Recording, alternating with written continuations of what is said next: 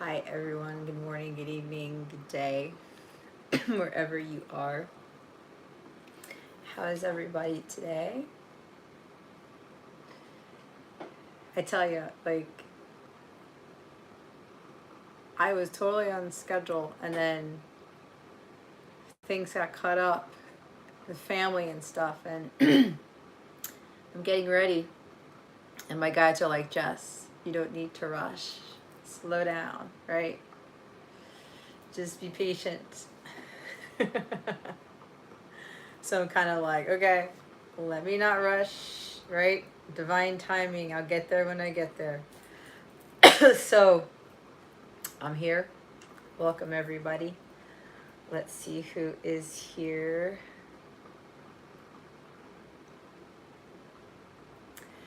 Hi, Jason. Hi, Kay. Yeah, Kay, we're going to have to tackle that stuff tomorrow. But you know what my guide told me? You're being tested because you're the only one who can't access anything. There's actually nothing wrong with your account. I did a little tweaking. My guide said, Jess, stop working on this for right now. You got other things to do. And they told me, Kay, that this is a test for you. So you're not surprising, right? I mean, it's always one of those things where it's a test. So, yeah. But it'll get resolved. It'll get resolved. So I'm going to, I guess, wait a little bit.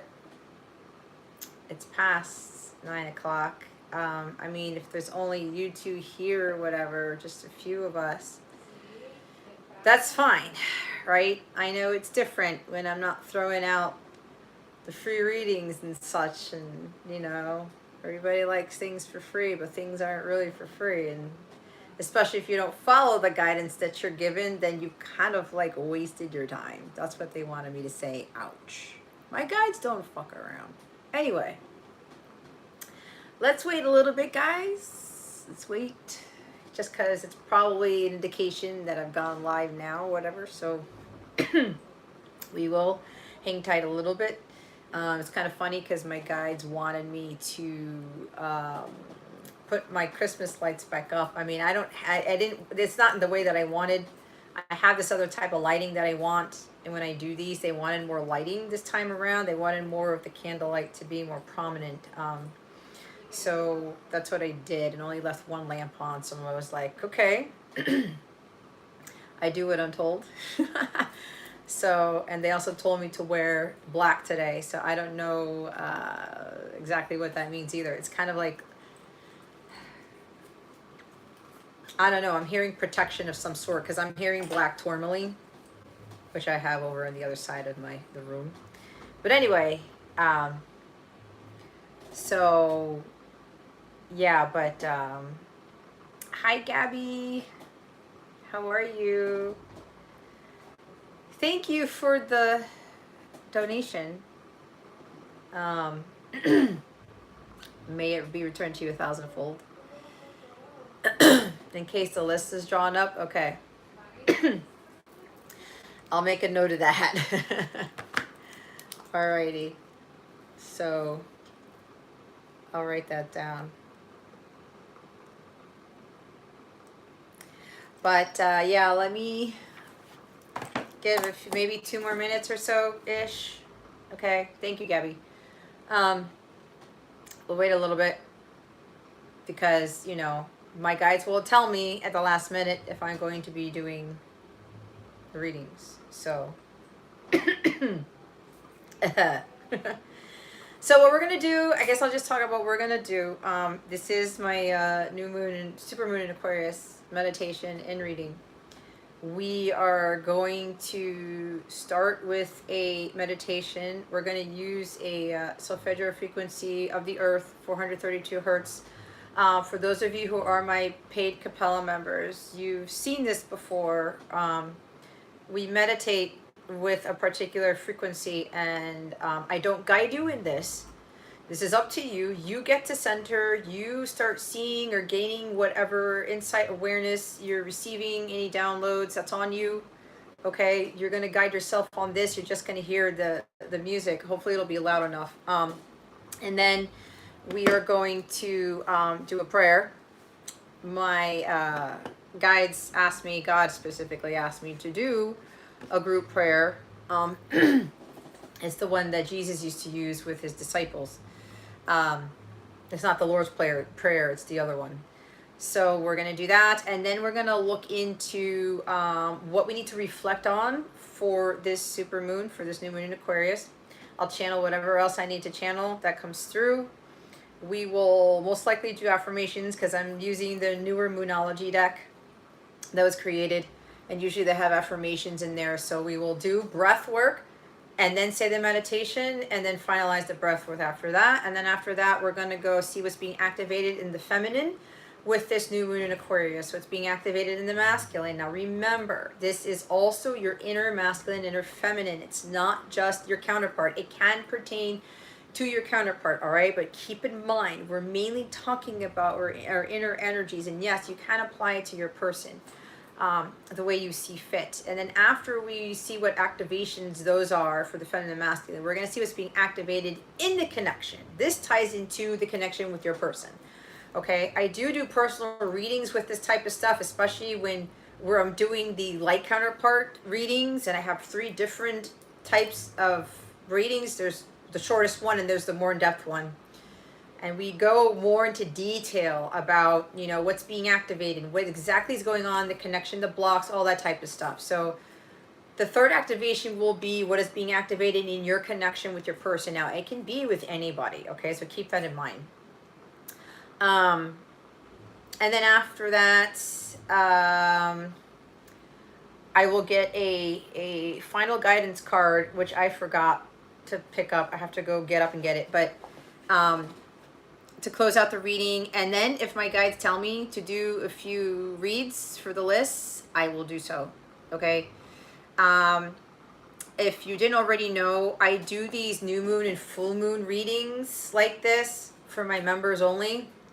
I add in other stuff for my members in these types of readings. So I'm just kind of giving the general channeling for this new moon in Aquarius. But my guides wanted me to give this out, to do this for the public, to put it out there on YouTube without any paid membership. So that's what I'm doing. I always comply. So this is giving a little bit of a taste of what you can, what you are able to get as a paid Capella member. This is one of the added benefits as part of my members only live readings. Okay, so I don't know how often they will tell me to do these for everybody, but they wanted me to do the new moon in Aquarius for everyone this time around. But please keep in mind that these particular readings are done for my paid members only. If you're interested in a membership where you want to be part of these activations and these meditations and prayers, and see what this moon is really doing, what these new moon, full moons are really doing within yourself, within your connection, the collective, I highly recommend that you sign up for one. There's 14-day free trials if you just want to try it out. And there's a whole bunch of other awesome bonus content that I provide. And you get access to my free mobile app. All of the content that you access is on the mobile app, okay? On your phone, obviously, because it's a mobile app. The app is completely free. What you are able to access depends on your membership, okay? Everything is there. You can book your readings there. You can chat directly with me from that app. You can connect with other amazing people in my Capella circle on that app, have that a really safe, really secure type of community. There's also those who are members get entered to win a free reading, free personal reading for me every month they are a member. I'm starting to incorporate an additional benefit for members for their birthdays when they come around. It'll be a surprise. Once your birthday comes around, I will send you a text message or send you a chat in the mobile app or an email, depending with your birthday gift. Okay, so there's an added benefit for that. But mainly it's the community that we build with those memberships, and they're paid because I don't want anyone just jumping in there. There's a particular collective that I read for, and there's a particular sets of students, as I call it, that I have been guided to lead. So those who invest in that will get, you know, an incredible benefit for everything that I offer and everything that other people in that community have to offer too. Because as I always say, the people who are currently members of mine are some incredibly powerful, gifted people. So we're all benefiting from each other. It's not just me leading and teaching, but we're all learning from each other, and that is the bread and butter of the membership. So again, if you're interested in the membership, if you check the description box below, there's a link to take you to that page. If you just go straight to capellawellness.com, the heading for Capella memberships is up there, right on the landing page. Can't miss it. And you can peruse through the membership tiers and check out the different benefits. And some of them have 14-day free trials, and give it a whirl, okay? And see how it pans out for you. Anyway, I wanted to mention that because, again, I don't do these new moon, full moon readings for free on YouTube. It is part of a paid membership. So I think what we're going to do now, let me check the time. It's 9:24. Let me go get my other deck, because my the Ascended Masters were kind of like telling me to get up. So give me a minute. Let me put that here. Let me get back to sitting in this chair. All right. Okay. All right. There's a little bit of a delay here because I'm seeing myself get up and then I just sat down. All right, guys. Let me see if my tea is not burning my mouth anymore. Okay, perfect. There. That's better. I need another one.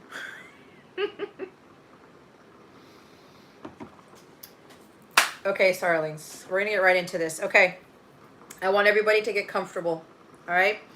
Put your feet flat on the floor. I have to do that too. I'm going to put on this song here. Okay?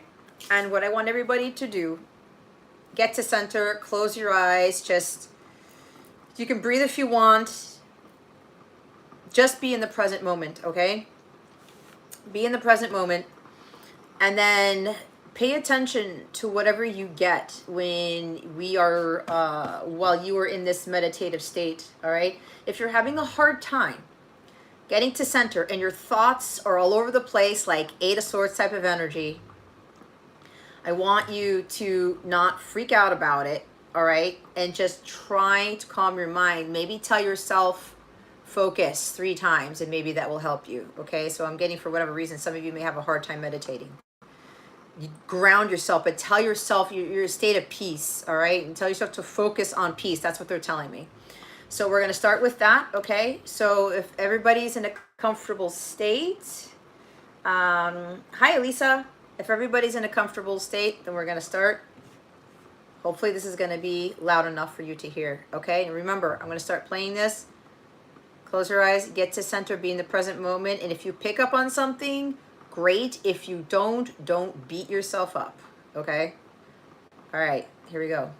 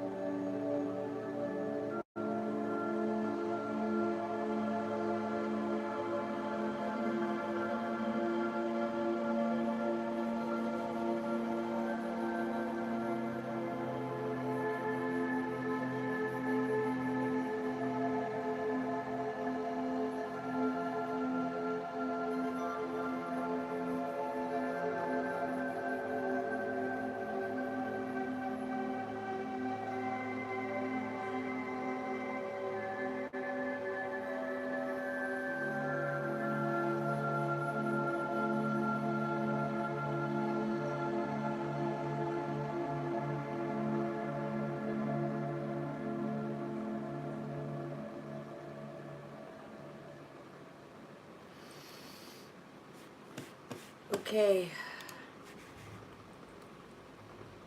Anybody get anything? Anybody feel anything? I know I was getting all these angel bumps, and there's like this, my light body was illuminating quite brightly. So, okay. Nope. That happened to you last time. That's okay. Like I said, that's okay, right? It happens. There was a little bit of interference for me, like on and off, like something tried to come in and disrupt it, and I had to refocus, and then I had to call upon some of my my guides and ascended masters there. And then I started to see the cards that were coming out, and some other things that they wanted to share with me. But I think they were also trying to just get me to stay in the present moment and kind of, you know, have the mind quiet enough to prepare for the reading. So you felt angelic presence? Yeah, I felt the angelic presence too, Jason. Hence why my light body was lighting up. I really felt the peace in there, and then something tried to disrupt it. So, but anyway, don't worry, guys. If you didn't feel anything, you didn't get any downloads, you didn't see anything. I know my person was telling me some messages at the beginning and towards the end. So, you know, it is what it is. So, so hopefully you're more in a state of peace. You feel a little bit more relaxed. If not, don't worry about it. We're going to do some other exercises here to kind of get you there before the reading. But before I pull the card on what we need to reflect on and see what other messages we have as a channel, we're going to get into a state of prayer, okay? And I'm going to state this prayer that Christ had said amongst his disciples. This is also mainly said before, after his Sermon on the Mount, when they were all parting ways because Christ needed to be alone. He brought everybody together, and he said this prayer, and Christ had asked me to say this prayer at the beginning, towards the beginning of these new moon, full moon meditations and readings. So that's what I'm going to be doing, okay? And those of you who are my Capella members, I'll be still doing this in the same way, okay? So let's all take a moment of prayer. If you know this already, you can say it along with me. If not, don't worry, because I haven't memorized this yet either, okay? So here we go. Here's prayer before we get started. May the Lord bless you and keep you. May the Lord make his face shine upon you and be gracious to you. May the Lord turn his face toward you and give you peace. Amen. All right. We're now going to start the reading. This part is going to include what is called pranayama, which is breath work, before we get the affirmation that is most likely going to be suggested in this reading, okay?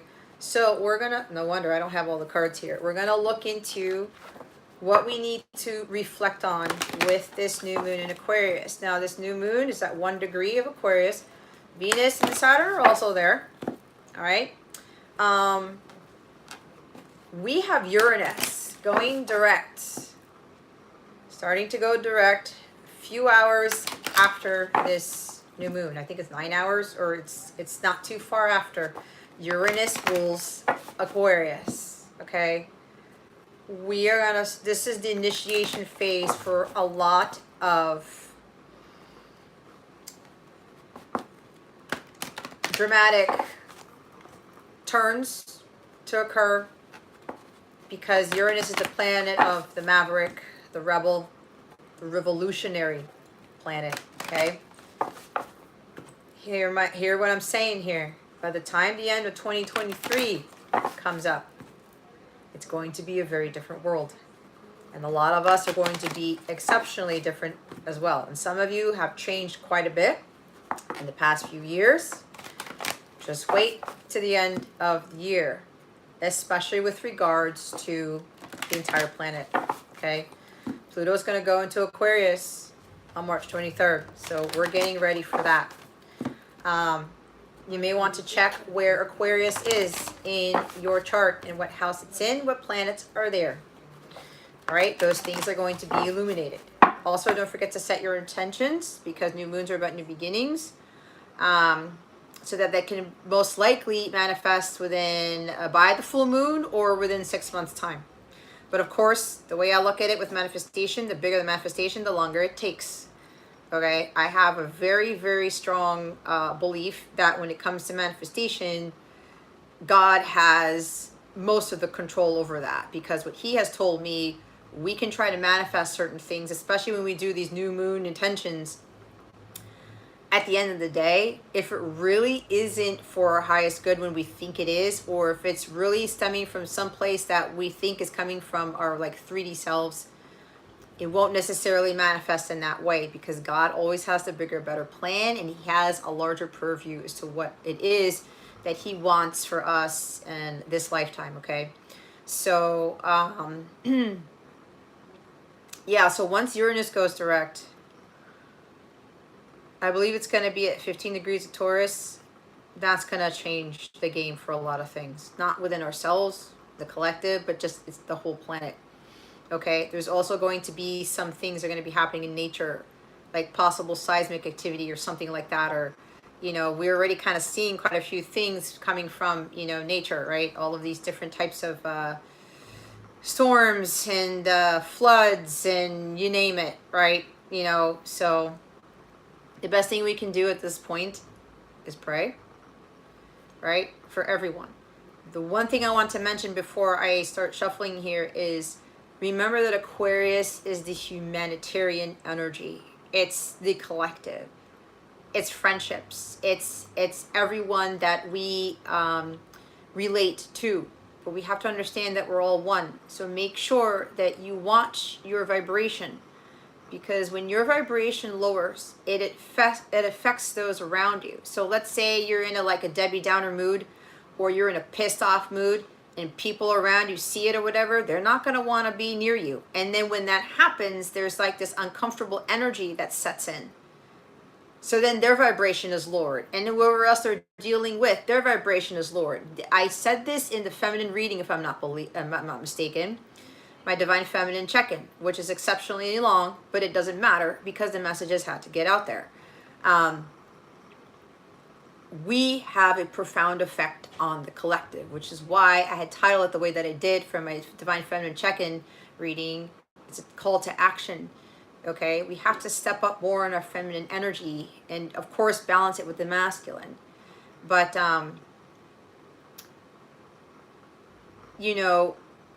we're responsible for coming into this new earth. If we're really going to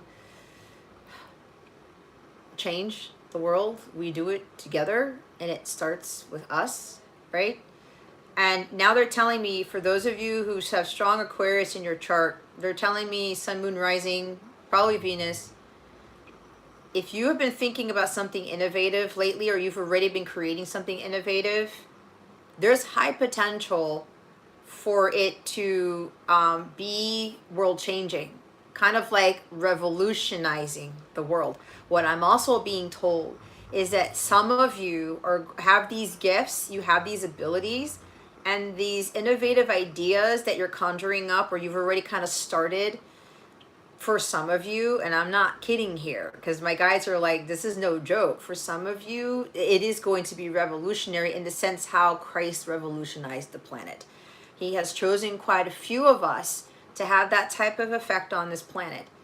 So that may be scary to some of you, but if some of you already know that that's your calling, you're being incredibly prepared for that, okay? Because you've been blessed with some geniusness to you, and it's definitely going to make a major impact on this planet. And some of you are going to be working with these individuals who have been chosen to create that type of, who've been chosen to revolutionize the world. Let's just put it that way. So again, with the energies here, you are being asked to be as high vibrational as possible, because it's not just about you. It's not just about me. It's not just about your counterpart, your mom, your dad, sister, brother, that type of thing. It's all of us. People you don't even know who are on the opposite side of the world, who are on the lower half, the upper half, whatever, wherever they are. It doesn't matter, right? Because it ripples out. It's all energy. We're all energy here, right? We're spiritual beings in a physical body. A lot of us know that, but a lot of us have a hard time really trying to live that way because of all the programming that has happened. And with that Aquarius energy, this is kind of like being the weirdo and not being afraid of it. It's going out there and showing the world who you really are, right? No matter like those quirky things about yourself, those little nuances or whatever that people like, they just turn to look at a weird. I'm seeing that emoji with the V eyebrow or something. You know what I'm talking about. It's like giving you this look, this weird eye. I'm hearing that Bon Jovi song when the lyric, he says, the barkeeper's wig's crooked and she's giving me the eye, right? It's like people are giving you the eye, like, you know, type of thing.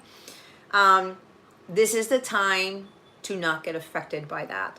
If people are giving you the eye, if people are saying, what the hell is that person doing? Or why are they going left when everybody's going right, right? I kind of look at it almost like at the Two of Wands, right? The Two of Wands is stepping out of your comfort zone. It's the initiation phase of you heading towards your North Node. And the North Node is your purpose. It's the direction in which you take, where everyone tends to want to stay in their South Node. That's not what we're here for, right? And some of you are supposed to set the example. So when it comes to you stepping out of your comfort zone, you're heading more towards who you actually are. North Star, right? Your own, the star card in tarot. Your authentic self, you being aligned with your authentic self, which is you being aligned with God. Okay, so because God made each and every one of us incredibly unique for a reason, and we have to be receptive to that. We have to own up to that. We have to be accepting of that, no matter how odd it is, no matter how scary it might seem. Because when you feel completely comfortable in your own skin and you have no reservations about anything, like the fear just like dissipates and you are in a sense of peace. You're golden. You've got it made. And everyone will look at you like, how is this person not fazed by things? How is this person just talking the way that they do and just saying what they feel like they have to say and not being afraid of any ridicule or any backlash or anything like that? It's the same way like that Christ was. Christ was like, I don't give a crap what anybody thinks about me, right? I mean, look at the Pharisees and all like this like opposition to him. He didn't care. He knew he was getting it from God, and he knew he had a mission here. And everyone thought it was kind of odd. And if you look at it, he was a rabbi, right? But he was not like all the other rabbis who were very wealthy, who dressed in these very nice silk robes or whatever. There's this, when I was watching The Chosen the other day, there was this most expensive textile. What was it called? Pashtouche or something like that. I know it began with a P and it had an SH in it and a T. But Jesus wasn't going around walking like that. He didn't have all these tithings. He didn't have a house. And they're like, he's a rabbi. He's a son of God. He's this teacher. Like, whatever. He's not like everybody else. You get the point, right?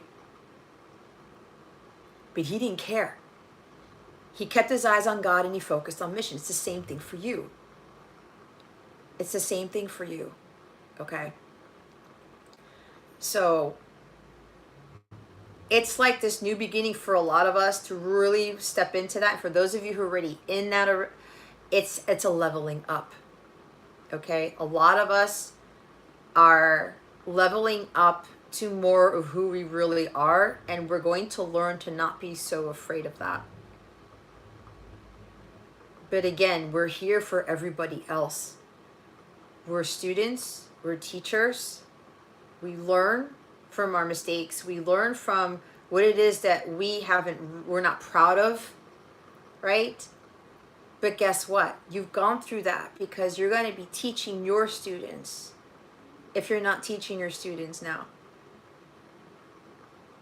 And that's how we grow, learn, and evolve together. And even when you're teaching, you're still learning, even from your students, or learning from other teachers, or learning from other people. It never ends. Just like the healing doesn't end, the learning doesn't end either. The teaching doesn't end. So again, watch your vibration and start to be mindful of how we're all here for each other.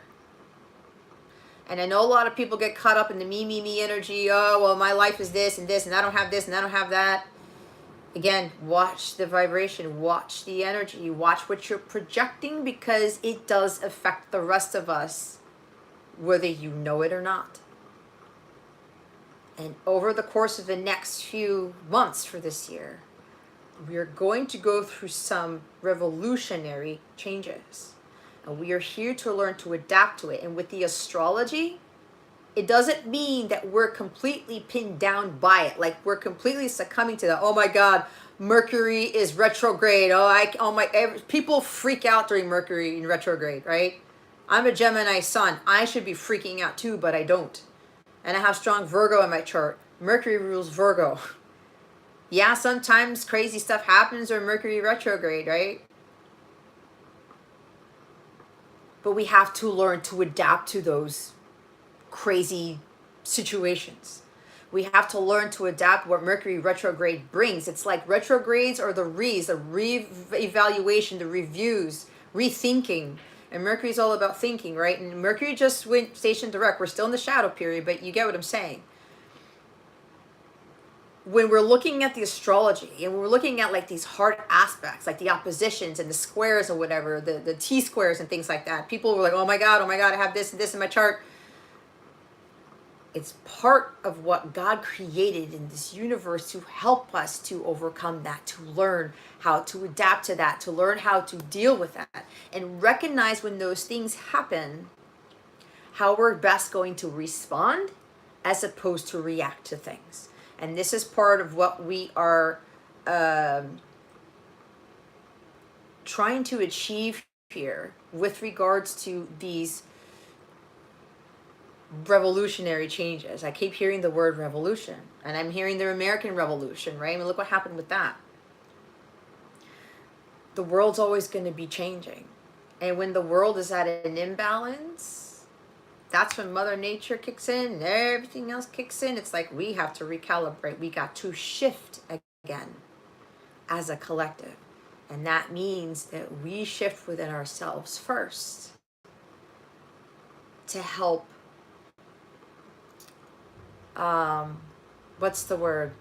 support the rest of the collective and be an example for the rest of the collective. So again, watch your energies, watch your vibration,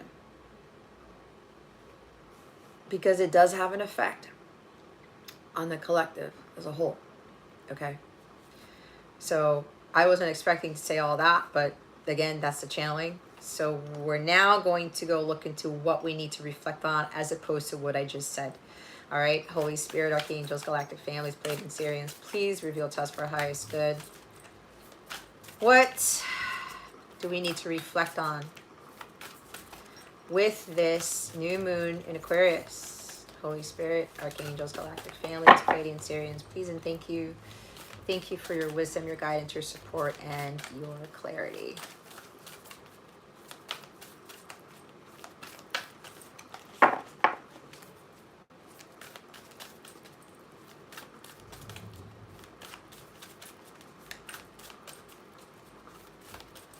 Check the chat real quick. Hey, Jess. I can't call you Jessica. See, even for me, because that's my name too, right? Obviously. I have a 5-second delay if anybody calls me Jessica. I mean, it's kind of cool. It is my full name, but it hits me different when people refer to me by my full first name, because I'm not used to it. I'm just blessed that with my first name, there's so many different variations to it and nicknames, right? Okay. Wow. Full moon in Gemini, excuse me. Embrace the flow of life. just go with the flow, right? The flow. I was talking about Mercury. Mercury rules Gemini. So here's what we need to reflect on with this new moon in Aquarius. And Gemini is a sister sign of Aquarius. It's air, right? I'm hearing like just go with the wind, right? Bottom of the deck is another full moon, the full moon in Leo. Go wild. It's kind of interesting. Go wild, right? It's almost like Uranus energy, but we've got Leo here. But this is also more of spotlight. I am lion, hear me roar type of energy, right? This is the courage, the confidence type of energy. Just go for it. Again, the weirdo energy too, just go crazy with it. But, you know, at a moderate type of pace, or you know, don't go overboard. Don't go to the absolute extreme with this, because that's going to not help you. So we're going to read the book here. It's interesting that we have 2 full moons here. So with this full moon in Gemini, what we need to reflect on, what it says is, have you been fast talking lately, or is someone trying to fast talk you? Your best bet could simply be to keep quiet for a while. You or someone else in the situation needs some space. Taking a moment out of the constant carry-on will allow you to see what's going on. There's a tug of war between worrying about all the details of how to solve your issue and taking a moment to get some more perspective. Let life flow. Gratitude will help. It's a good time to change your mind about someone or something. So this talks about manifesting balance. Strike a balance between talking rings around people and seeing what they have to teach you. We talked about teaching. Your manifesting mindset is, it's important to accept where you are so you can move to where you want to be. So if you're interested in any manifesting rituals, especially for serenity, here are some. Add bergamot essential oil to your diffuser. Find a comfortable seated position and gently close your eyes. Call in Saraswati, the Hindu goddess of language, wisdom, and the arts. And she came up in the Divine Feminine reading, the check-in. If you haven't watched it yet, please watch the Divine Feminine check-in reading for January. And the extended, if you're really drawn to it, but there's a lot of other stuff in the extended too, but mainly watch the one that I posted on YouTube just yesterday or the day before. It's here again to call in the Hindu goddess of language, wisdom, and the arts. Ask Saraswati to bring you divine wisdom and help you to find the right words of your situation. I'm seeing Queen of Swords again in this, with watching your words. Your manifestation affirmation is, I share kind, loving words with the people in my life. All right? So, my guides are asking me for you guys who are here to type in the chat the affirmation. I share kind, loving words with the people in my life.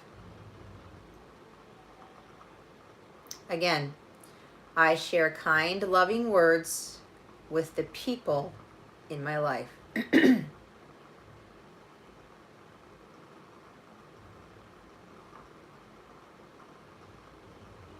Yeah, see?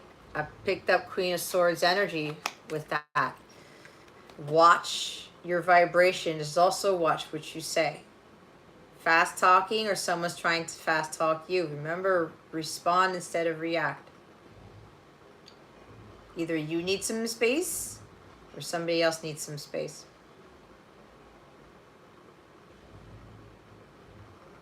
So if you need to hear it again, type in the chat. I share kind, loving words with the people in my life.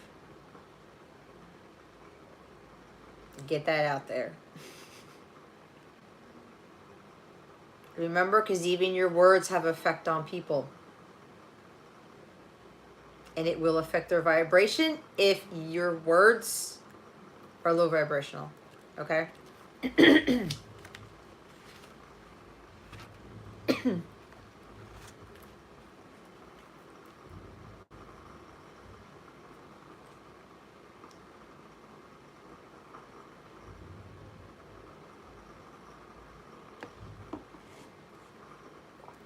Okay. All right, this is what we're going to do. We're going to do the breath work now for this, okay? For those of you who are my members, you know, if you remember, it's going to be the same technique. So what I'm going to do, I'm going to guide you with the breath work, okay? I'm going to tell you to take a deep breath, very deep breath in through your nose, and you're going to hold it while I'm counting, count of 4.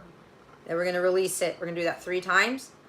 We're going to say the affirmation again. You can say it out loud. You can say it in your mind, whatever you want to do. And then we're going to close it out with the same type of breath work, right? I'm going to tell you to breathe in through your nose, hold it, and then exhale through your mouth. And we're going to do that 3 times at the end, okay? So I want everybody to get into position. All right, feet flat on the floor. You can put your palms in your lap or on your thighs. That would be helpful, but there's no wrong way to do this, okay?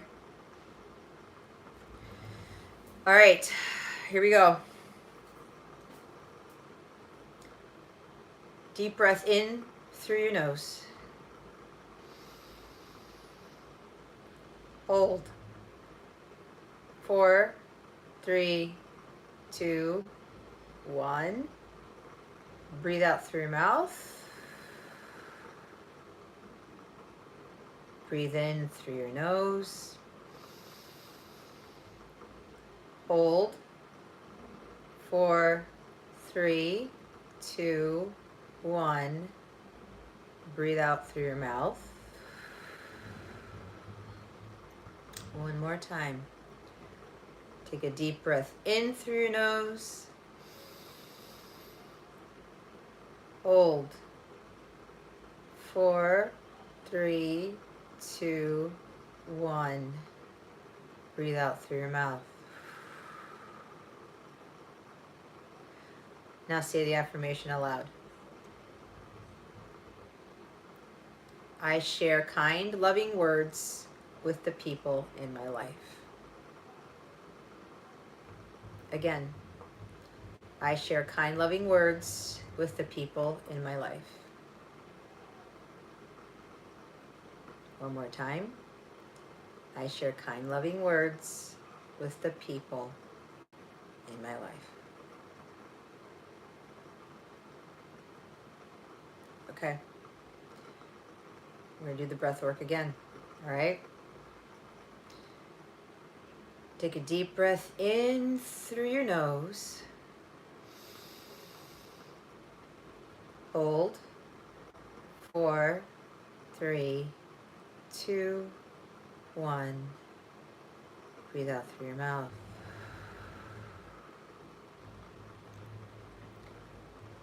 Take a deep breath in through your nose again. Hold. 4, 3, 2, 1. Out through your mouth. Last time. Breathe in through your nose. Deep breath this time. Really big deep breath through your nose, guys. Ready? Hold. 4, 3, 2, 1. Out through your mouth.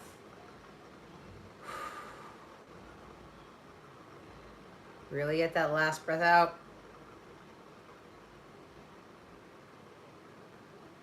Keep your eyes closed for about a few more seconds.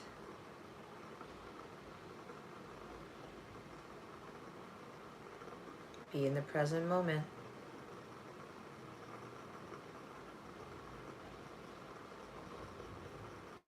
Open your eyes. Okay.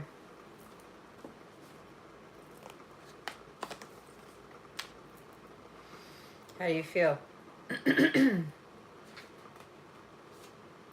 That last breath, holy cow. I felt like I was floating. It was pretty awesome.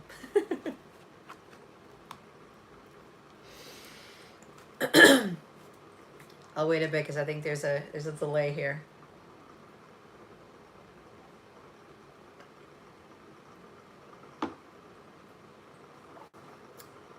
All right. Oh, they want me to put the 432 hertz back on. I'm not going to put it on as loud. Let me play this and loop it. There we go. Okay. I think that's more so for me.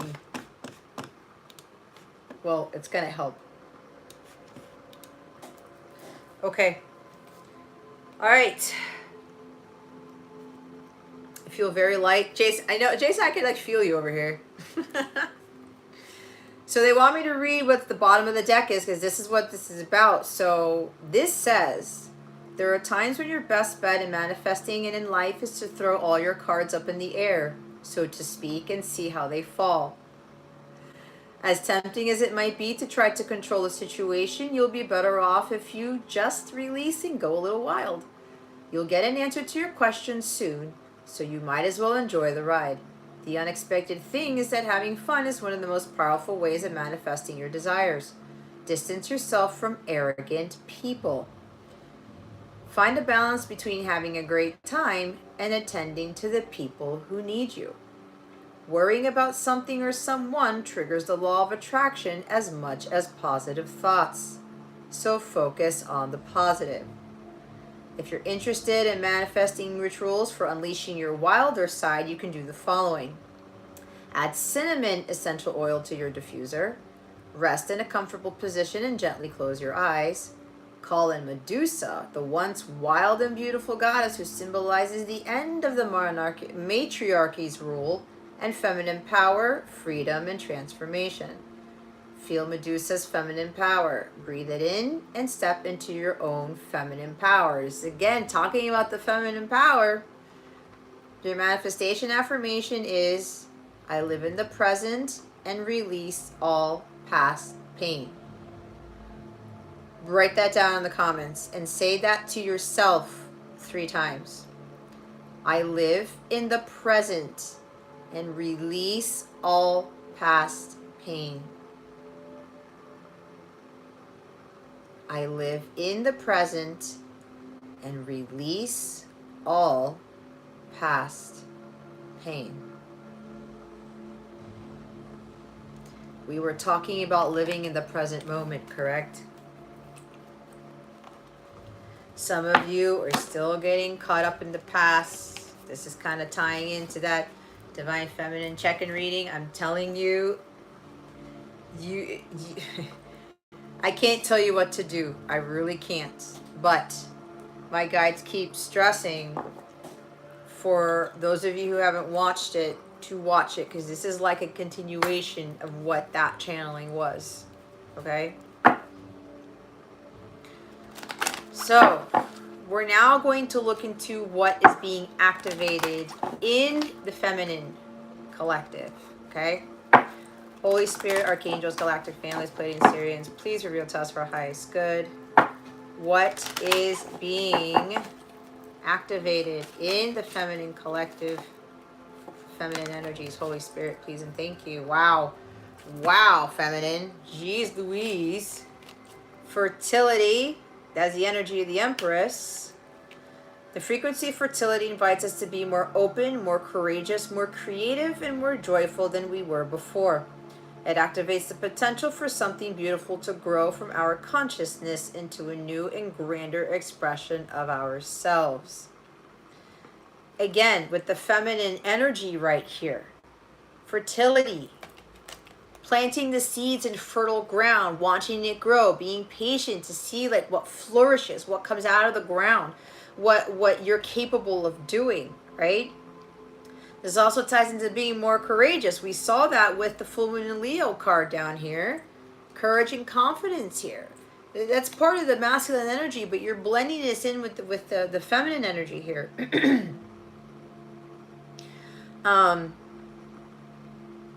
When it says this has the potential for something beautiful to grow from our consciousness into a new and grander expression of ourselves.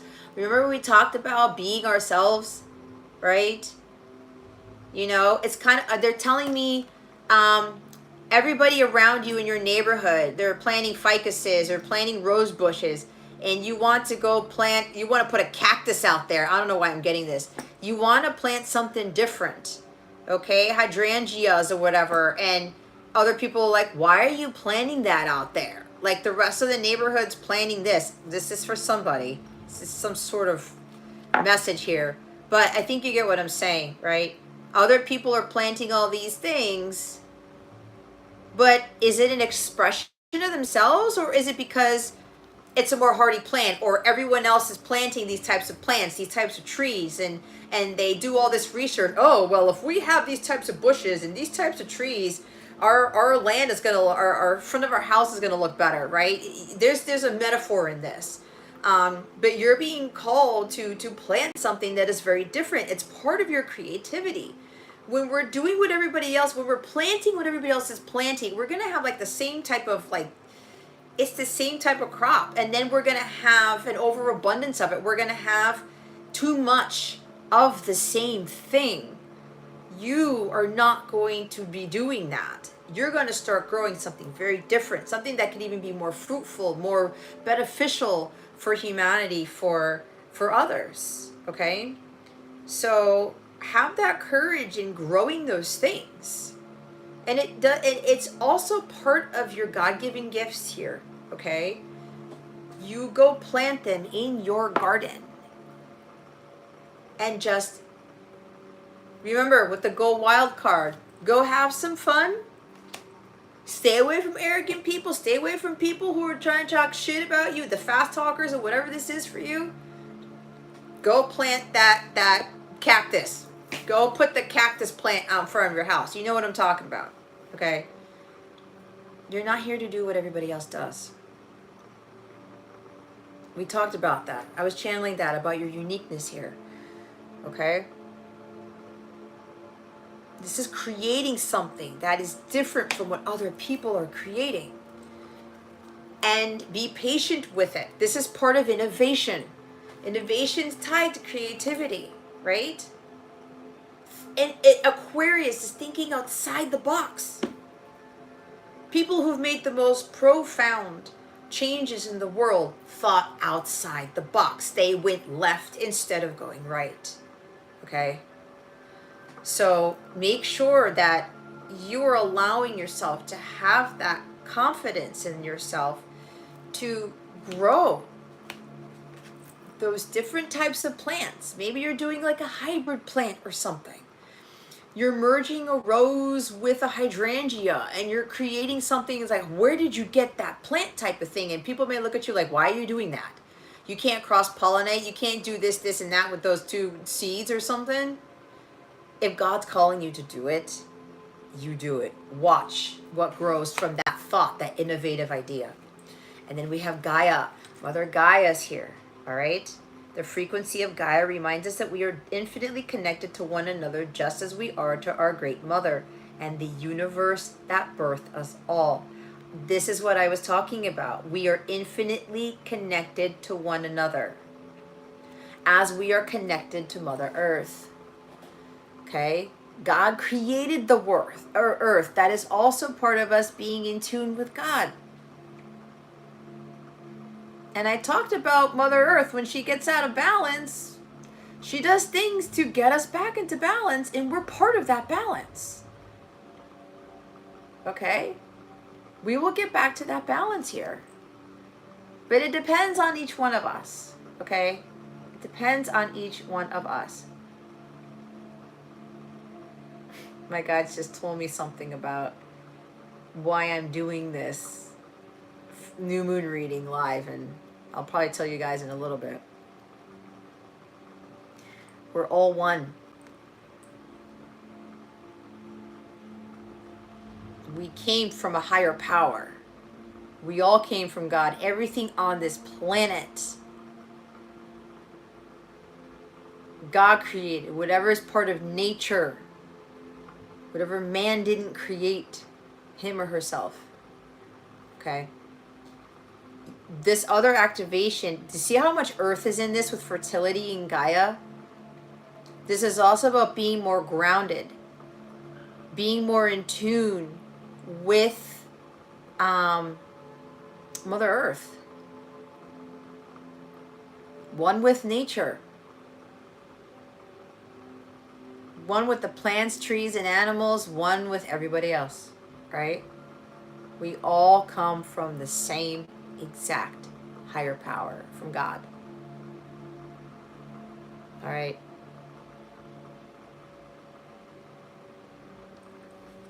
There's more of this oneness energy. It makes sense because it's the Aquarian energy. I saw this. They said that the throat chakra card was going to come out. There it is. The frequency of the throat chakra, the blue flower of life, supports our self-expression and our sense of peace and balance. Remember, we talk about, we watch our energies, we watch what we say. It has an effect on us and the planet. I was talking about getting to a state, we're responsible for the new earth. We're to get to a place of balance and peace. It starts with us. We're not supposed to be finger pointing at people. Oh, the world's this way because of this person and that person and this thing and that thing. Check yourself before you wreck yourself is what I just heard. Think about how you are contributing to trying to reverse that. And it has to do with speaking your truth.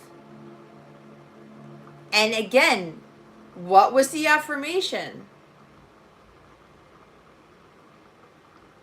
Saying kind, loving words to the people in our lives? Here it is. Now remember, I've talked about assertiveness and aggression. Truth and trying to cut down people with the truth, where you can be honest and stuff like that, but you can be Queen of Swords in the reverse and King of Swords in the reverse, where you're blatantly, brutally honest, and it's critical. And you're chopping someone down, you're insulting them, you're belittling them, you're berating them. No, this is the truth. No, you have to be doing this. You have to do as I say. No. That's why I have to catch myself sometimes, I'll be honest, and be like, I can't tell you what to do. But if it's coming through me, it's coming through me for a reason. Because we all have free will, right? I'm channeling the messages that I'm being guided to channel. But what happens after that is not up to me. It's up to you. So there's this energy of like, yes, you can be honest and stuff like that, but be careful how you're saying things. Again, watch your words and how it affects other people. I'm hearing think before you speak.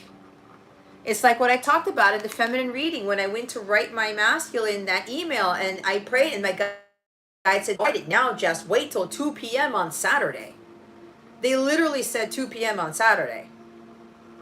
Because if I came from a knee-jerk reaction and I still had that bit of anger, like what the heck is going on? And then he was impatient. Remember the next day, like, do you have anything to say? And I'm like, really? Can you just wait a little bit? And then I had to make sure that I wasn't stooping down to that lower vibrational energy. Like, let me just wait a bit. Let me have a state of peace. Let me be in the present moment. And my guide said, do not write that until 2 p.m. in the afternoon. Something like that. I was able to speak from a place of love, but I was also able to speak from a place of truth. The divine truth. Okay? I'm hearing versus a distorted truth. This is also talking about self-expression through your creative abilities. All right? Not being afraid to plant those seeds. And kind of speak loving words. So you know how they talk about when you talk to your plants, it actually has an effect on plants? It does. If you talk to water, I forgot who the Japanese scientist was. I think he was Japanese. He did an experiment with water. He talked loving words to a glass of water and froze it to see what the pattern of the crystals would be.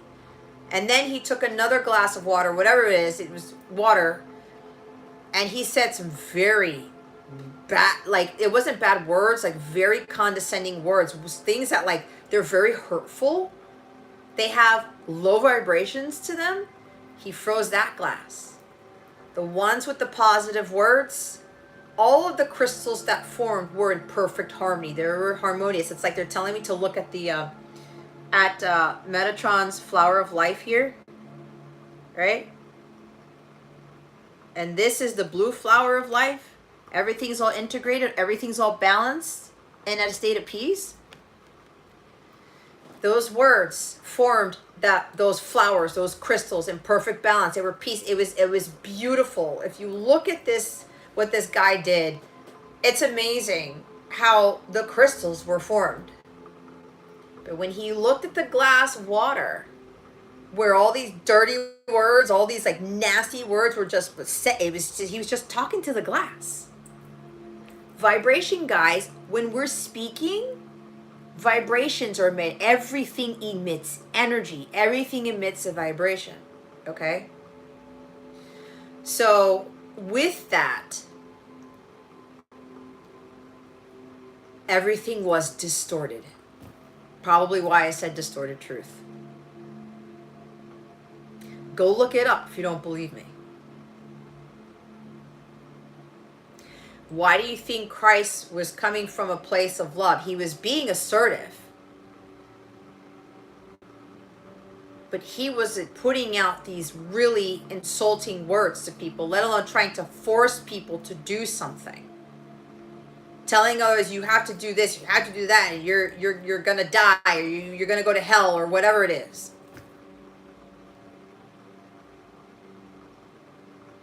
Right? We really have to watch what we say going forward. And it's not just with this new moon, guys. It's going forward for the rest of the time we're on this planet. And whatever it is that you're creating, you're here to kind of speak that into existence, right? It's like tapping in all of the elements into creating something masterful. And fives are about changes. The third chakra is the fifth chakra. Right? I think it's Visuddha in Hindu. This is changing the way we think, changing the way we speak.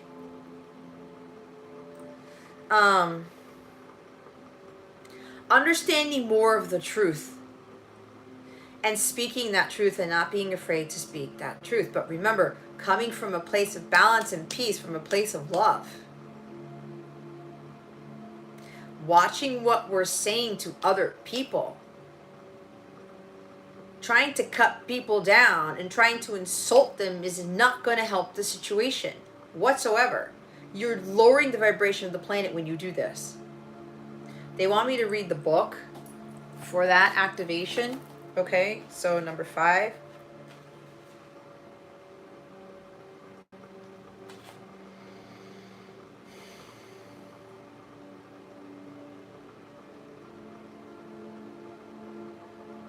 This is linked to communication, our ability to express our needs and desires. Blue is cooling and mentally relaxing color, and it pacifies the nervous system.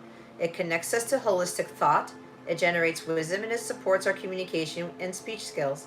Blue is considered the color of truth. Its sense is hearing. This is also discerning between hearing and listening. Are you hearing or are you listening? Remember what we got in the the Moonology card? Rings around you? Or are you being taught something valuable? When was the last time you really expressed a deep truth to someone? How did it feel to be completely honest and authentic in your expression? Are you always able to express yourself that way? If not, what holds you back? Okay? If not, what holds you back?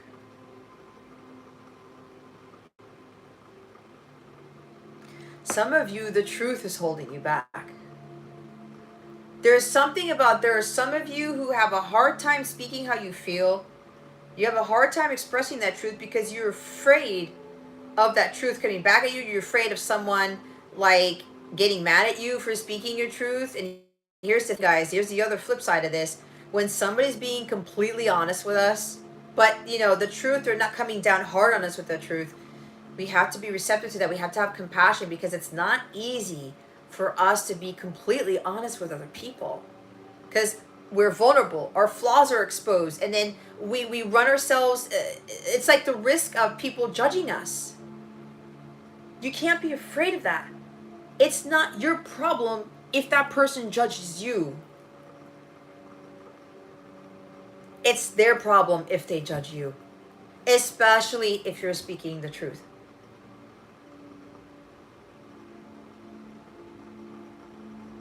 We're not here to judge, guys. I think we know this. Especially with whatever's saying to you, whatever somebody's saying to you, and you're coming from, it's, you feel peaceful, you feel at ease, you feel this warmth. When somebody's saying something to you and it hits you in your heart and your gut, like punches you in the face and everywhere, and you're like, whoa, I feel different. I feel a change in me. That means that you're receiving the divine truth. That's what I was just told. So there's this energy of some of you trying to be creative with what you want to say and not holding yourself back. Think of a way of how you can express yourself. It could be through song, through music, through even the arts, right? Poetry, written something.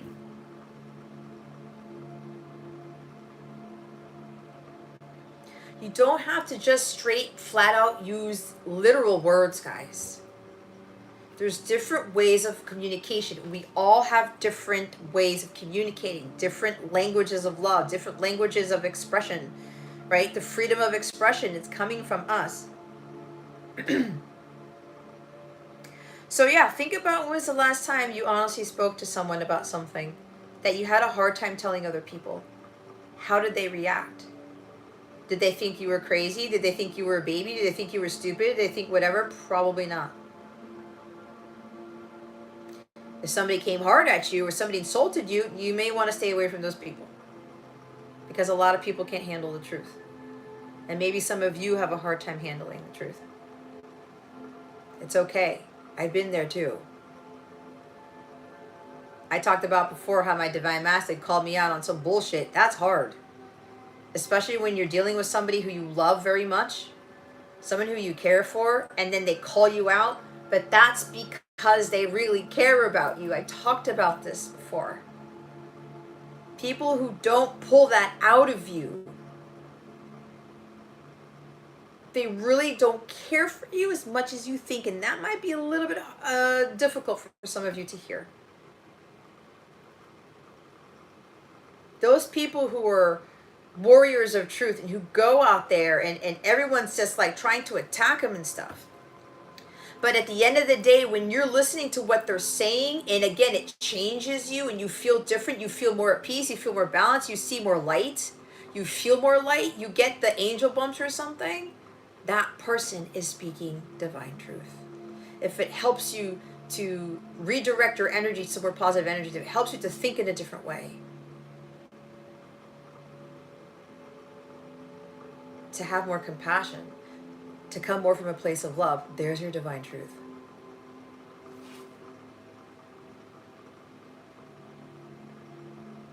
The feminine energy here, what's activating is them being more able to just speak their truth, but from a place of peace and balance and that grounding. The Mother Earth energy, fertility, Empress, she's compassionate, she's understanding.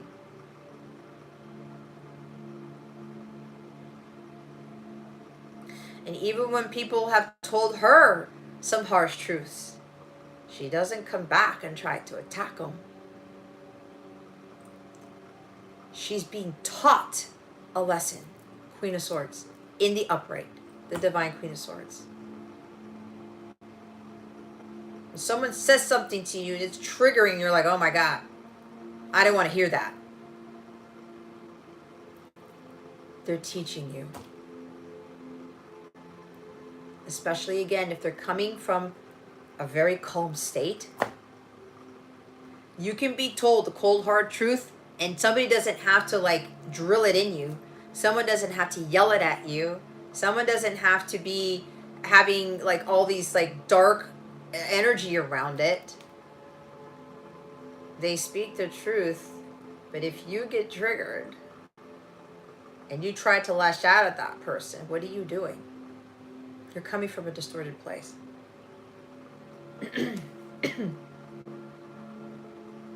Are you always able to express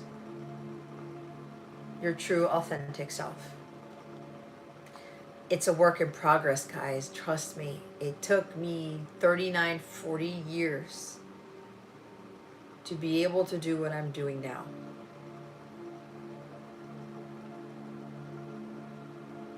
Some of you may not take that long, but for me it did. But there's also finding creative ways in speaking how you really feel and remembering those times when you were honest. How did those people receive you?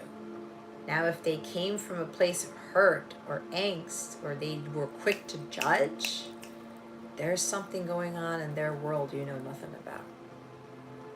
There's some judgment there. So the next card is belief. What's being activated in the feminine is belief. The frequency of belief supports our sense of self-worth based on our gifts and talents and a strong connection to source. They're just confirming everything that I was channeling before we got to this. Believing in yourself, believing in your God-given gifts and your talents. And I said, Aquarius energy, you could feel weird. Let me tell you, I did a personal reading yesterday, and I was doing the feminine reading that I did and everything that I was channeling. I even got epiphanies again today. And I'm like, I was talking to my son about something, about my gifts and my talents. Because I'll be honest, my son even questions me about what I do. But he picks it up too. But because he's not seeing it in the physical, he tends to second guess it. But he's double Gemini, right? So that makes a lot of sense. And I'm starting to better believe in the gifts and talents that I have. Because then when I see it, I'm coming from a place of peace and unconditional love. And I feel that light body just like emit that strong light out of me. I'm getting to better understand that what I'm picking up on or what I'm channeling or whatever it is that I'm doing, my gifts, my talents, they're legit. Okay? They're real. And it does seem weird to me still to this day. It seems foreign because it's like, how can I pick up on that? How did I get that? Where did that guidance come from? Where did that download come from, right? It's because of that, the 3D programming. We're not used to that, especially if you don't come into your gifts until much later in life. It gets very challenging to believe in what you're feeling, you're hearing with your spiritual ears, right? This is believing that you do have a strong connection to God. It's the source of all things. It's the higher power. Jason knows all too well. He gets all types of crazy stuff, and it's like, I don't know how I know this. And he tells me this often. He's so gifted, but here's the thing.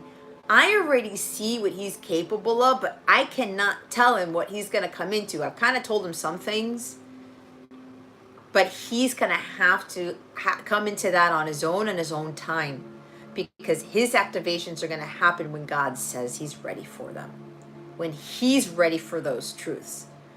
Because when he has that truth revealed to him, it's the same thing that happened to me. His team is going to prepare him. God's going to prepare him to speak those truths out to the planet. And that is a very frightening thing to face. Because you know when you pick up on some crazy stuff and people are going to think that you've lost your mind, but you know that it is divine truth, it kind of holds you back. You're a little bit hesitant to like go out there and say it. But that's why even with what I've been doing, it's been a process. And then God reminds me when I do readings for you, or I'm channeling, or I'm doing a live session with you guys, or coaching, or I'm even talking to you, something like that. And I get these epiphanies, and these things just come out of nowhere, and then someone else gets the same thing. It's happened with Kay, it's happened with Jason, and we're like, how did we pick up on that, the same thing? Now they're reminding me when there was somebody who come into my lives months ago, and they would pick up on the same energies I did, and I thought I was going crazy. And they're like, no, because I got it too. Those things cannot be explained. And you don't have to explain them.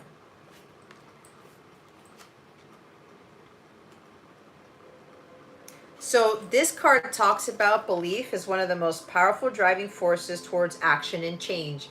It's not a coincidence that it came after the change, the number 5 card, right? 11 is the master teacher number. A lot of you are master teachers. Buddha, Christ, right? You're gonna have to start believing that about yourselves. And I know it sounds crazy, but that's what you are. Oh my God, look what I just looked into. In the new energy, it isn't enough to rely solely on our analytical and logical mind to determine our truths and our beliefs. I just channeled that. The things I've been getting, guys, it's revolutionary. And I'm like, what on earth, where did this come from? Where did it come from? Is that possible? Is that the truth? And my guys, see, they're telling it to me now to suggest you best believe that it is, because of how I feel in my soul here. It resonates. Okay? So when you guys, there's no logic to this. Our world is rapidly being saturated with more and more multi-dimensional elements, like memories from other lifetimes or dimensions, enhanced extrasensory and psychic abilities, and an altered sense of time, to name a few, that require us to change the way we think.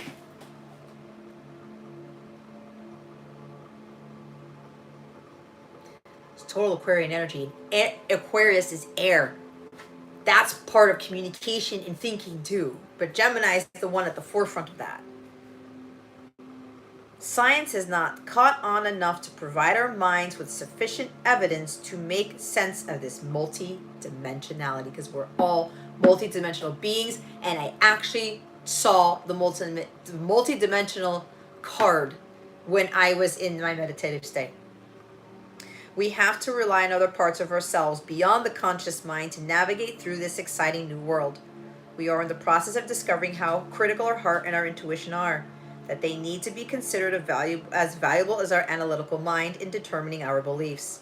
To thrive in this new energy as co-creational, multi-dimensional human beings who are in control of their reality, it is essential that we believe we are these beings.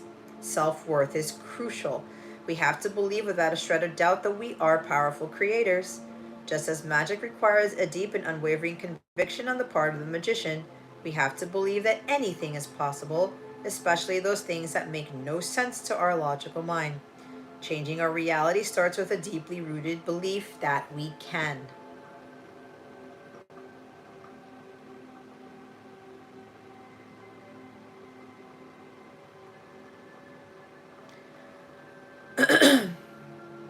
Well, this is interesting. How I was channeling that Japanese scientist, and I had no idea I was going to talk about this, and I don't remember his name. But look what the book says. If you look at the star in the middle of this, okay? The star in the middle can be a beacon of inspiration, indicating our connection to the heavens and the universe that source our beliefs. If necessary, however, the star can be used as a shuriken, or Japanese throwing star, a precise and powerful weapon, indicating the power of conviction that is sometimes necessary to blast our way through old ways of thinking. When I say some of you are going to be part of okay, they're telling me being revolutionaries, okay? Master teacher number, you are going to revolutionize the world with your way of thinking and teaching.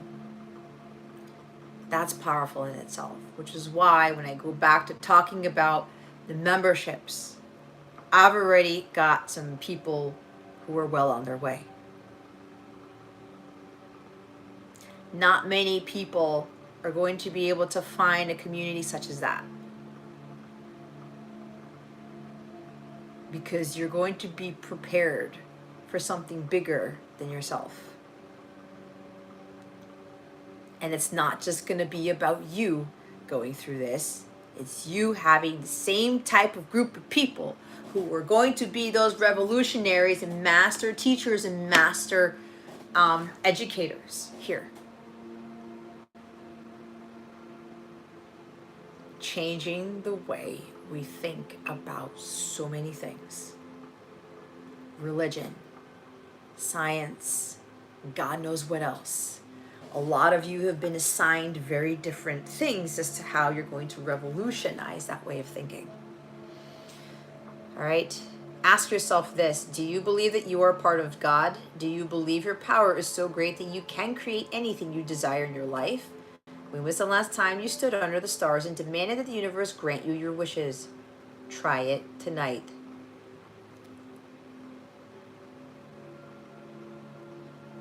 I kind of sort of did that after I took my son to get Chick-fil-A today.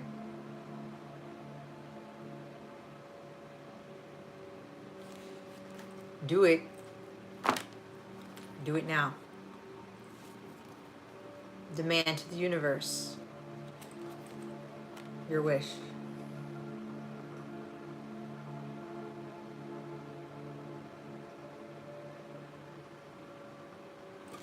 But of course, that sounds a little bit pushy, right? I don't know. They told me to say it. It's in the book. The bottom of the deck is passion. That's what I feel right now. The frequency of passion reminds us that beneath every intense emotion lies the hidden gem of insight, balance, and calm. It assists us in finding the balance within this intensity, moving us from chaos to the calm of its core, where we can let its long-lasting wisdom fill us up. What are you passionate about? What lights your fire? What drives you? What gets you up in the morning? What inspires you? You need to follow that. So many people do not follow their passions. It's kind of like they're dragging their feet, and they turn into robots when they do that. Okay? You have to believe in your abilities. Whatever it is that's driving, again, we heard about that driving force. You got to speak up for what you believe in. It's kind of like the Seven of Wands. You can't be afraid of that either. Because for some of you, what you're passionate about, what really, you really want to change things, you want to change the world, that is what fuels you, right? That's what gets you going. It's also going to help to elevate your gifts. It's going to augment your gifts and your abilities, which also, in sequence, it will start activating different parts of your gifts, and then it will start to enhance them. Kind of like going to the more advanced level of those gifts and talents that you have, which is honestly what I've been experiencing the past few months. We think that we get capped out, we're at a particular level. Oh, well, this is as far as I can go. Oh, no. When you break another barrier, when you're really piercing more through that veil, it's like, holy cow, and you get granted more access to those other parts of the Akashic records or whatever, or the portals or something that your guides are granting you access to. Like going back to Jason's abilities. He knows things, he can't figure out stuff, but over time, things are going to be activated, and he's going to better understand certain things. He's just not at the vibration at the level yet, but we all go through that process. And some of us want to rush that. Some of us want to, like, I'm hearing Kay, I'm hearing you, your higher self right now, Kay. Some of us just want to, like, I want to hear, I want to know, where is the gift? Why can't I do this? Be patient. The feminine check-in reading got that too. You will get there. You just have to go through other things first before you get there. Let me tell you guys, I didn't start doing this work until I was 39, 40. I'm 42 and a half. I don't consider this late. This is exactly how God planned it. And others of us, if God wanted it, some of us, like Kyle Gray, they come into their gifts when they're very, very, very young. That's just how God wanted it to be. But he's a super old soul, right? He's gone through a lot of lifetimes of preparing himself for this lifetime type of thing. It's the same thing with each one of us. And if you're much older than I am, make sure that you're just like, you will get there. It's God just wants you. He wanted you to go through all these things because you're going to be that master teacher of whatever it is that you've gone through all those 30, 40, 50, 60, 70 years of life.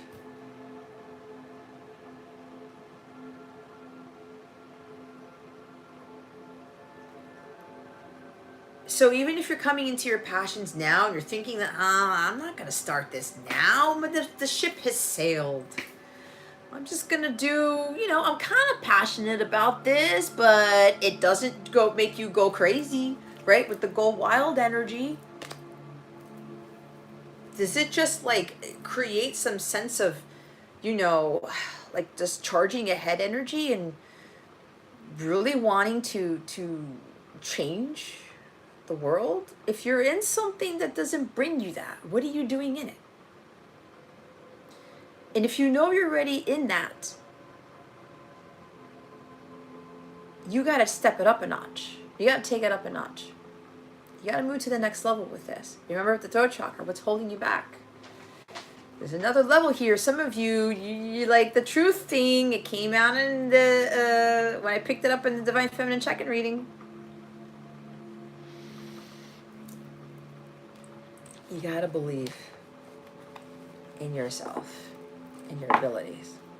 Also believe in the fact that you will get there. You will get better at it. You will become more aligned with God, with those gifts. And then again, there's like graduations of things, right? When we go to kindergarten, we don't get our diploma in first grade. Our high school diploma in first grade, right? It doesn't work like that. You don't get your computer science degree in freshman year. Well, I don't know. Maybe there are some people who get their degrees well before then, but you get what I'm saying, right? You don't take one semester of classes and all of a sudden you get your computer science degree or something. You got to work up to it. And then there's other levels of advancement even after that. So think of it that way. There's always some sort of leveling up. And all of us are on different timelines, right? All of us. So I'm going to do what's being activated in the Divine Masculine. In the Masculine. Do you want me to put the cards back in? Look what's at the top. Romantic love for the feminine. Supports our journey to feel whole and complete through the experience with and reflection of a conscious lover. Well, that could very well be your counterpart who's activating these gifts within you. And if you are a twin flame, what I call light counterpart, your person's activating these gifts. It's exactly what my person activated within me. And it sounds kind of crazy, but that's how this stuff works. This is not just about union and the romance either. I talk about that a lot. It's about the activation of your gifts and owning up to those gifts and utilizing them for the greater good of humanity. So let's see what is being activated in the masculine with this new moon in Aquarius. Holy Spirit. One card. Two. Synergy. The frequency of synergy supports our allowance and acceptance of not so obvious, never seen before combinations and unions that result in new ways of functioning, working, thinking, relating, loving, and being. It reminds us to embrace the unfamiliar so that new yet exciting co-creations can give birth to a new reality. That's also an energy of the Empress.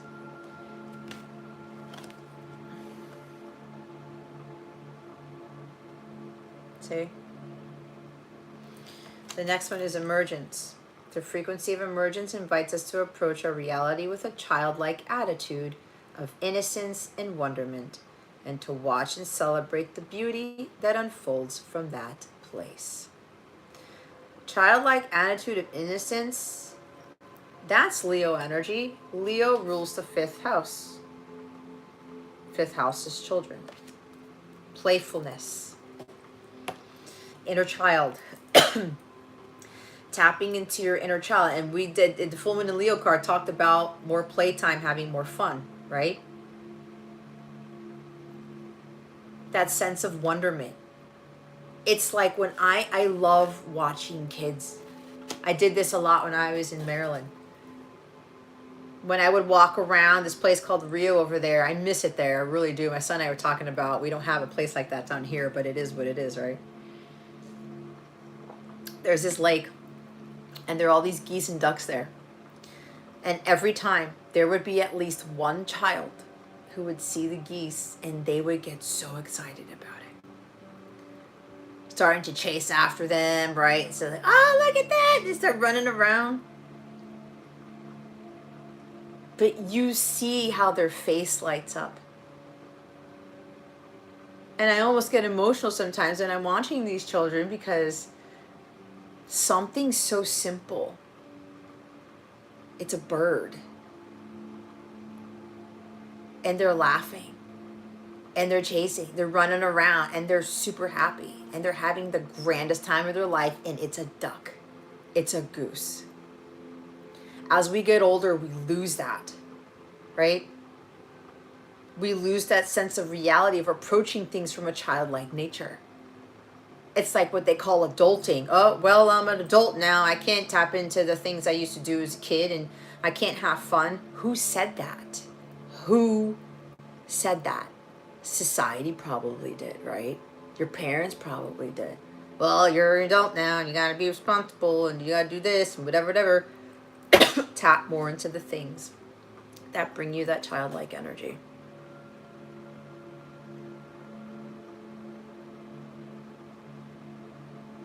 And it goes back when I would go around, and then I started to observe the geese, and then I started to analyze how they would land in the water.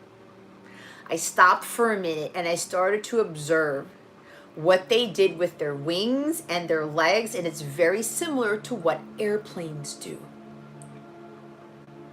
But the fascination in this, when you tap into that childlike energy and you stop for a minute with what the hell you're doing, and you're looking at, like for me, looking at these geese and the way they're flying into that water, if you observe close enough, that sense of wonderment, you will start to notice that the angles of their wings, and they do it in this it's synergy there. It's synchronistic. They know exactly what to do, and then the way that their legs are, and the way that they just glide into that water. They don't crash and burn. They don't just crash in there and they flip around and stuff. And it's the same way every time they do it.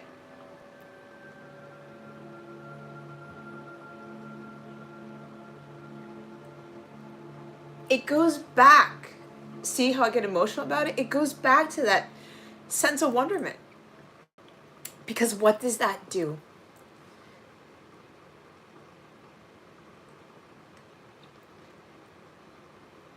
It shows you how amazing God is and how he works. It goes back to that Mother Gaia energy. That's being activated in the feminine. It's also seeing the wonderment in the world.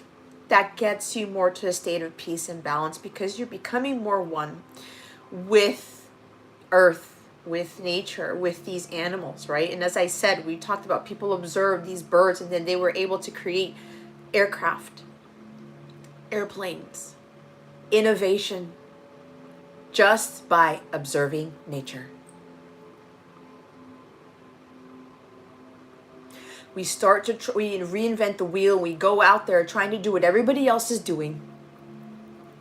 But what a lot of us are not doing is going out there and observing nature to tap into our creativity and to create those innovative things. We lose all sense of wonderment when we stop for a minute and look at that. It's exactly what I started to do when I was watching those geese and the way that they landed. So a lot of you are being called with with masculine activations, being more out in nature and observing nature to get those ideas, to be more balanced, to get those messages, right? When I started to go hiking a lot more at Great Falls when I was up there in Maryland, that's when I got closer to God. And I was sitting on a cliff every time with the water, the Potomac running underneath me. And I just practiced getting to a state of peace and balance, and that's when God came out of nowhere. I was like, what is going on? And I had all of these revelations and epiphanies and all these ideas for the things that I'm doing now. And I'm watching the water, and I'm watching the dogs float through there, and the kayakers, and the birds flying in and out, and the trees waving, and how God created all this stuff. It's like, how did he do this? It gave me ideas. Right? And my moon's in Aquarius. And those emotions are driven within you, and then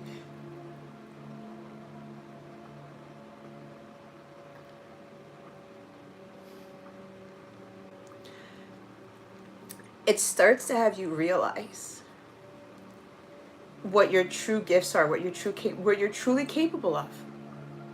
And even if it seems far-fetched, even if it seems crazy, you have to believe that within yourself. Because God gave you that opportunity to tap into who you really are, to help you to activate those gifts, to help you to get that sense of wonderment and that childlike energy and say, yeah, you know what? Nobody's really done this before, but I've asked you to do it. Right? I've asked you to do this. And again, that innovation that comes from that sense of wonderment when you're observing nature, when you're out there in the world and just looking, because God's already created some amazing things. We just have to go out in nature and observe and to be one with it. And then that's when God is going to give us those epiphanies. And ever since I started doing that, I ended up being able to tap into things I couldn't tap into. And then over time, especially with my intuitive gifts, it helped to help me to trust in them more, and it became seamless. I didn't second guess. I stopped doubting what I was getting, what I was feeling here, what I was seeing in my mind's eye, whatever dreams I was getting. If I saw something and then my guides or Christ or God, they gave me a download, I'm like, what? And they're like, we just showed you something. Yes, it sounds crazy, but you need to believe in what you were seeing here, not here. But of course, when you're seeing with your human eyes, when you're looking at nature and stuff like that,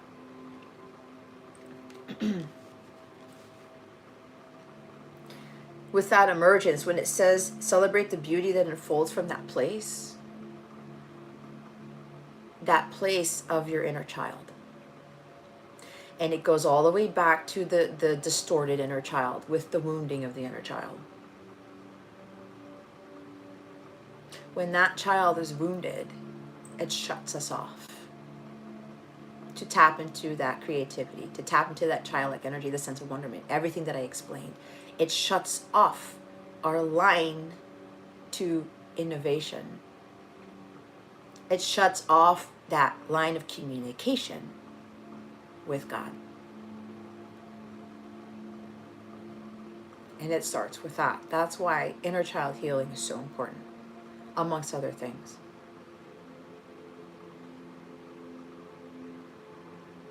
The synergy, right? Acceptance of the not so obvious, never seen before.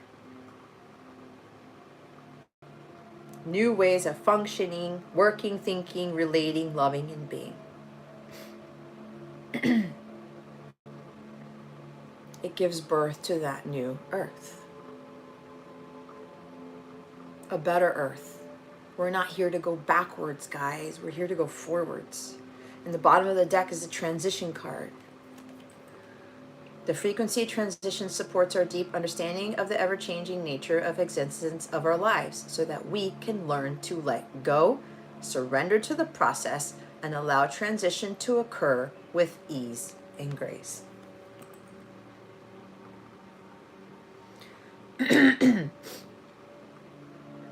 Transitioning to a new world where we're going to become more childlike. Again, that sense of wonderment. Going out there in nature and observing the geese like I did.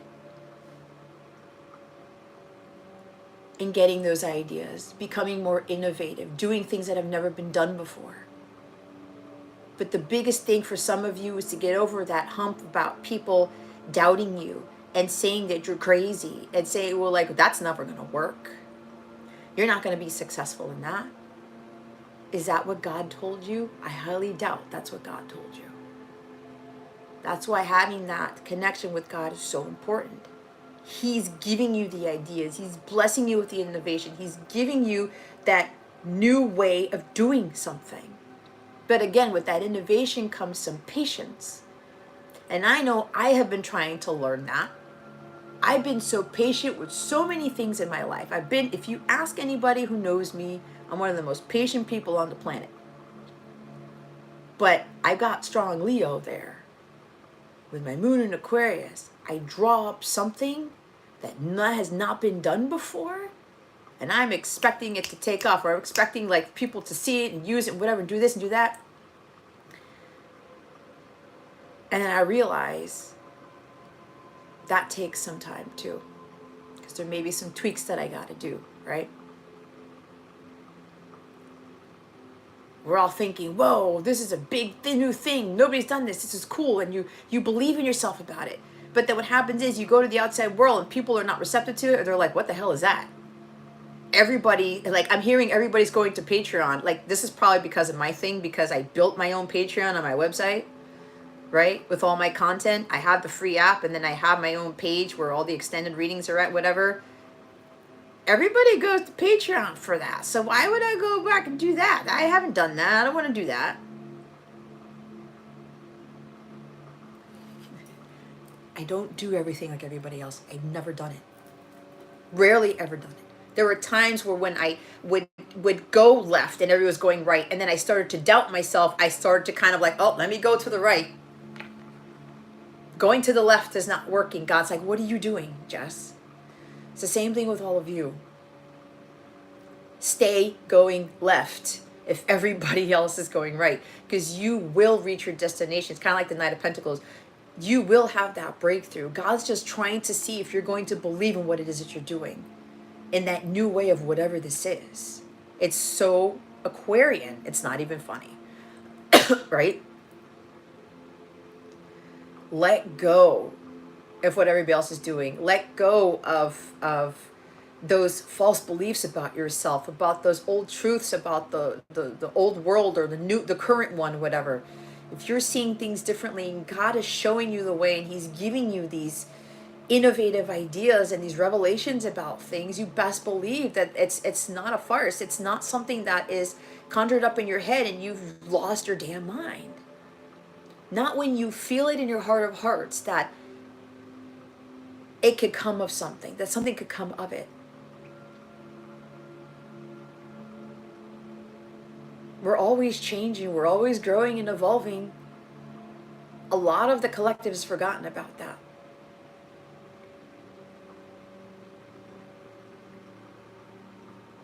We have to get back to what we were doing when God created man.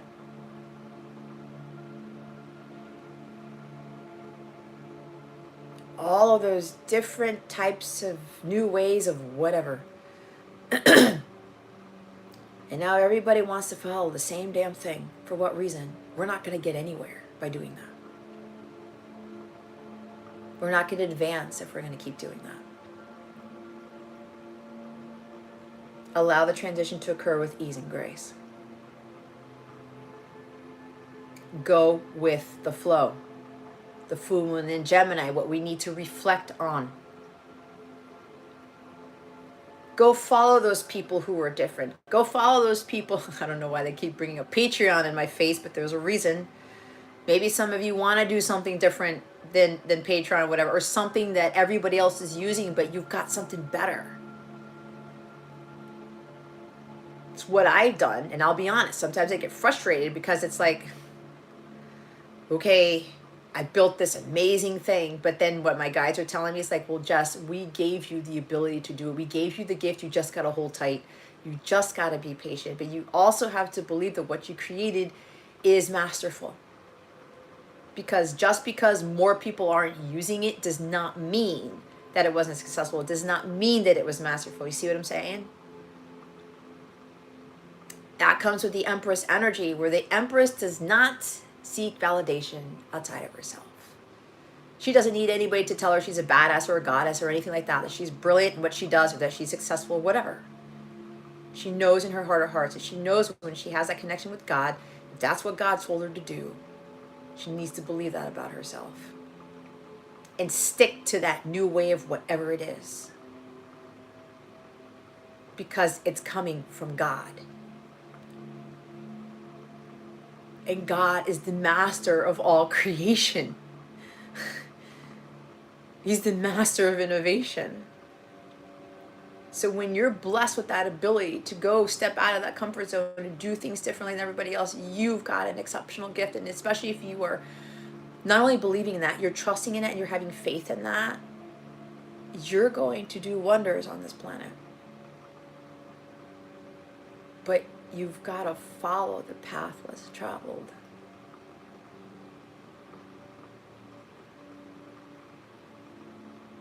And whatever you need to let go of, let go of.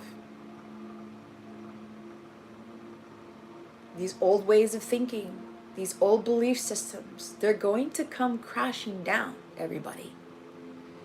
Once Pluto enters Aquarius, March 23rd, watch what happens. And some of you are going to be the front lines of this, so you better be ready. You don't need a shield, you don't need a spear. You just need God. That's it.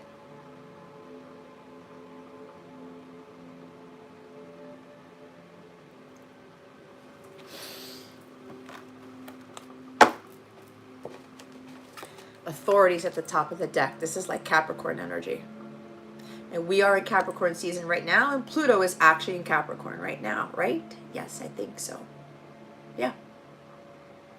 The frequency of authority reminds us that true authority is powerful, directed, and realized, yet receptive, wise, and loving.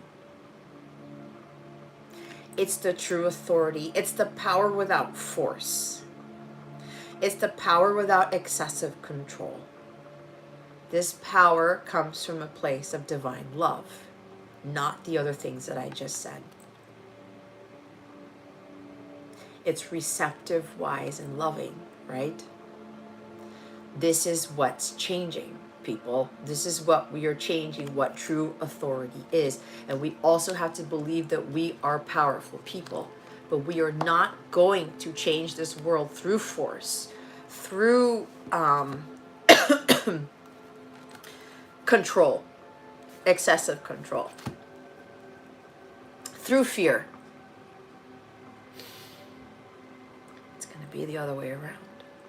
It's the opposite of that. It's from the feminine energy, not the distorted masculine energy. We have to step into that authority as leaders, as powerful people, and believe that we have that ability. But this sense of authority, this sense of power that's going to change on this planet, the Earth's going to have a very rude awakening when that shift of power occurs. I hear changing of the guard. They're kind of telling me about how in England, right, we're going from queen to king.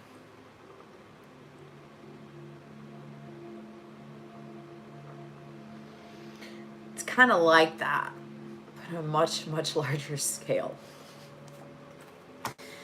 But again, it's the emergence of divine feminine power. And this does not mean females. There are going to be more females who are more feminine, who are going to be more in their power.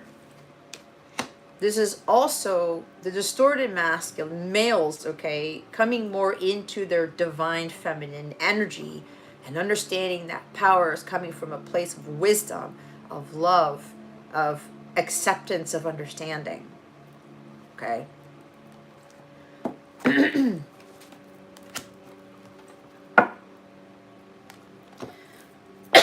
I just heard some of you have Pluto in Libra. Could be Pluto and Libra in the 3rd house. If you've got that,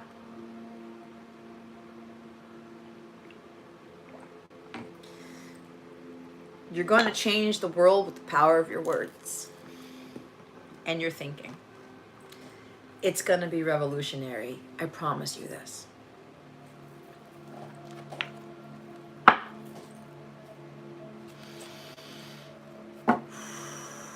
Authenticity, second chakra. Sacral, passion. Our choice to be genuine and truthful in all aspects of our lives, as well as with others and ourselves. So I'm going to see what this full moon, I keep saying full moon, I don't know why. This new moon in Aquarius is activating the connection between the masculine and the feminine. Holy Spirit. Archangels, galactic families, Pleiadian, Syrians, please and thank you. Thank you for your wisdom, your guidance, your support, and your clarity. I will say this because they want me to say this. When I talk about my hang up with speaking my truth and just being out there, I second guess my intuition so much, and that is a shadow side of Gemini. And I've got double air, right? Aquarius moon and Gemini sun. And my guides are telling me that over time that I've been doing this, becoming a lot more comfortable with speaking with what I'm getting, because at the beginning of doing this YouTube stuff, I would hesitate a little bit. Did I really get that hit? Did I really do this? It happened with a client reading just last night. Did I really get that? Did I really hear that? Right? And then I'm being reminded of when people actually literally say, oh, wow, Jess, how did you know that? How did you pick that up? Blah, blah, blah, blah. Or I would predict something and it would happen or whatever, right? Or I would see something, or I get a dream and then God would confirm it through a video or through a sign or whatever, right? The more comfortable you get in your own skin by doing those things, especially with being in your truth and speaking in a way that is your own, right? The way that you want to speak, you want to express yourself. You get so used to it. That's when God gives you the green light. That's when God gives you the diploma, okay, the degree. He advances you to the next thing. Because what he brings to you, you won't second guess as much. And you won't try to hide it because it sounds so out there. It's a process. All right?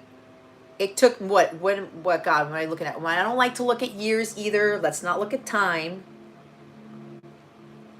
It took me quite a bit of, what word do you want me to use? They're saying practices. They're telling me don't go by years, Jess. Go by how many times you did a reading. Let's put it that way.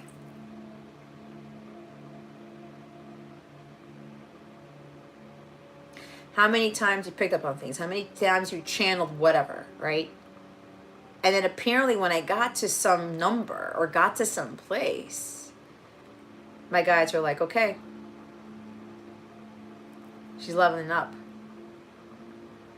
She trusts more in what she's getting. Now we're going to bombard her with more information.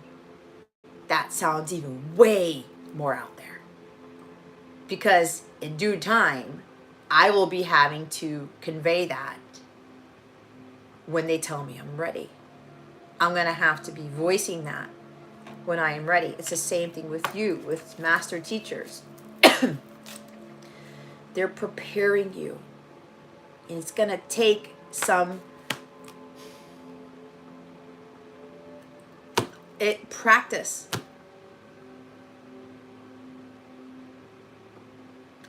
Until you just don't think about it anymore. It just becomes second nature, and it's the part of the new you.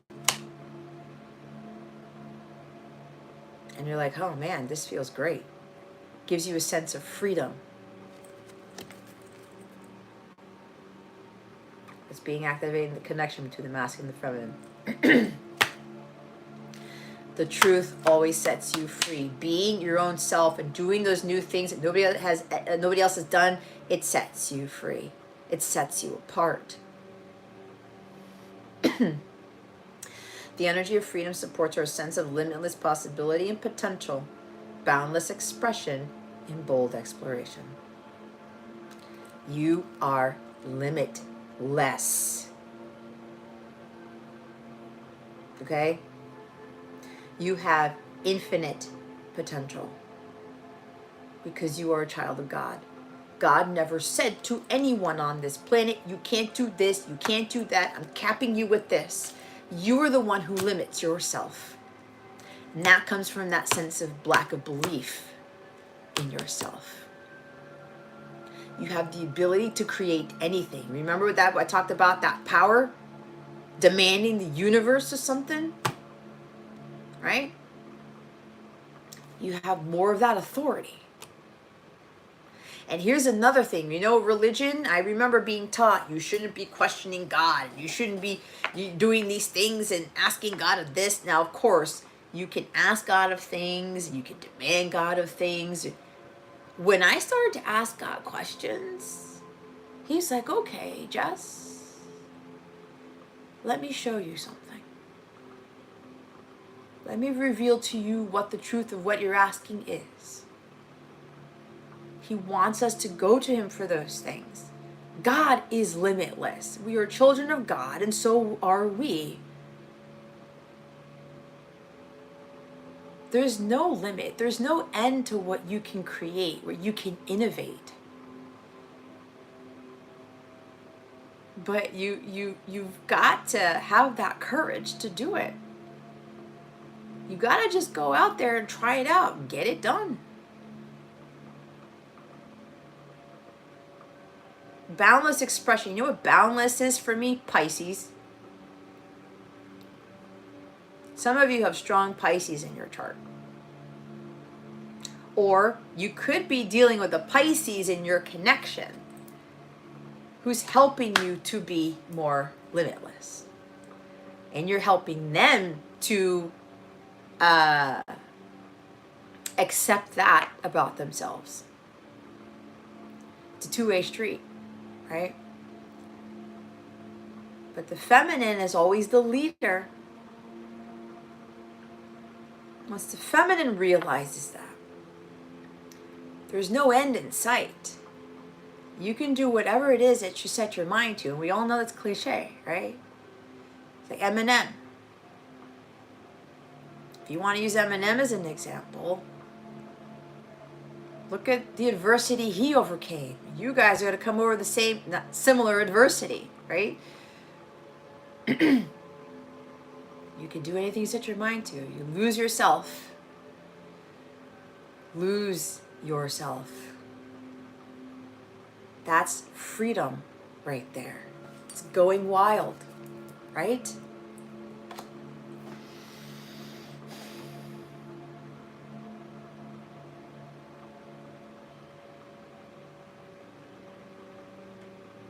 We're here to realize that about ourselves. This is what this connection, both of you are starting to understand about yourselves.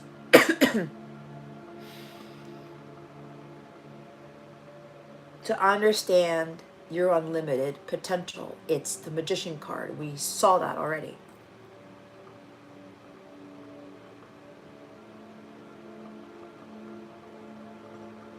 That deals with willpower, taking inspired action.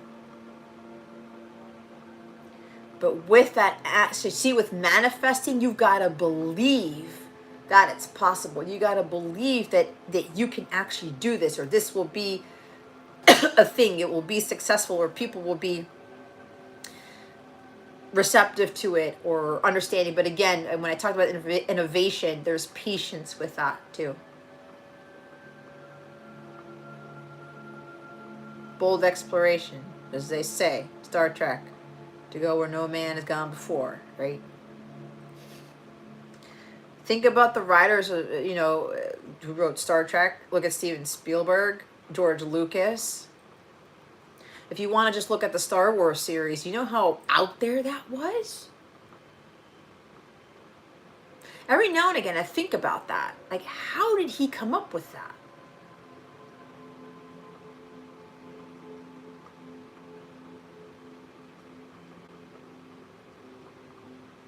But he did. And he took a shot. And look what he created. He pretty much utilized all of these activations right here to kind of like create that whole Star Wars saga, right? It was so out there. But look what it did, and even changed the world. And then we're talking about movies here, right? A lot of you are going to have that same sort of impact. And you're going to create a legacy from it. But you've got to be bold at the same time, too. Bold, brave, confident, courageous, taking risks. The universe loves risk takers. God loves risk takers, because when you're taking that risk, you're trusting in yourself and you're trusting God. And the big thing here is that you're believing in that unlimited potential about yourself and doing things that nobody else has ever done, doing things differently. You're tapping into your true authentic self as the individual that God created you to be. He did not create you to be like every other person on this planet. That would be the most boring planet ever if we were all the same. Boring as all hell. I can't deal with boring. Gemini needs to be intellectually stimulated. Right? Aquarius. So, they're going to want me to read, they're having me read, let me read the bottom of the deck, because what's being activated in the connection is freedom, but the bottom of the deck is duality. Well, look at that. It's your yin-yang energy. Masculine and feminine. Balancing the two. The frequency of duality supports our ability to gracefully flow with the everlasting movement among all opposites. Gracefully flow. We're going with the flow again here. I'm getting from this energy, it's like a union between the masculine and the feminine, right? When they, again, it is a union of opposites. That's what that is. They always say opposites attract, right? That gives more freedom in that connection. This is also understanding the dual nature of us and being accepting and receptive to that. That we can be different, but we can be the same. But the same, talking about the oneness, right? It's like if you look at that a garden, you have a tulip, like I talked about, right? The garden, a tulip, you have a rose, you have a hydrangea. God's got different purposes for all those flowers, right? They grow at different rates, they have different colors, have different petals, whatever lifespan. But when you have all of them in a garden, what does it create? A beautiful, flourishing garden, right? Hi, Scott. Welcome.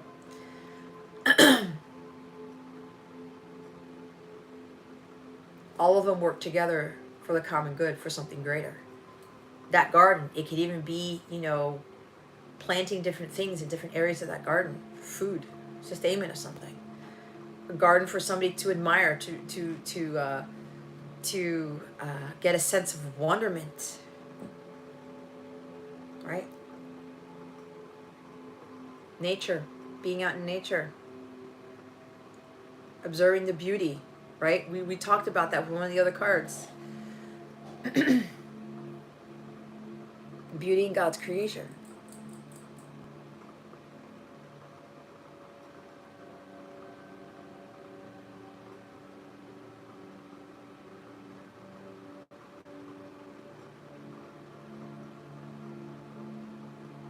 This is also flowing with other people who are very different from us. And also flowing those differences within ourselves compared to those people, right? But we're not really supposed to be comparing ourselves to others.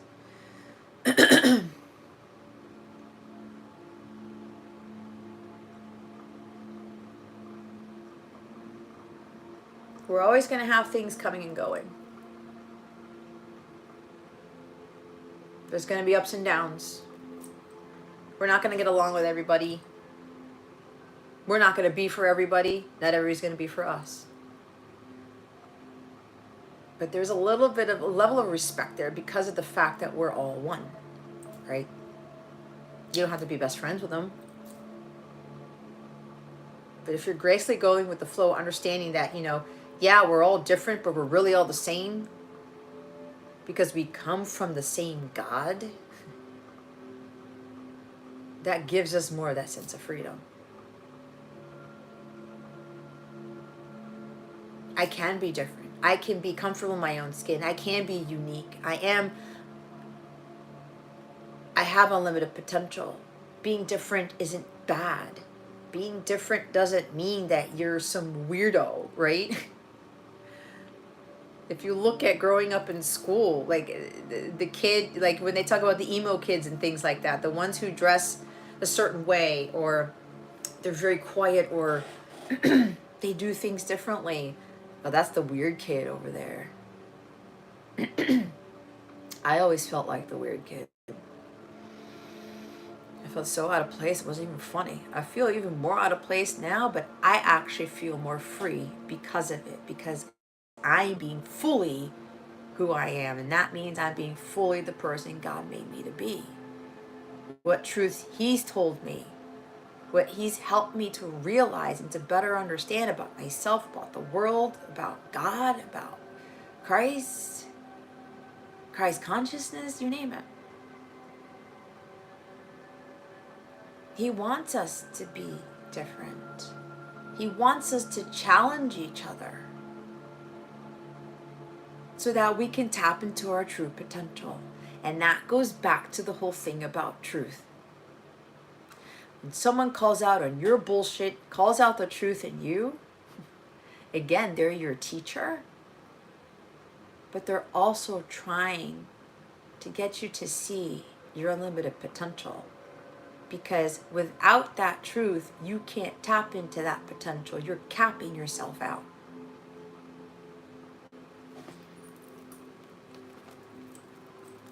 And that it ties into that truth about you having very unique gifts and abilities and things like that. Don't be afraid to do something different than everyone else in your family. You're looking at one. I am free. The state of being able to change and move freely. It is associated with physical flexibility, with choice to move without constraints and limitations, and with personal freedom, as in the right to express oneself.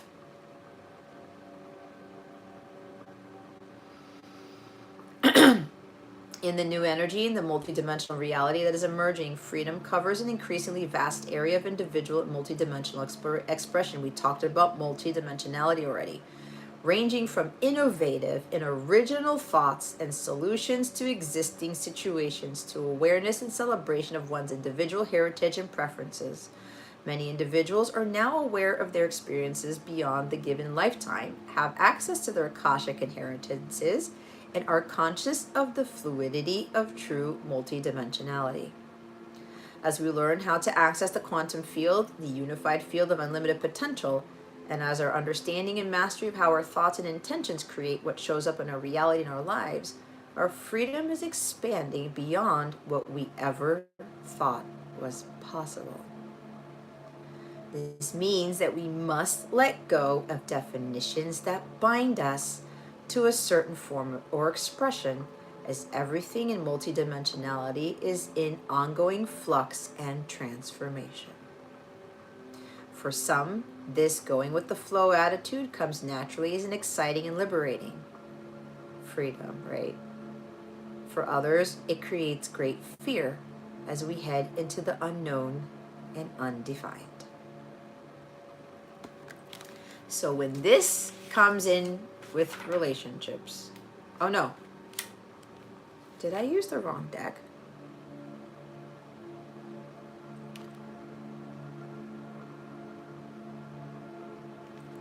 Hold on a second. No, it's here. I missed a page. What happened?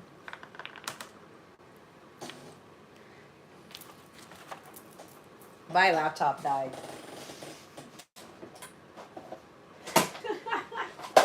Hold on a second.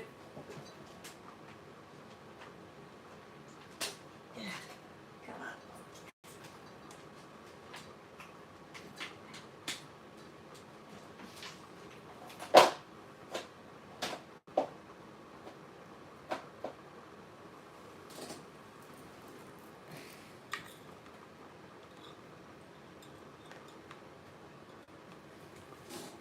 Okay. Whatever that was, I think it's trying to cut me out. Freedom and relationship. A fundamental human desire is to have the freedom to stand on our own feet, the freedom to be able to make our own decisions about things that affect us, and the freedom to speak our authentic yeses and nos without fear. While all these things are challenging when we are considered single and only have to maintain our autonomy and honesty towards others who are, for instance, friends, family, and relatives, it's a whole new game when we become romantically involved with another. The romantic aspect brings in a new level of vulnerability, intimacy, and authenticity. While in a friendship, our differences and uniqueness are often appreciated and considered exciting and of great value to the relationship, but in our romantic encounters, these things can feel threatening, a sign of incompatibility. It would be good to realize that the greatest contribution we can make to our relationships, all relationships, is our authenticity, originality, and honest expression of our true desires, fears, yeses, and nos. Our greatest evolution happens when we are pushed beyond our comfort zone, our limits, and our existing beliefs. When we gain the freedom to explore new territories, thoughts, and paradigms, and are celebrated for having the courage to do so. Relationships are an exciting and effective way of doing all of this, which is why our person gets us to push us out of our comfort zone. It's the whole point of this connection. One of the points of this connection. Do you always feel free to express yourself in your relationships? Is going back to the throat chakra card. Why is there a difference between the relationships in which you feel free and the ones in which you don't? Good night. What would it take for you to feel free to express yourself to everyone in your life?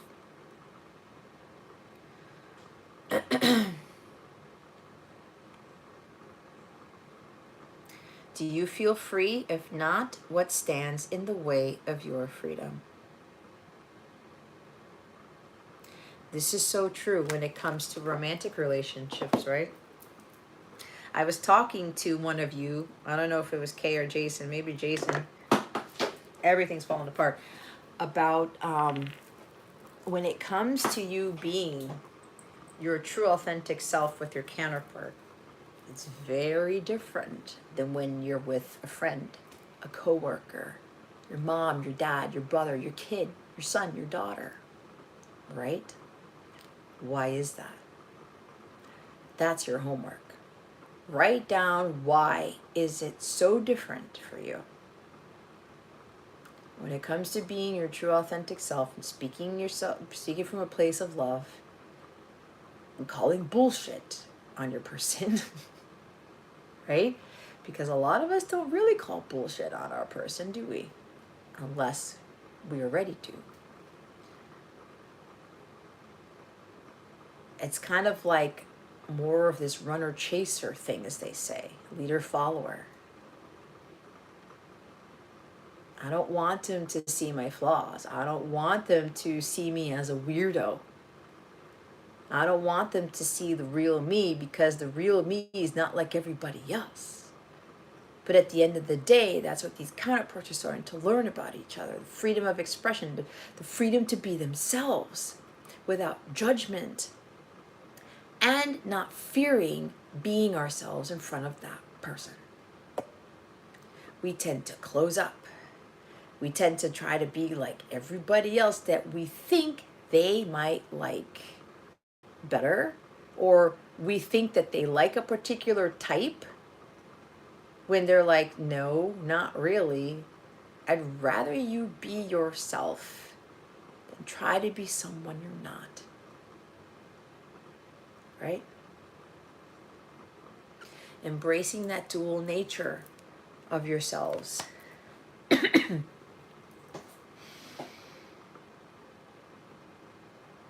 This is not being afraid to be, I said in the Gemini reading, full frontal with your counterpart.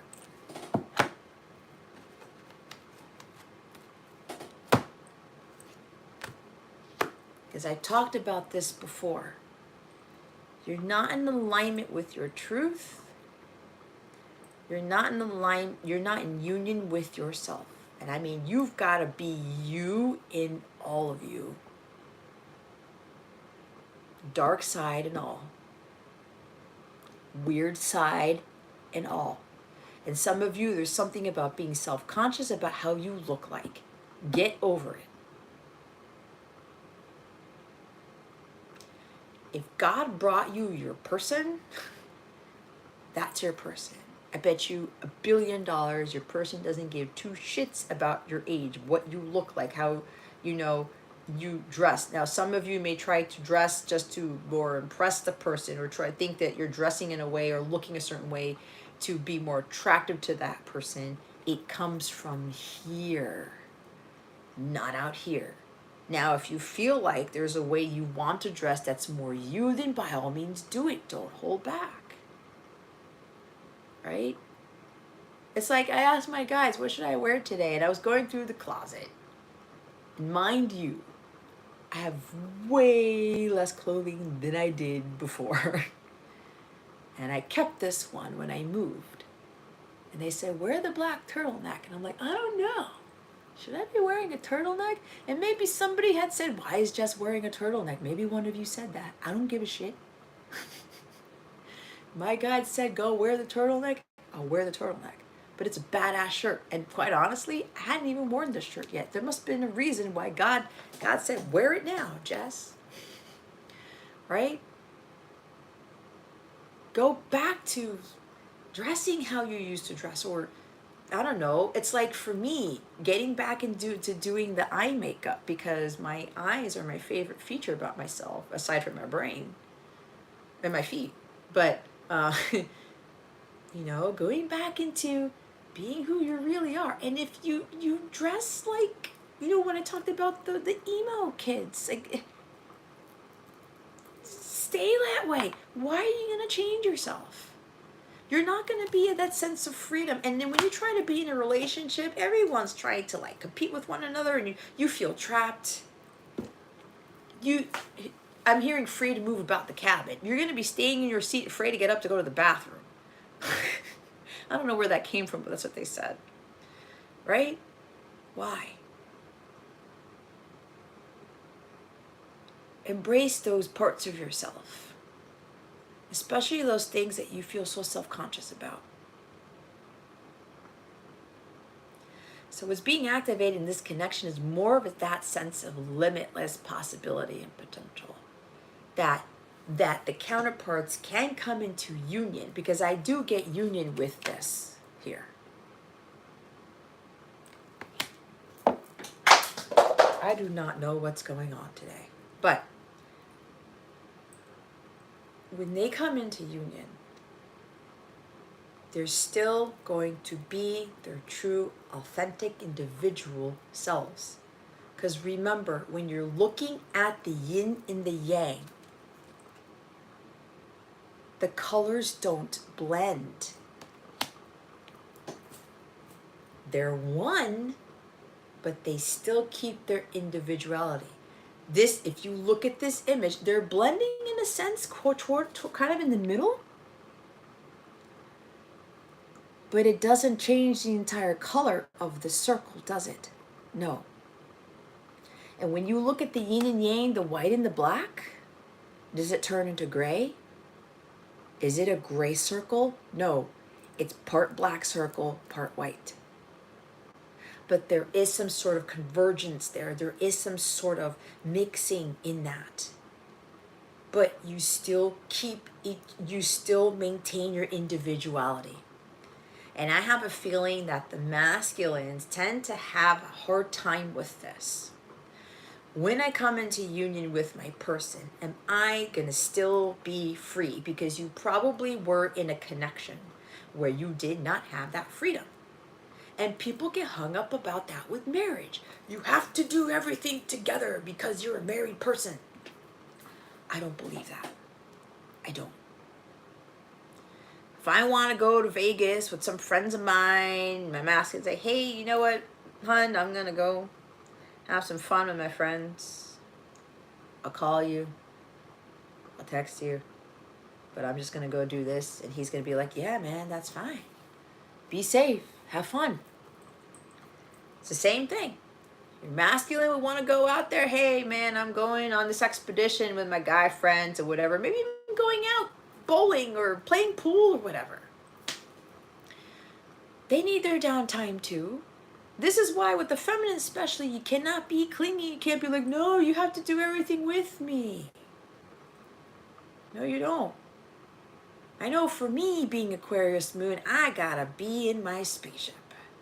And if I want to go do something by myself, I best be able to do that, because if my person or anybody else for that matter is gonna be getting hung up on that, I'm sorry.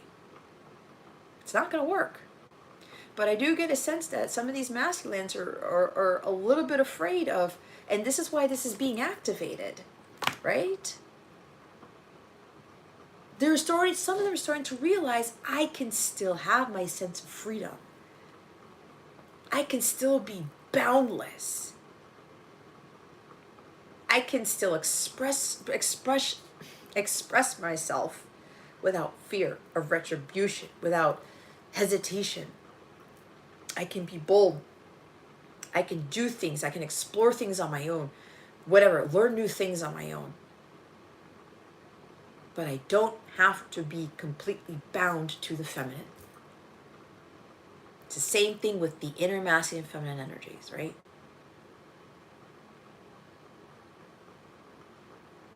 So I think what's happening with this masculine collective here, I can still be one with the feminine, but still maintain my individuality. That is why it's so important for the feminines to learn interdependency and move away from codependency, because that connection is not going to work. Oh, yay, we're in union. Now we get to do everything together. No. And society probably says, well, when you're married, you can't go out with your friends anymore. Now, here's the kicker. There's something about that belief system about males not being allowed to still have their female friends and vice versa. I think that is bullshit, right?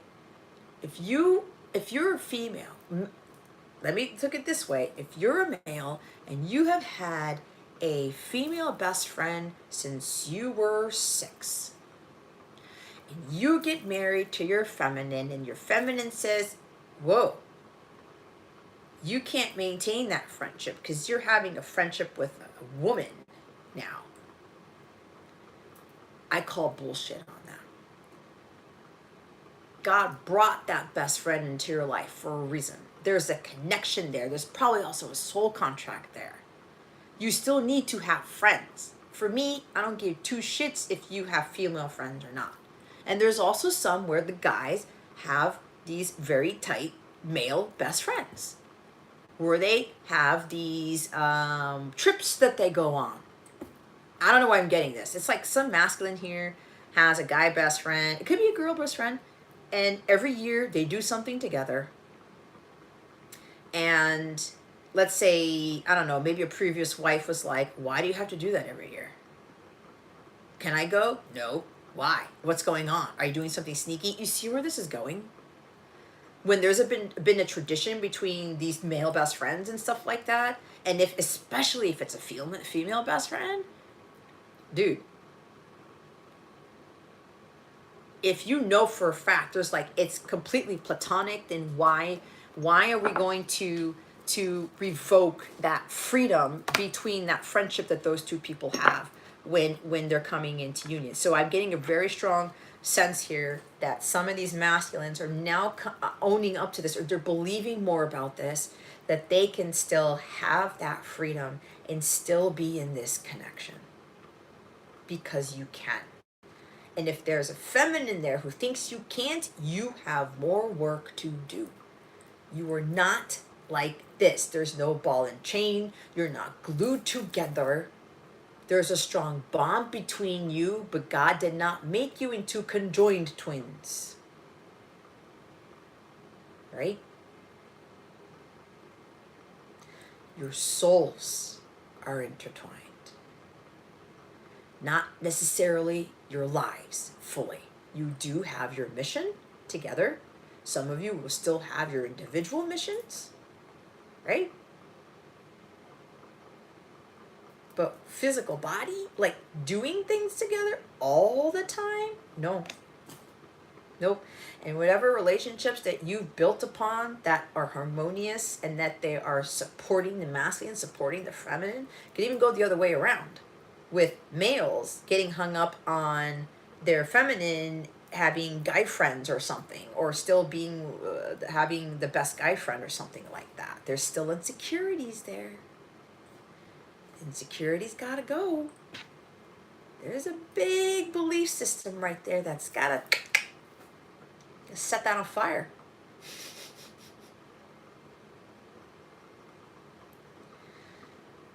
Because if your intuition is strong and you know that that connection with that old friend or whatever, it's like, it's legit, and there's just history there's nothing else that's going to come out of it, especially the opposite sex is involved, you have nothing to worry about.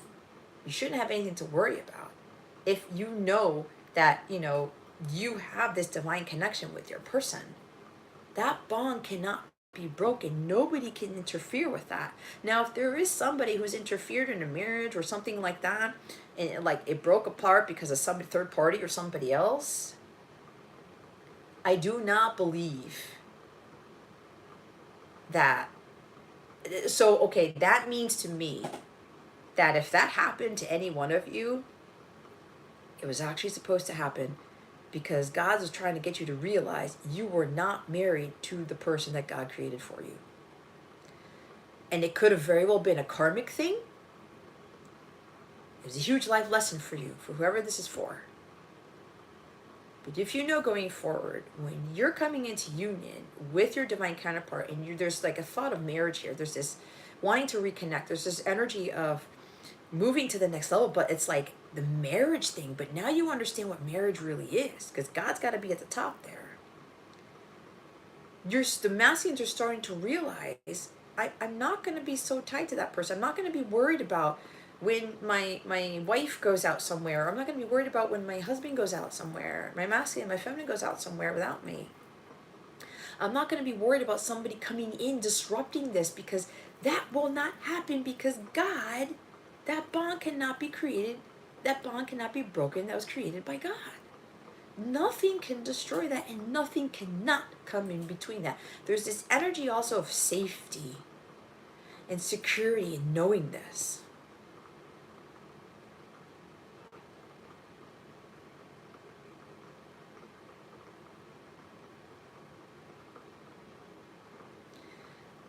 It's also the freedom to express yourself how you see fit, but coming from a place of love. Because there's speech here too. There's freedom of expression with truth, the throat chakra stuff. Okay. Oh God.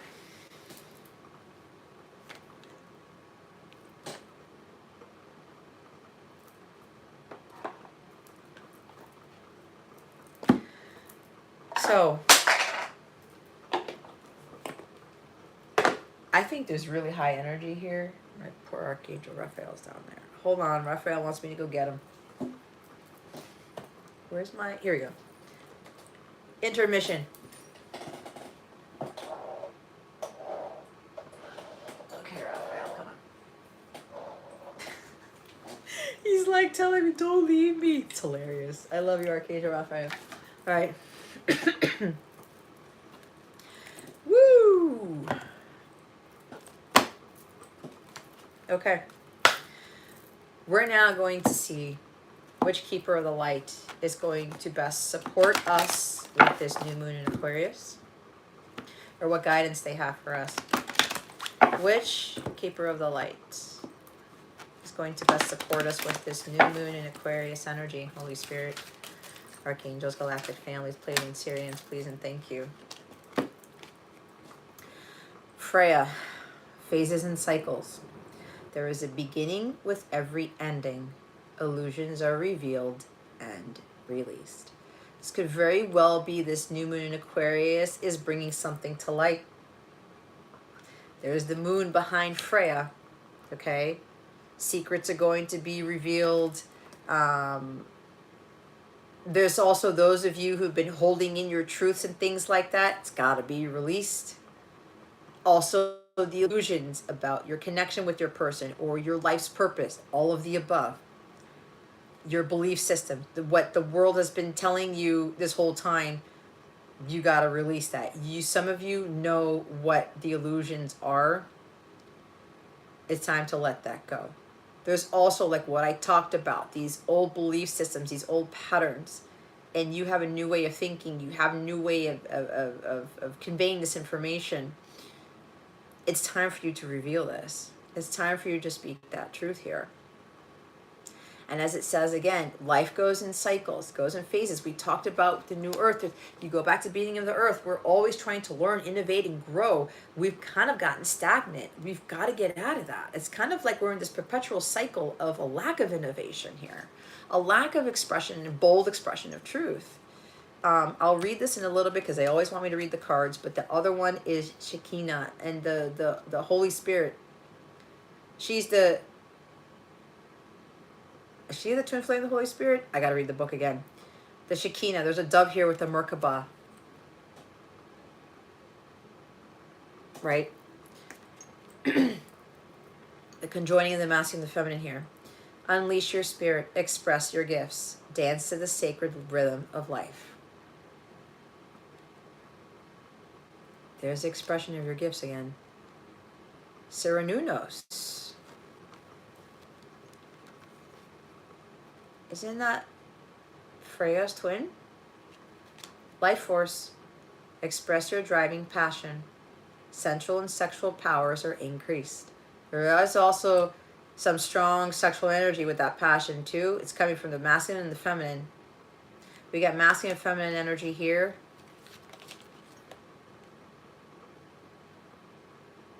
With the Shekinah. This is nice. See? Express your driving passion. This is also utilizing that sexual energy that you have to transmute that into creativity. That's where you're going to get this boost of energy, this boost of power to create these things. You're like, holy cow, where did this come from? Right? Ooh, the bottom of the deck is Kalima. What is this? Indiana Jones and the Temple of Doom. Facing fear. Major spiritual changes are unfolding. This is your chance to soar. Wow. Wow, wow, wow, wow, wow. I don't know if I showed you Cernunnos. There he is right there. It's a Celtic god, if I'm not mistaken. There's the Shekinah.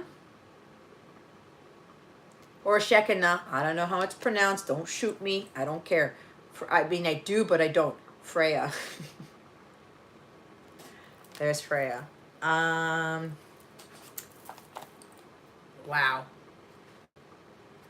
It's like both the masculine and feminine are facing their fears here.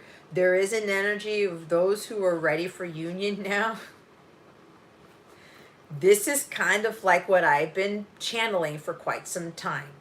When before the permanent union is actually happening, when you guys come back together and all the truths are revealed and you guys have that heart-to-heart conversation and you pass that hurdle of you not being afraid of being your true authentic self, that is when that permanent union is going to occur. Because if you get triggered, right, you can't be your true authentic self, you can't take the truth coming from your masculine, you're not ready yet. Freya, which means lady, is the Norse goddess of the moon and love. She is the twin flame of Odin. Okay, I forgot who Cernunno's twin flame is, because this is Norse mythology and this is Celtic mythology. All right, so there is some energy of a pair here, but this is masculine and feminine energy, so I got that. I was a little off. She is a twin flame of Odin and a warrior goddess who offers deep spiritual and physical protection to those who call on her. She will stand before you with her shield and spear, keeping you safe from harm. Wow. I was talking about you don't need a shield and spear, you need God. She will be your shield and your spear. And then you've got God as that for that other protection. She works closely with moon energy and helps us recognize that our life is a cycle that is always changing. She herself is the maiden, the mother, and the crone aspect of all women and guides them to see the wisdom these cycles bring. We all go through phases and cycles of growth, and Freya is the energy that supports this. She has a raven spirit totem, which is said to represent her capacity to travel between heaven and earth. A phase of your life may be coming to an end, but it's important to acknowledge it's not the end. When one door closes, another one opens. You may have been desperate for change, but now that it's here, you could feel vulnerable now. You could feel vulnerable. Know that the mighty goddess Freya will guide you. Illusions are now being revealed so that you can leave behind anything that is false. Step into your peaceful warrior-like energy and welcome the changes you deserve. Tie up all loose ends and take heart. This is an exciting time. I talked about the leveling up, right? There's always cycles. When you're looking at the tarot, we start with the Fool, end with the World. The world isn't the actual end, meaning your life here on earth is done. We go through a new phase, a completely new way of living, a completely new cycle.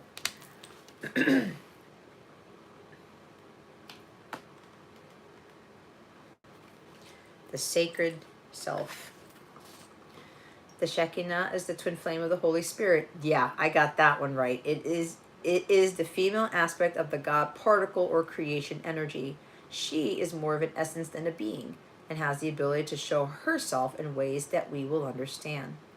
She is acknowledged in the sacred teachings of Judaism and also called the Sophia of Christ in the Gnostic Gospels. She is a powerful female voice of spirit who is here to bring about equality and to help the world move on from the male-only image of God. She reminds us that God is all-loving and all-accepting. Whenever she appears in a reading, she points out the change makers, the love creators and gift sharers of the world, who are here to unite all hearts around the world. What did I say, you revolutionaries? You are the change makers. Don't feel the need to hold back or dampen your spirit. This is a time to celebrate. There is a feeling of dance and joy around you at this time as you fully recognize your splendor. You are a sacred being who defies gravity every day just by being alive and brings a sense of balance and equality to the world. See? Yeah, the male only image of God. And I know for me, I say he just because it's what I'm used to, but I know that God isn't male only, right? It's the essence rather than the being. But there are people who look at God as like an actual male energy. God's got both masculine and feminine. And I talked about the powerful female voice of spirit. I talked about the powerful divine feminine that's emerging, correct? That's what's happening here, folks. The world is going to be so different. Get excited. Cernunnos,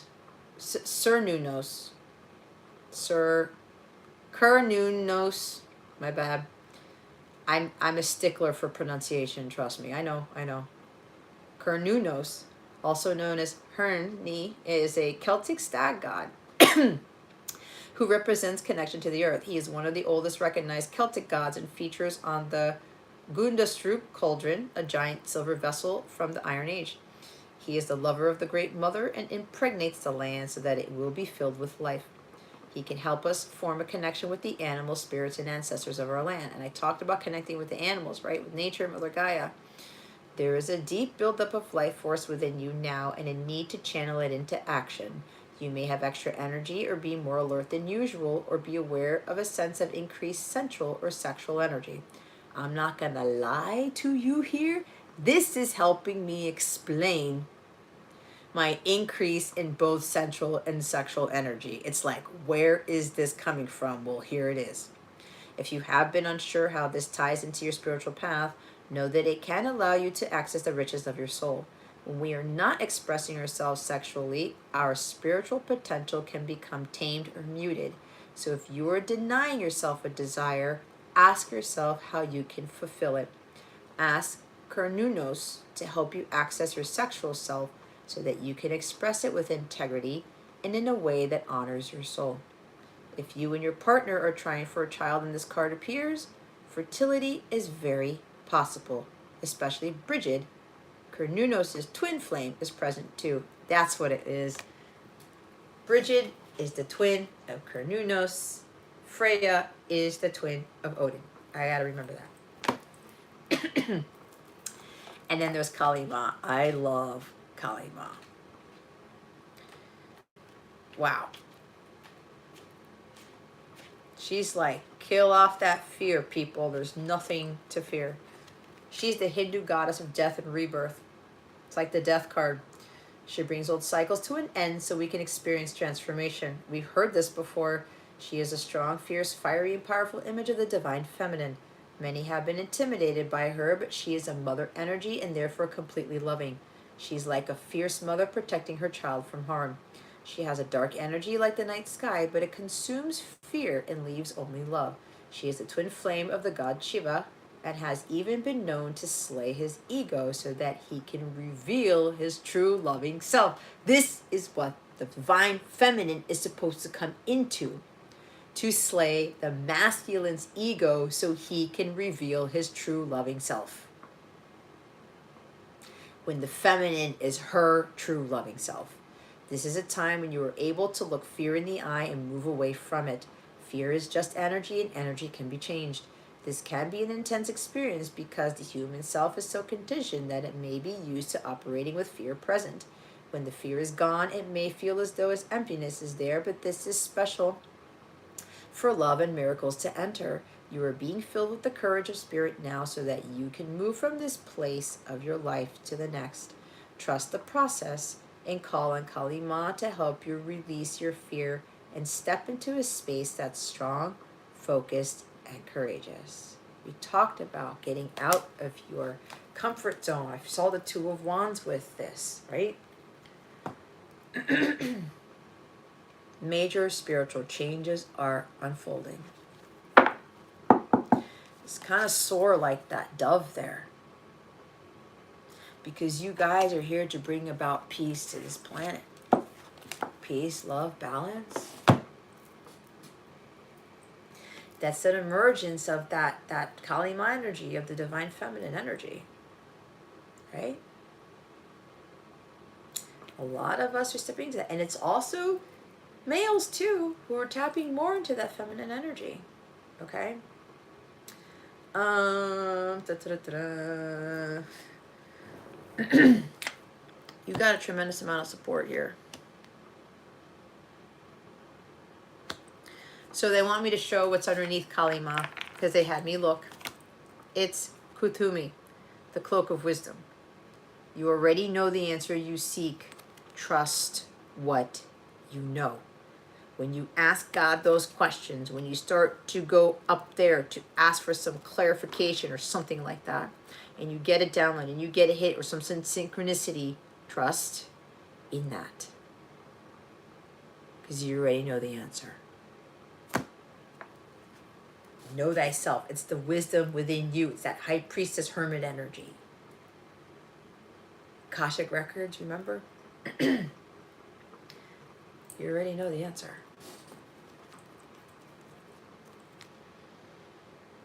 Top of the deck is Charity. I know one of my members is named Charity. That's for you. Prayer and contemplation. Connect with heaven. Ask, and you shall receive. Go to God for the answers. Go to God to clarify some things. Especially when your belief systems are changing, and I said something about somebody says some truth to you and you light up or you feel a change within you and you're like, whoa, wait a minute. That's not what I was taught to believe. That's not what I understood it to be. But you feel it within you that there's a truth there. Connect with heaven. Connect with God.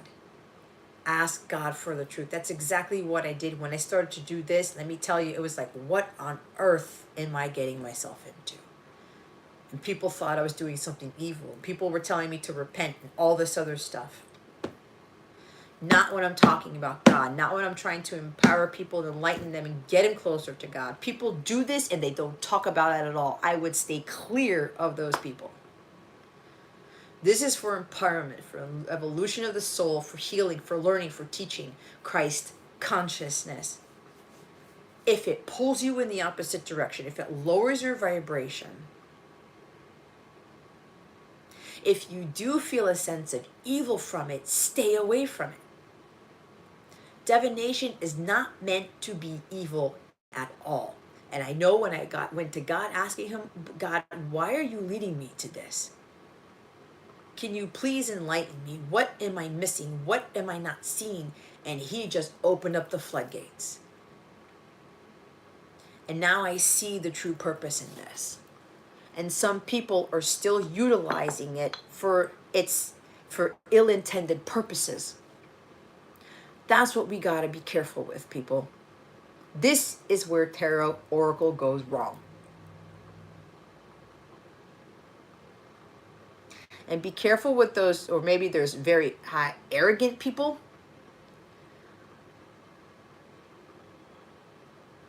It's like, I'm the expert.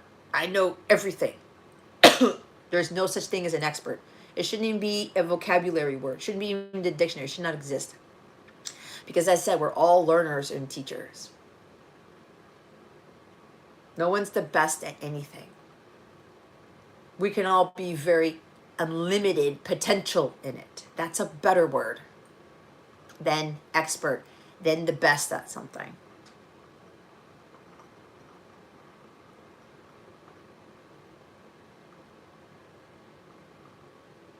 There's something with roses here for somebody. Red roses. You can't have a rose without the thorn, right? prayer and contemplation. That's hermit energy, right? Ask and you shall receive. Go to God first for everything. Take it back to God.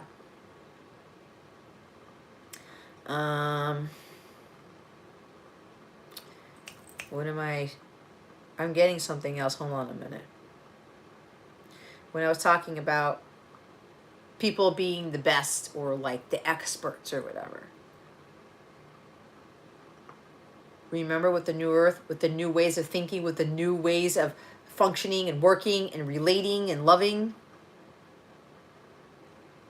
you cannot be an expert when there's always new ways of things. God is evolving. God is growing because we are growing. We are evolving. So is the earth. There's never a time where it comes to a place of stagnancy. There's no advancement in that. Right? None. There's no new ways of doing things. Especially if you're coming up to somebody that they know, I think, I've got this many years of experience and I've done this for this many years. I'm going to be flat honest. When I was a systems engineer and I used to hear that, oh, we're going to hire this person because they've got 22 years of experience compared to this person who's got 15. I have seen many years of people with but tons of experience who don't know shit. And you have run into people like that. I'm picking up Kyle Gray again, right? He started doing this stuff. Like isn't this one of his decks? Yeah, see? Kyle Gray. Brilliant person. Started this when he was very little, right? I think it had something to do with his grandmother coming to him after she passed or something.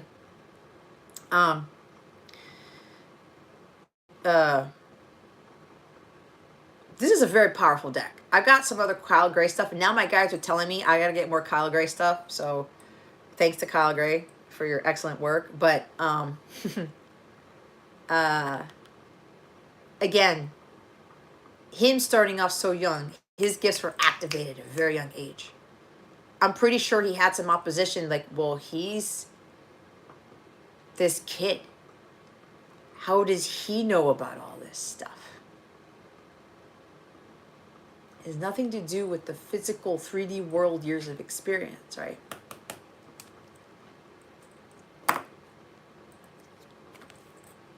You have the answers already within you. It's coming from here. It's coming from God.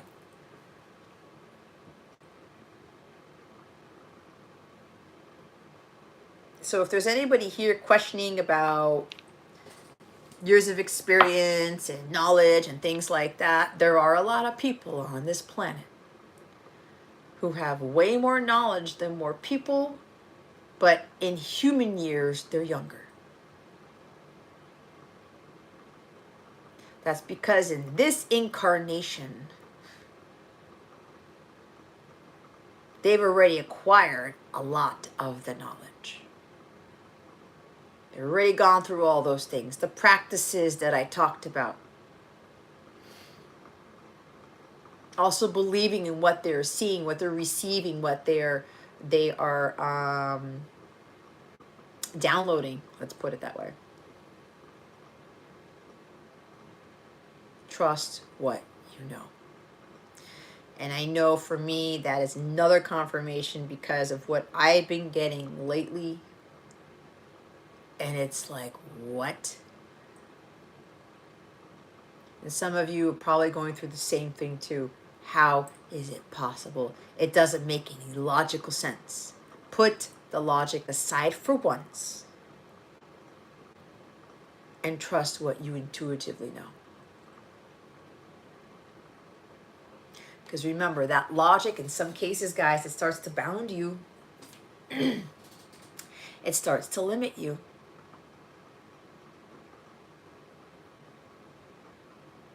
There's not one person out there who knows everything. Not everything has been written. Not everything has been said. Not everything has been conveyed. Not everything has been taught. Not everything has been learned.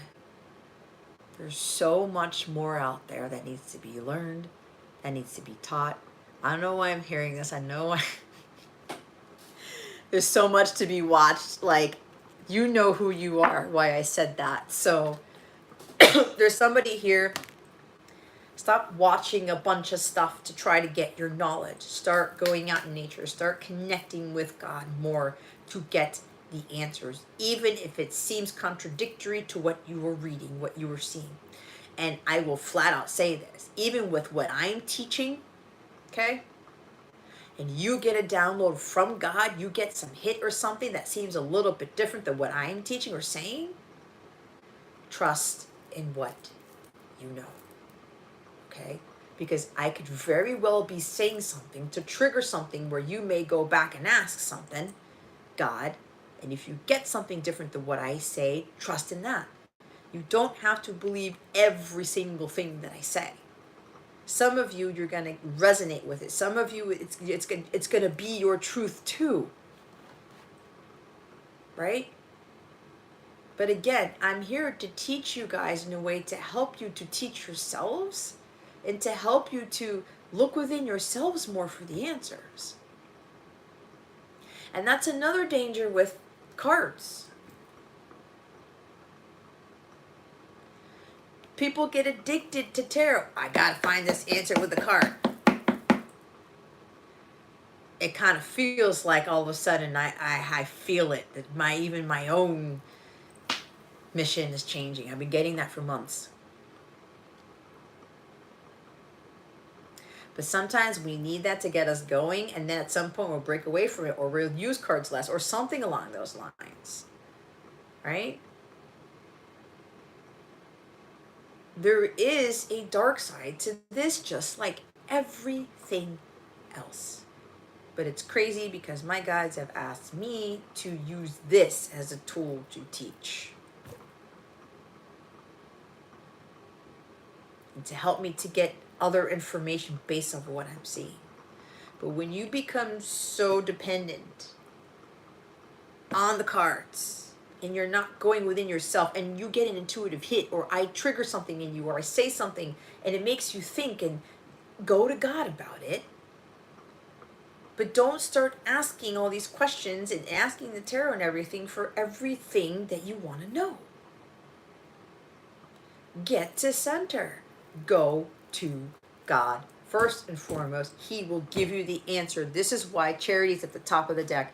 Ask and you shall receive. And even with what I say, because if you're here, you're going to get something from me that's going to set something off, or have you ask something, or you may be confirming what Jess said. That, go to God. Ask him, God, when Jess said this, what does this mean? Or is that true? Or what do I need to know from what Jess said? Something like that. Go ask God about it. I'm getting, for some of you who I've read for, I say something, I channel something, and you go out, pull out your own cards to see if you get the same message, but then you're getting conflicting messages, or you keep pulling cards, like, is that what she said true, or whatever, or you're questioning what I'm saying. You got to pull a card on it. Stop doing that. Because probably what I said you knew was the truth and you didn't want to hear it. This is pure honesty here.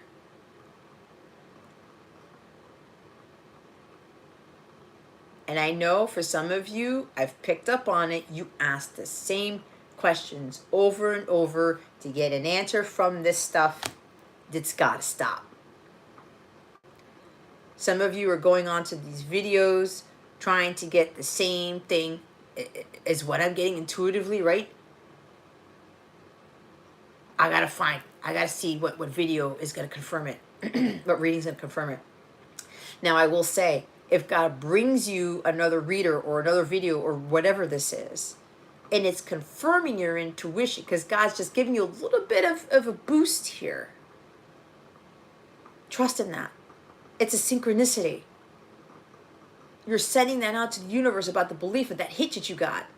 And the universe, and sometimes you will ask God, can you just clarify, or can you confirm to me what I heard, what I was feeling, what I was seeing with my mind's eye? And if God puts that out there in the physical, you need to trust in what you got, even if it seems off the wall. Now, Michael Jackson's coming in here again. He's a huge innovator too. So, this led to a whole other thing about, again, with what you already know the answer you seek. And some of you really need to be part of a community where all this truth is being spoken, and you're going to be led by people who understand what this is, what it means, and what it's supposed to do in your life. To kind of help you break away if some of you got tarot addictions or something.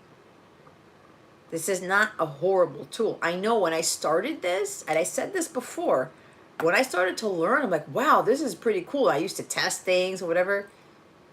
I got a little bit obsessive with it, especially with my Counterpart. I had to pull cards all the time. And I never used to be on YouTube. And once I started coming across these readings, I was like, I gotta watch this. I gotta watch all this stuff, binge watching tarot readings. You're pulling yourself away from the divine. And then when you're getting the intuitive hits, you got to trust in that, even though it sounds like, what did I just get? Right? What did I just pick up on?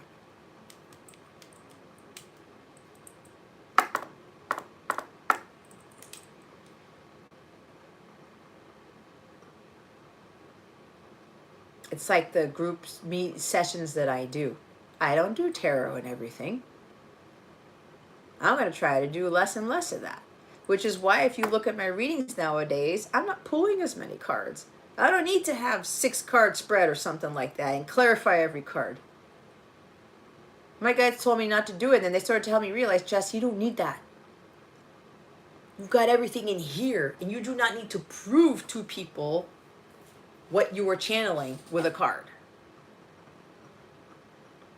That's where the true readers come from. That's where the ones who are trusting their own intuition, where the real teachings come from, right? If you look at Christ, he didn't use cards, but he used divination in his teachings.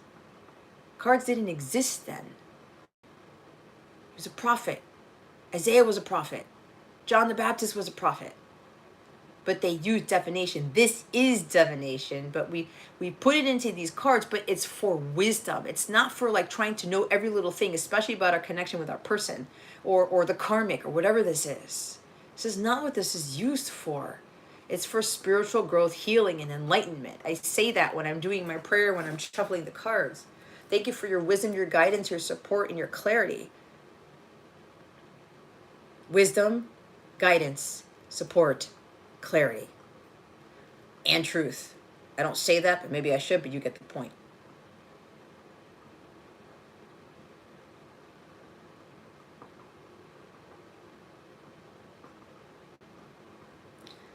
So,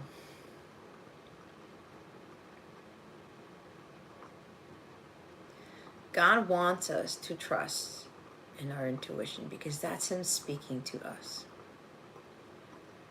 This helps us to get more comfortable with that. And yeah, we can pull a card or two. I'll do that sometimes. But sometimes I ask the better questions. God, what am I struggling with? What do I really need to know right now? What do I need the most help in? Why am I doubting myself again? Things like that. What am I not seeing? Not asking every day about your person, the karmic, your connection, when you're coming into union, when you're getting communication. That's not helping you. That's pushing you away from permanent union if you didn't realize that.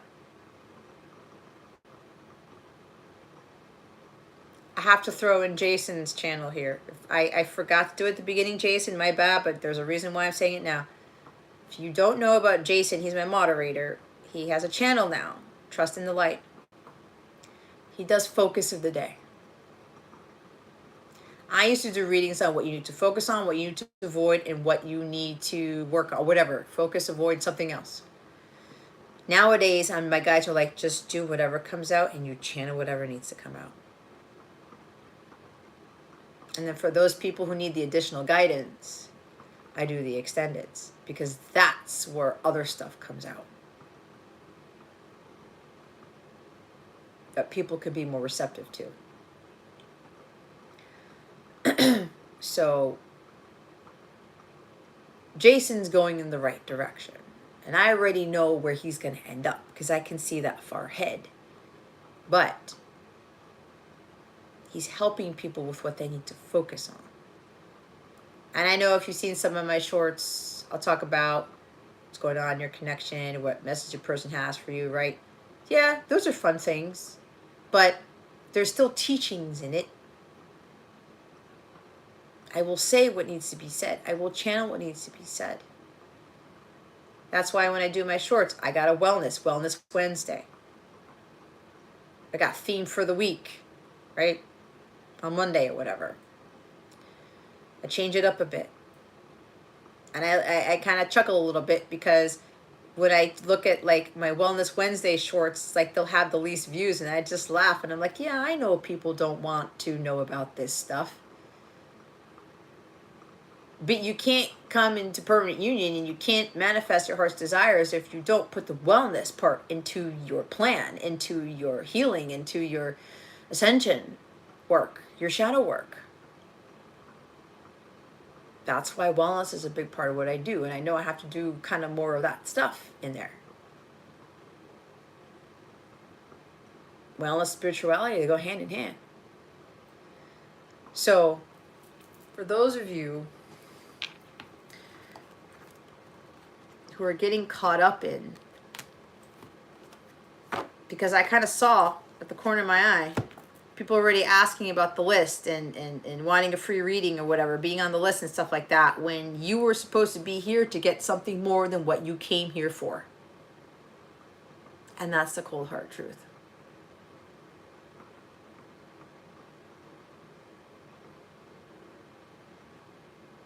It's probably why they had me do this publicly and not for the members. But for the members, I do other things in these readings. But that's because mainly those people are able to really be have an open heart and open mind for what is coming through me as far as channeling goes and teaching and messages. So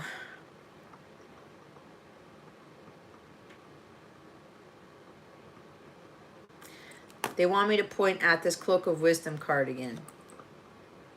You already know the answer you seek. Trust what you know.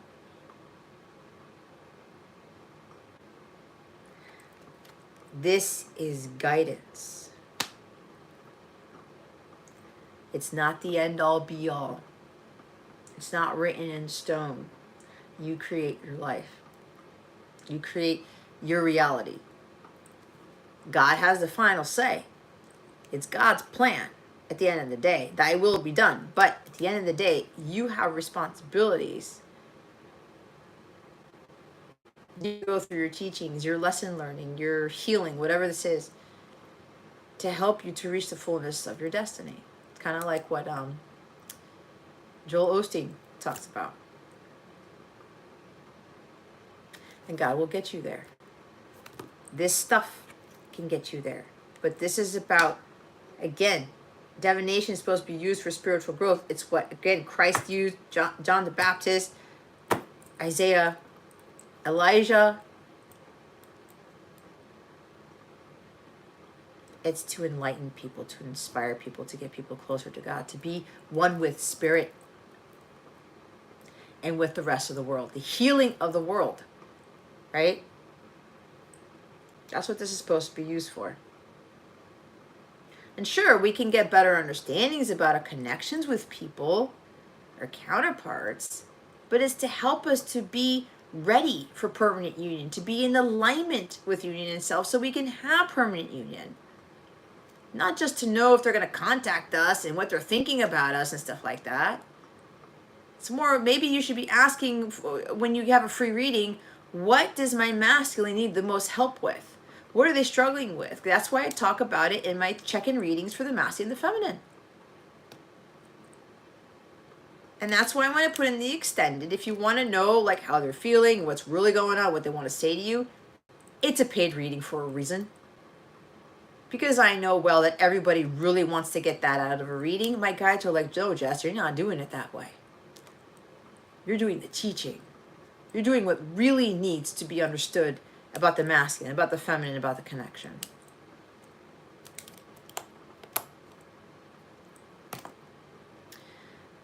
But anyway, my guides are telling me, Jess, you're good to go. Because I'm asking them, do I need anything else to say? And like, no, you said your piece. And I'll just leave it at that. So now I got to go back into the chat because my guides didn't want me to look at the chat because I was in super channel mode. I said some things I didn't even know where it came from. And I was like, wow, did I say that? It's awesome shit. Anyway, Jason, what's going on? Oh, Kay left. Good night, Kay.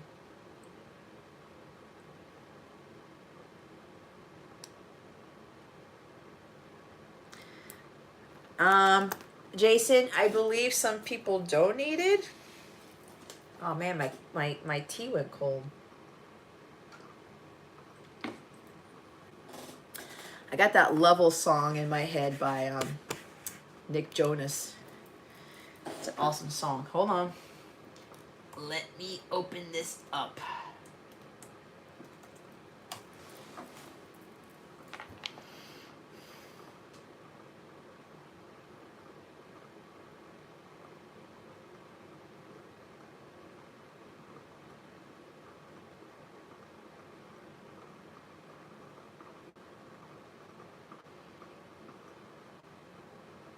Gabby and Chrissy did?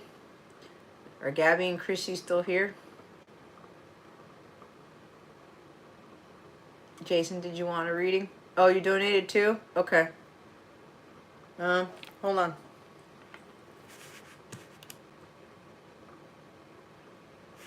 Did they say what they donated through?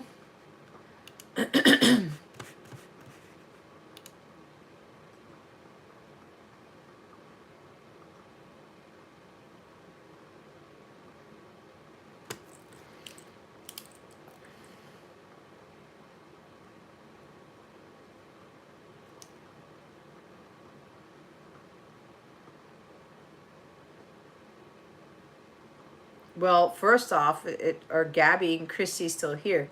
Jason, I will give you a reading. You know I would. I'll do it here. Because maybe somebody will run it, because we all know somebody else's readings ends up being relevant for somebody else.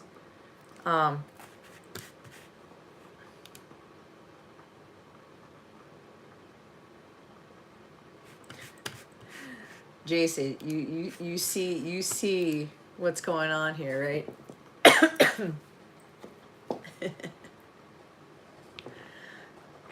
Chrissy did PayPal? Okay, excuse me. Oh, hey guys. It is officially January 22nd, where I'm at on the East Coast. Happy Year of the Rabbit. It's the start of the Chinese New Year. This is exciting. This is exciting. Hey, MBB, you know what? I totally thought about you. You were totally in my mind when I was channeling some things. Yes, you can absolutely donate. Anytime. I'm glad you were here for this. I kind of felt you. I was kind of hoping I was picking up on your energies, but yeah.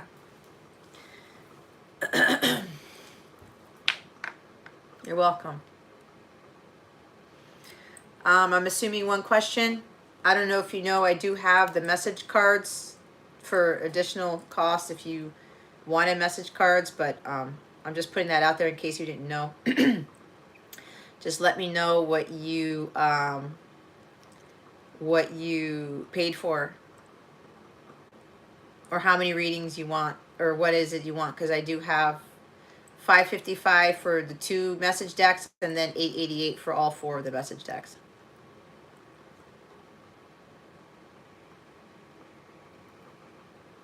Hey, this is Justin. Nice to meet you. But it's coming from a Pamela. Hello to you. 1 reading plus all 4. So all 4 message decks, love, are $8.88. And the 1 reading is $11.11. So if you add that up, it comes to a number, and you can send that if you would like.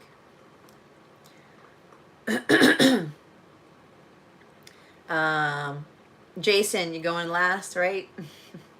Jason, what did you donate for, hon?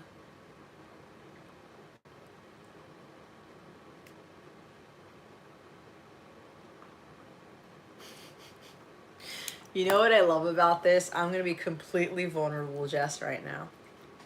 Because I had this, like, feeling like maybe like people would actually, the same amount of people would watch this as I do my free reading stuff, right?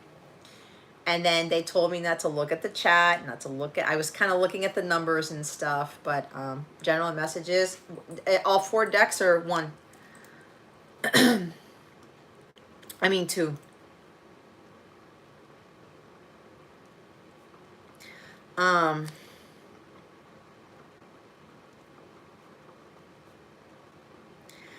I don't know. It's interesting. My guide said when I was talking about when you're asking questions about your connection, it's like, don't ask what your country can do for you. Ask what you can do for your country, JFK, right? Ask how you can help the collective. Ask how you can better support your masculine. This is why I talked about this in feminine check-in reading. You know, the masculine collective needs our help, especially with what we're coming into.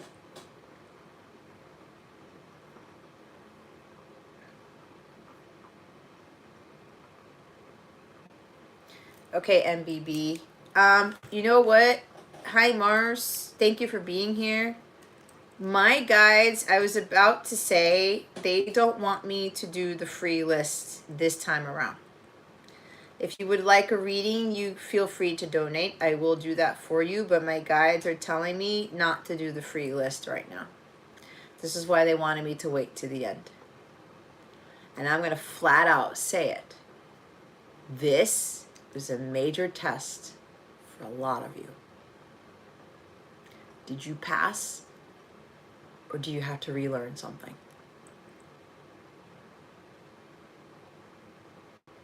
But yeah, Mars, I know I usually read for you. Thank you for being here. But my guides are like, nope. No free list today. All right. MBB. Let me see your question. I'm going to write it down. Anyways, I was saying...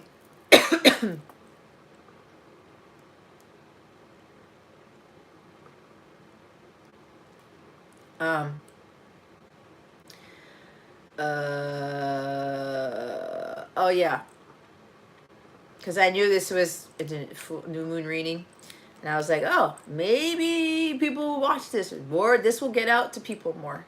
And then they were like, don't look at the, why am I logged in?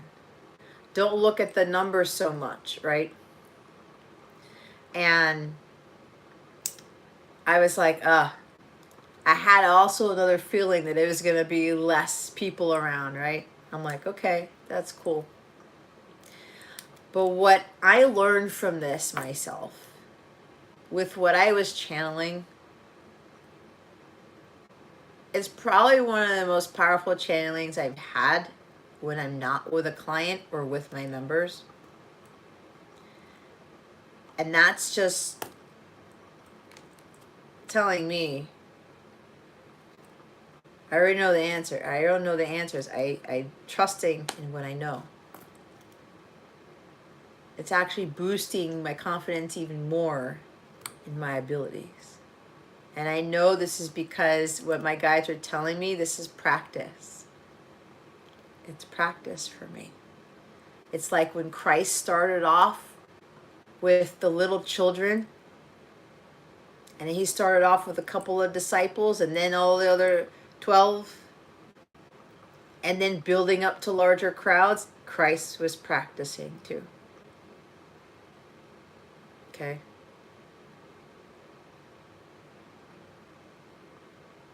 And look what he did. So my guides are like telling me this is also practice for me. Because whatever I'm getting, and I'm like, where is that coming from? And I'm not afraid to say it out loud. Because at some point, there will be opposition. There will be backlash. And I'll be like, nope, full steam ahead. So what I'm getting from this is this was like practice for me for something that's coming. Trust what you know. And don't be afraid to speak it to others, to the world. But anyway, that's where you get that wisdom there, right? Because especially with social media, everybody's get caught up in the followers and the views and the everything that comes with doing this type of stuff. But a lot of you have a much higher purpose. Remember the unlimited potential part of this. Master teachers, revolutionaries, guys. I think some of you should start saying this affirmation to yourself. This is what they're telling me. I am a revolutionary. But you're not going to cause destruction in the world. You're going to bring about more peace, balance, and love to it. Because remember, Christ was a rebel himself. He was a revolutionary. But he changed the world for the better. That's exactly what all of you are going to be doing. And this stuff can help you get there. And then at some point, you're not going to need it as much. Or ever. All right. I need my guitar music. Give me a minute. Please. Oh my God, where am I?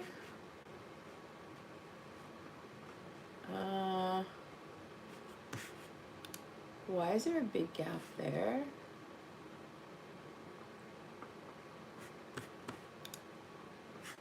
Okay, good.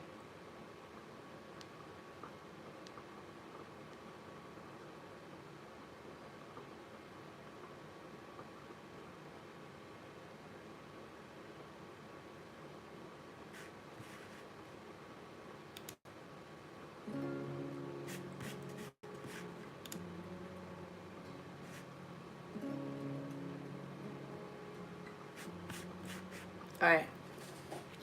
Okay, my dear MVB. Let me clear the space, please.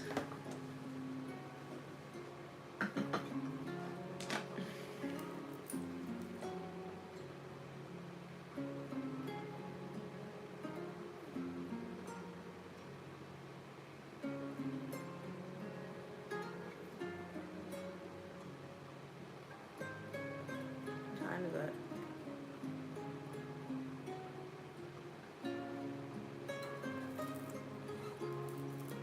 Holy Spirit, angels, galactic feelings, pain, experience, please clear negative entities from this space. Restore to divine equilibrium. Please and thank you. Please clear negative entities from this space. Please restore to divine equilibrium.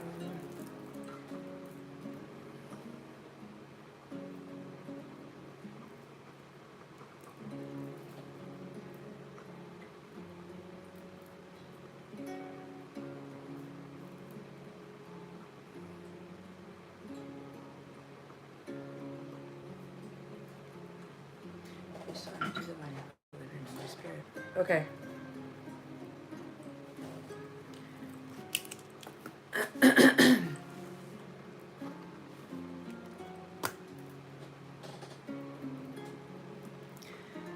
Alrighty, where are we?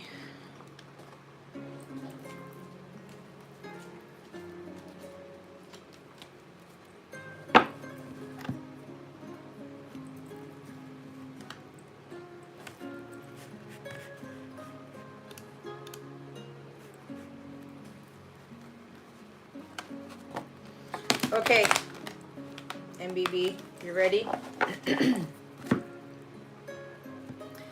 Holy Spirit, Archangels, Galactic Family, Pleiadian Syrians, please reveal to us for our highest good with regards to MBB's question.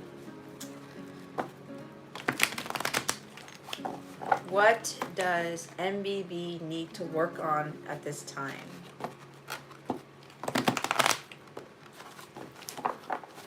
Please and thank you. Thank you for your wisdom, your guidance, your support, and your clarity. What does MBB need to... Woo! My love, we have the Knight of Cups, okay? This is really going after what your heart wants. This is you following, trusting your intuition, and really going on that quest for this. This is the spiritual quest for the Holy Grail.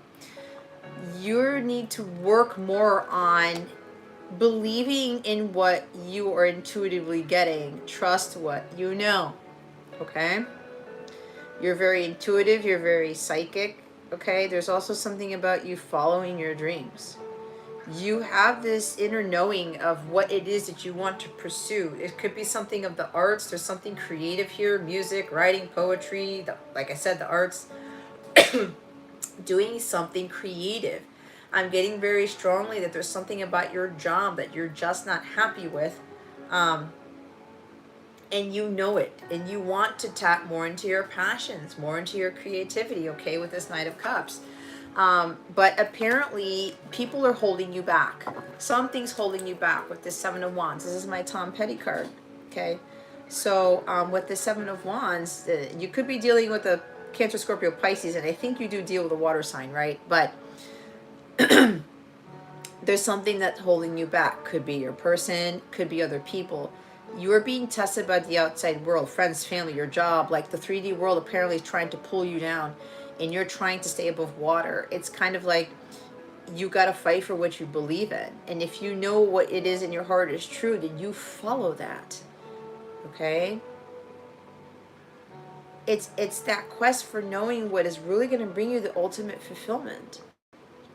What you're truly passionate about, what you are in love with. And what you're in love with is nothing of the 3D nature. Okay? There's something very artistic, something very not spiritual, but you have a gift. A very strong gift. All right? You know what this is. You got to tell other people, like, look, guys, this is my life. This is the give me liberty or give me death. I talked about this in one of the readings about the pursuit of happiness. Okay? This is you emotionally being driven by that thing that you know is going to bring you that ultimate contentment here. You don't have to be following what everybody else is doing. This is standing by your truth with honesty, conviction, and integrity here. And fighting off anybody who is against that. Right? I believe, now they're reminding me that Pisces got this card. And it was a very emotional reading for me because somebody's finally trying to follow their heart. And not being taken down by the outside world, or other people are trying to keep them from their path. Keep them from what is really going to make them happy. So I don't know if you watched the Pisces reading that I did this past week, or maybe you should go watch it. They're telling me you should watch it if you haven't watched it. So with this energy here, you're going out there like, I'm not backing down, right? Like that Tom Petty song. No, I won't back down. there's an energy of maybe you have a tendency, and I think it's coming from your subconscious or something, to have knee-jerk reactions to things or to get a little bit defensive, right? Especially when someone tests your intuition or somebody challenges you. When you intuitively know that something is for you. So it's a matter of really you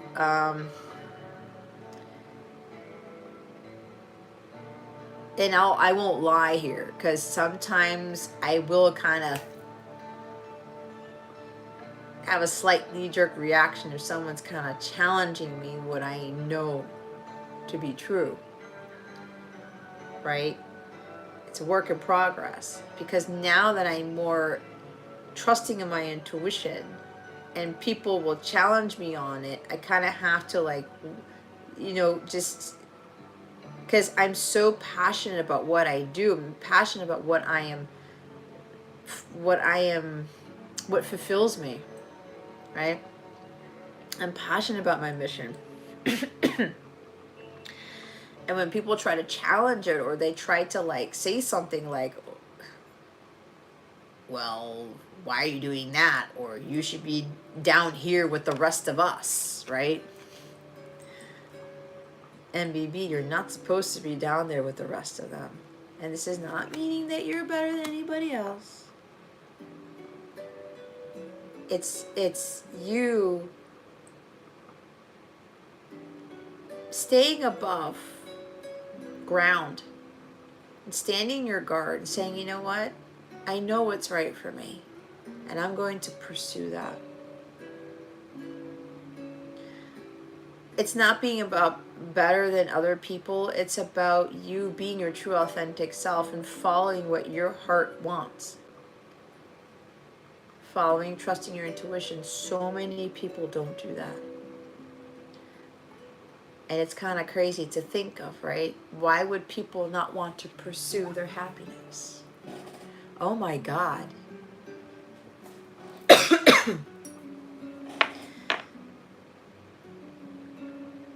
Okay. I just heard Pluto goes into Aquarius March 23rd of this year, right? The last time Pluto was in Aquarius was in 1776, if I'm not mistaken. The moon was in Aquarius then. That is what changed the U.S. forever. Life, liberty, and the pursuit of happiness. What I'm getting is that we're going to go back to that.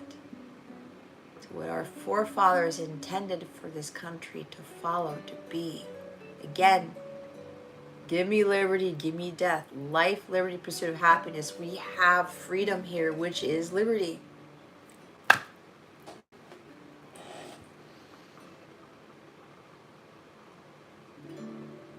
You are going to be more emotionally driven to really fight for what you know is true. You got to work more on that, because you think you know what you are now. See, that's a good thing. Remember, whatever intuitive hits you're getting, whatever that energy is, it's like you feel a sense of peace, that freedom, right? When I talk about how I'm not afraid to speak my truth, and I just feel so at peace. I feel so free. We saw the Shekinah, right, with the dove there. That's peace. Being in tune with the Holy Spirit, you feel so different, but the amount of peace that you have when you're in that element is ineffable. And people will look at you like, how is MBB just so going with the flow and being in this incredible state of peace and not being there's a Bible verse about this and I can't remember. Not succumbing to the chaos of the world. It's what we talk about, being in the 3D world and not of it, right? You're working more towards that. But this is really more about following, it's a pursuit of happiness, following what it is that you want to do. And this is coming from you doing something that you're very skilled at, you're very creative with. It's going back to everything we talked about in the new moon reading.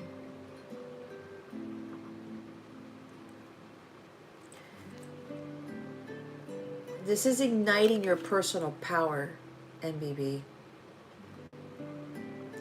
Igniting the personal power within your feminine energy, because water is feminine energy.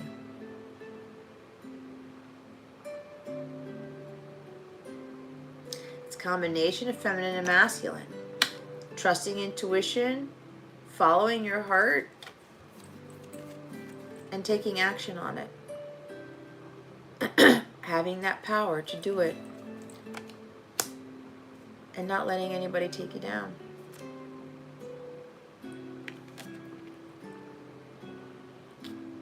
Work really on following your heart here, MBB. Whatever it is that you want to pursue, whatever it was you want to do, you're fighting for this. This is worth fighting for. You bring joy, comfort, and ease to people. I'm a light in the darkness. You're not being grandiose, hon. Because that's exactly what you're here to do. You are that light in the darkness. You're igniting that fire, that light within you. And it's going to get brighter.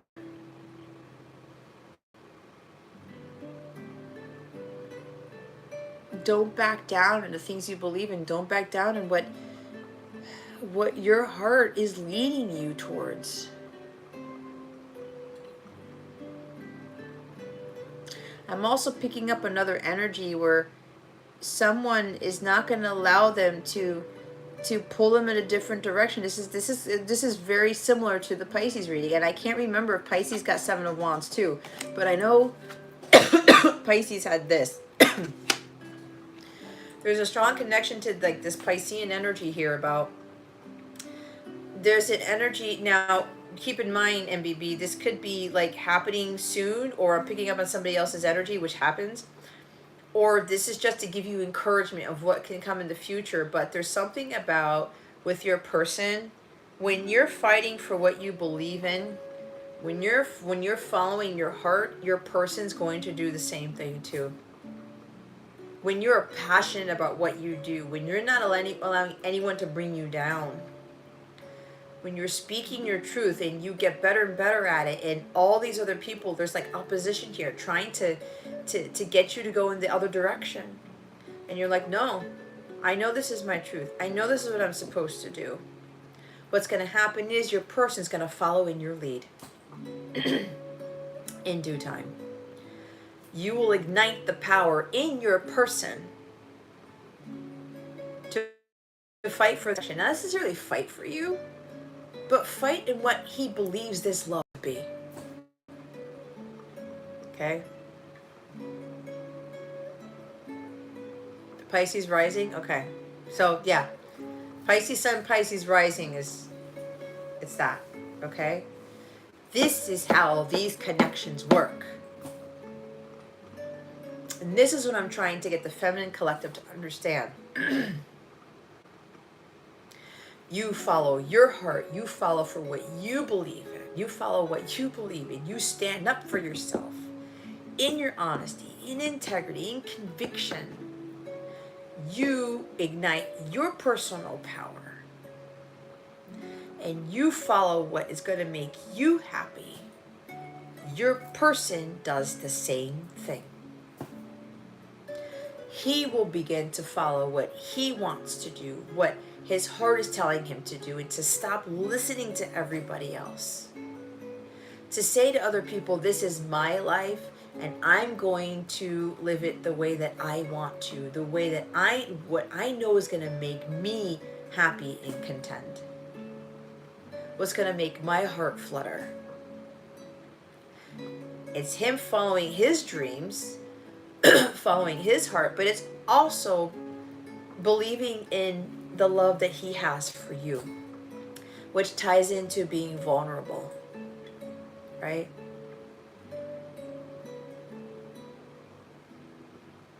Which ties into him opening his heart, his truth to you. It starts with you. And this is not just for you, it's for every feminine out there.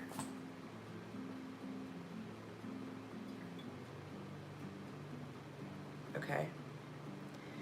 So, and look what's after the Seven of Wands. You're going to be victorious in this. This is a huge milestone for you. As long as you follow your heart, everything's going to turn out fine. There's great triumph here. Believe in yourself. This is boosting your self-esteem. Okay? Continue to move forward in the direction where your heart's leading you towards.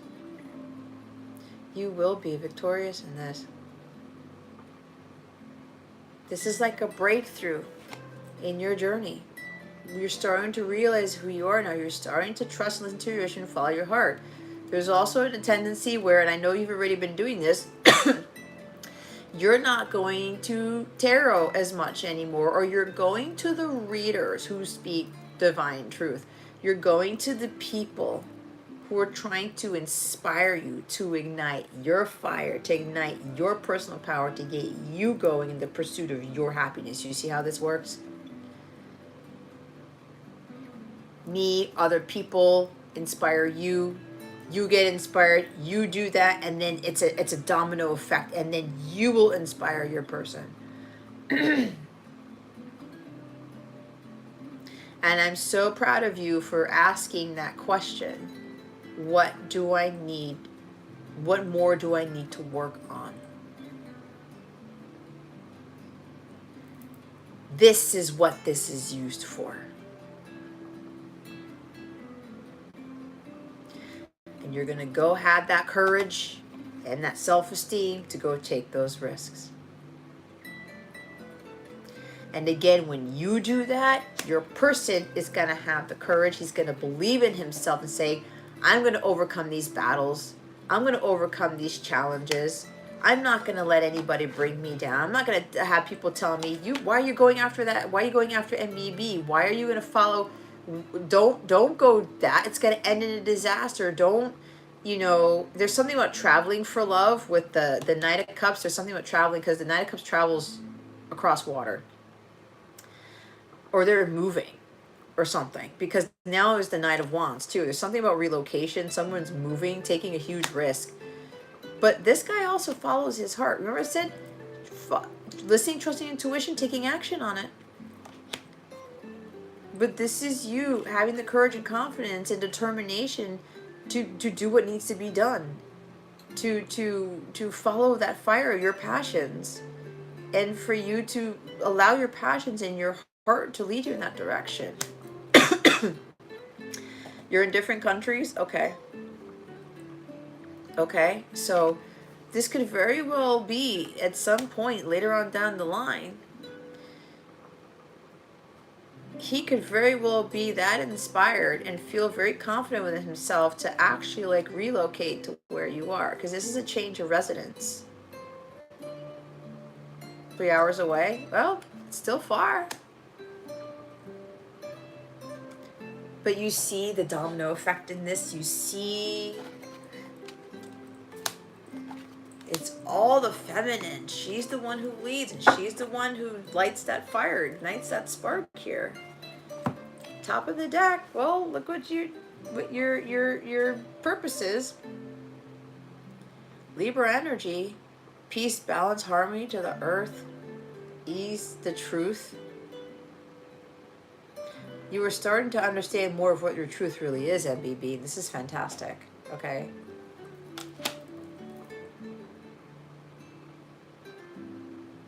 A champion of the people. Libra's your moon. See? You're really driven by that. With that emotions, with moon in Libra. You get very emotional when injustices are done, don't you? Right? When there's all this non-righteousness and unfairness in the world, it gets you here. you're very sensitive to this. It's a lot like me, where I get emotional when people aren't compassionate and they're not forgiving and they're not in their truth, right? Wow, so for you, NBB, those movies are really tough for you. Yeah, I can see that. But always stay in that truth, okay?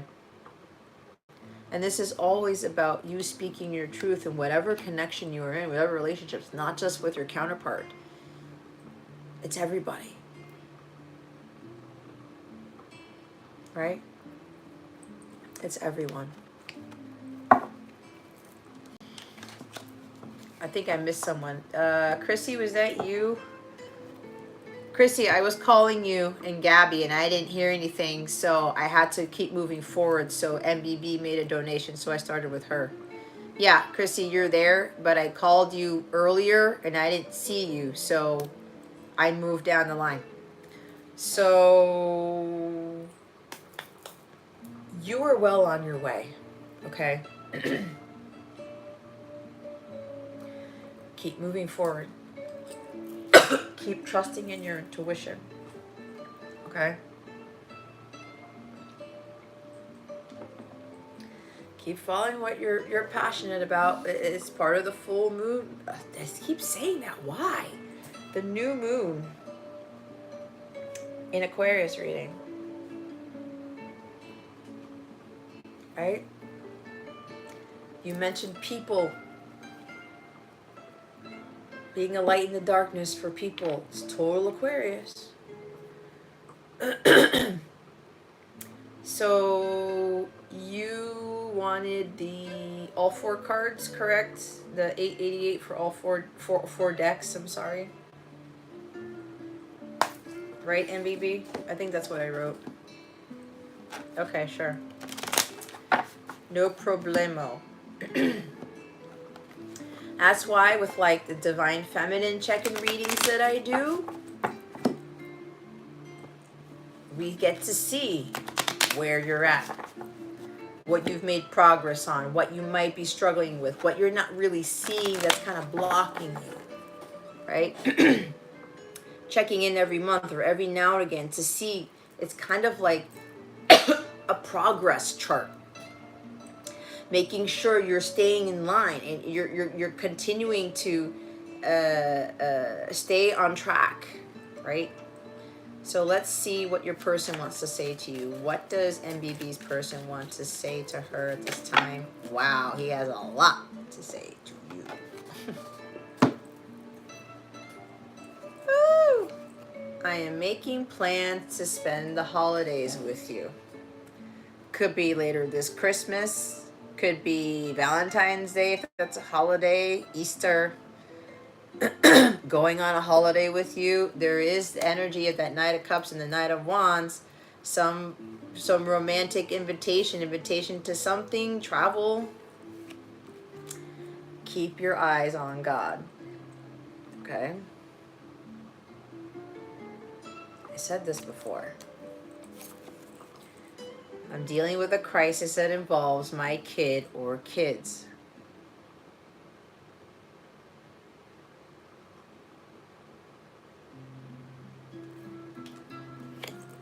I'm about to show you the real me.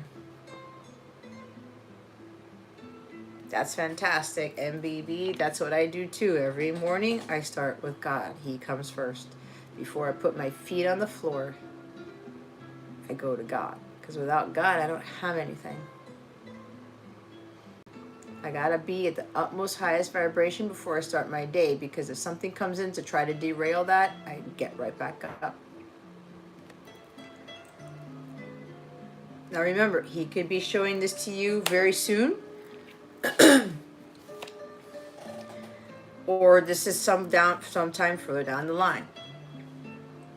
You would ask it, yeah, to show himself. So then remember, there's no timeline to this. There's no time frame. Energy is fluid. Time is fluid. Energies are changing. But what I'm getting is that he knows you've been asking him to reveal himself, to be his true authentic self.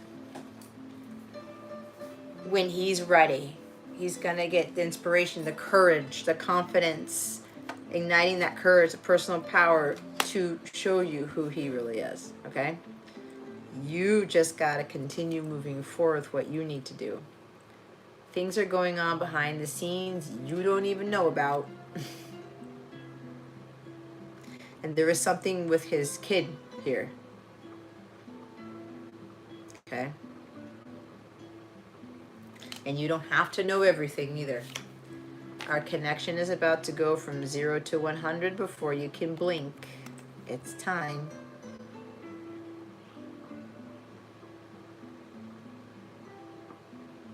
You know what, MBB? That is so interesting because my person's son has the same. But the autistic children are the rainbow children. They're the indigo children. They're the crystal children.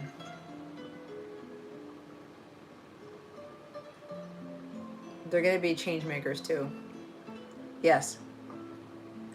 There's nothing wrong with autism.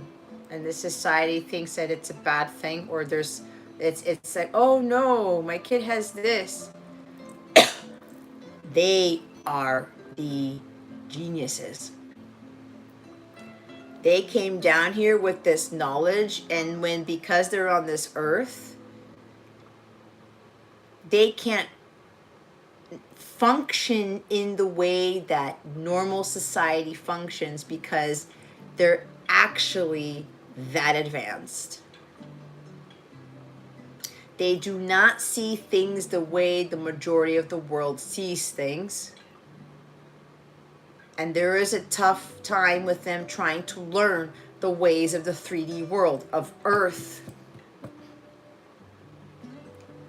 Yes, and they have superior gifts. Okay.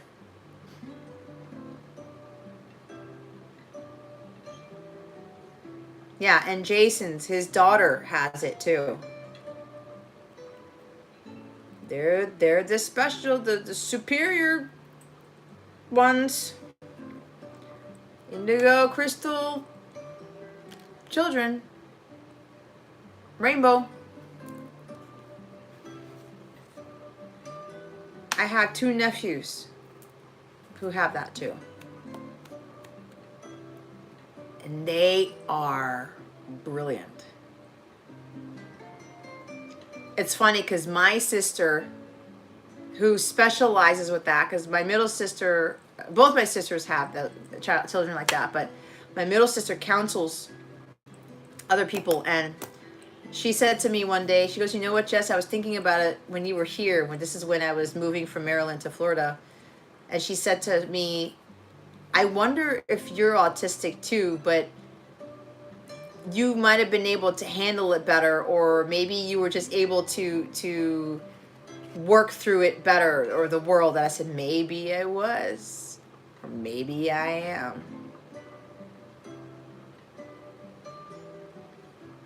But again, with the labels and stuff, they're just superior beings.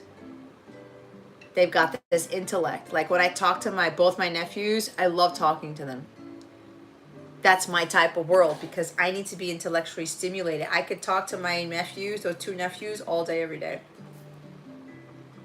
And my son is brilliant as well. But apparently he could have been like me, where he's been able to manage it better than some of the other kids, because the other ones, the newer ones, this is their first time on Earth.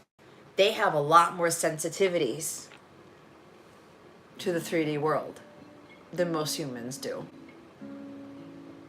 And that's when they put that label on them. And that's when, they got to do all these things. But it's just that this is not the world that they came from. That they have no experience on Earth. It's the first time. That's what I understand. So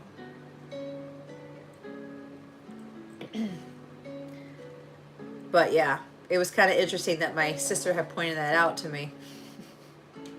She's like, you know what, Jess, you may be autistic too, but it's not as strong as it is in my son and my other nephew. But anyway.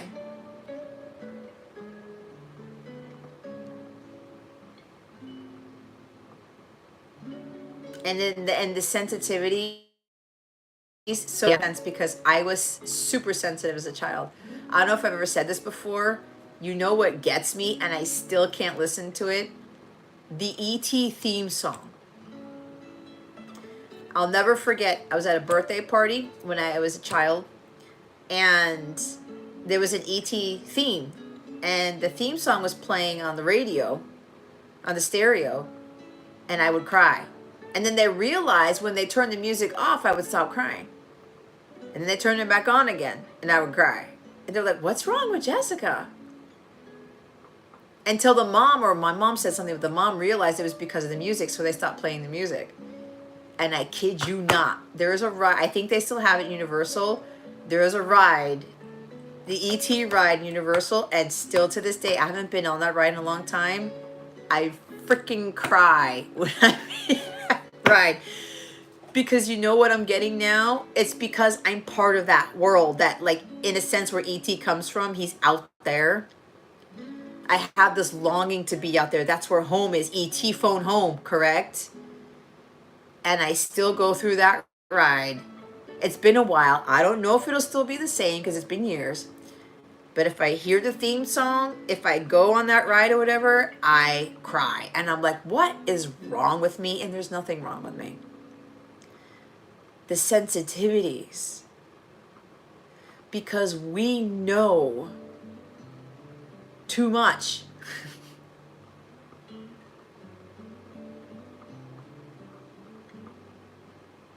Because this 3D world is so different. So yeah, I probably was as a child, or I still am, but it's a matter of, they labeled me as gifted. The sensitivities about me were not as heightened as what it is with my nephews. And I didn't have any speech problems or anything like that, but I did have an issue with socializing. I was afraid to talk to people. I was able to have conversations, but I was socially inept, was what they called me. But I was the smartest kid in the class. So it would totally make sense that that's what I am. But I was more able to handle it. Okay. So, yeah, Jason too. So it's like, and with my intellect and stuff, sometimes I wonder how I come up with the things that I do. My family still tells me to this day, like, how brilliant I've always been. And that was my hang up, because I didn't value that about myself for so many years. When intelligence is everything. I mean, I'm so freaking blessed by God to have the brain that I have. And for so long, I didn't value that. But anyway. So yeah.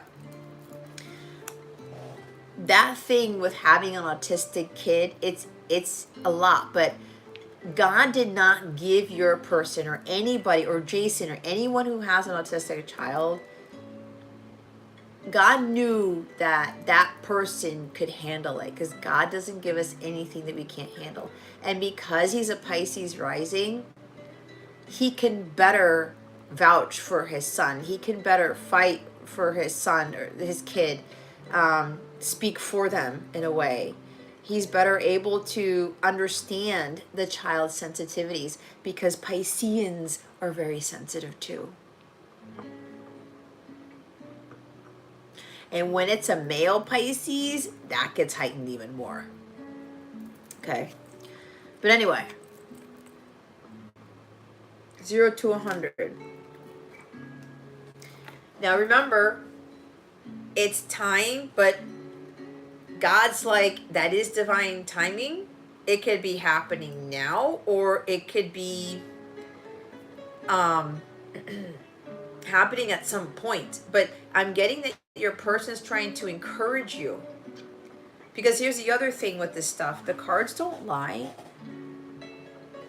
It's a matter of trusting what the cards say, that it will happen in God's timing. Okay? So your person's telling you when you both are ready, you're going to go from 0 to 100 in the blink of an eye. It's going to catch you off guard, right? Because he said things are going on behind the scenes you don't know anything about. He's working on stuff. But that's because when you work on stuff, he works on things. Remember, I know we talked about a while ago, you were seeing a lot of things in the 3D. And it's like, you got to pull yourself out of that. I told you, he has the child. And then he has an autistic kid on top of that. You know, it's challenging for a parent to try to raise a child like that in this type of world. Especially with a Pisces, understanding that they're kind of similar to them, but trying to get that child to work through this planet. And my heart goes out to those, especially with my sisters, especially my middle sister, because she was the first one who had a child who had that label. And I used to see him, he was so sensitive, and he would, you know, when they have the headphones on and things and all these other stuff, it's like but man, what he questions. We had a discussion about angels the last time I was there, and he was fascinated by it. I was like, man, I love this conversation, you know what I mean? And yeah, and he has a hard time when people don't understand certain things that he understands.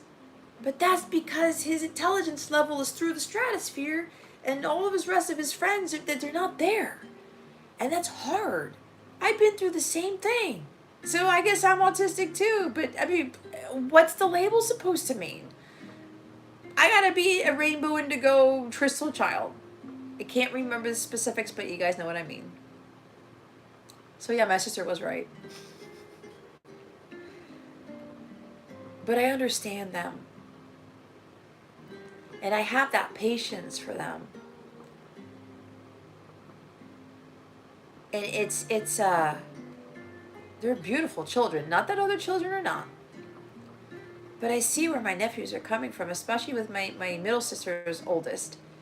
Because I was the same way. I was like, why don't people get this? And then I had a hard time with rejection too. But I didn't understand what that meant. And there's also rejection is protection, right? But that's a whole other thing. So, because remember, his kid's very important to him. And he's got to work on that before he comes into any other relationship. And of course, I'm pretty sure he's very, very careful with who he allows into his child's world. Thank you, Yashi.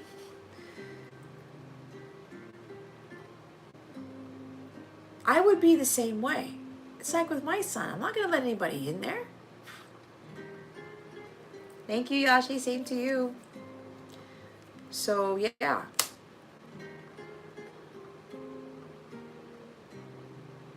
It will move very fast when you guys are ready. I just can't let you go no matter how hard I try. Because he's your person, MBB. We are fully in alignment now for permanent, harmonious, sacred union. Well, we have that alignment, and it's time. If you feel you are ready, then you are ready. But remember, he's telling you that sacred union will happen when you keep following your heart and you're fighting for what you believe in.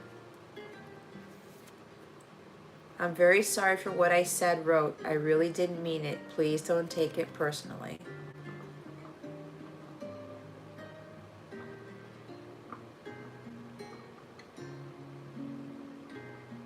Because So remember, things are going on behind the scenes you know nothing about. Maybe you sent him a note and he said something that was just, you were like, what the heck? Where did he come from? Where did that come from? Made you upset, made you angry. Maybe you cried about it. But apparently there was something going on with his child at the time. He ghosted you on New Year's Day. Apparently it was a crisis with his kid.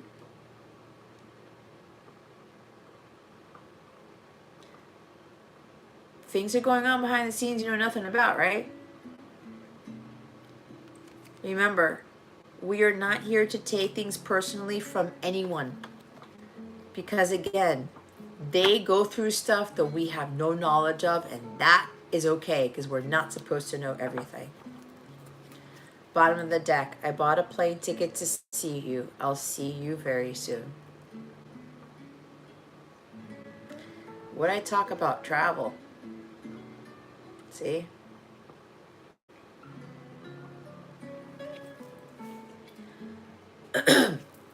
After that, I'm dealing with a crisis that involves my finances.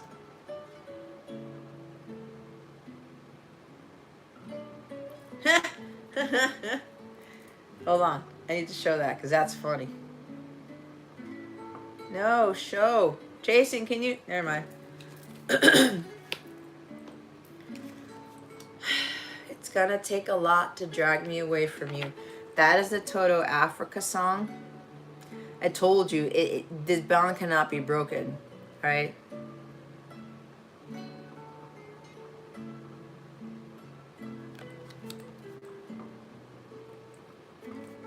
He can't get away from you.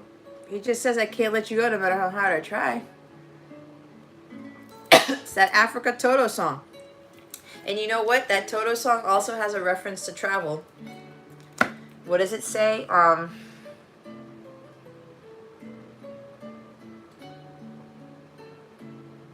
I'm going to mess it up because this song's interfering with it. Hurry, boy, she's waiting there for you. Right?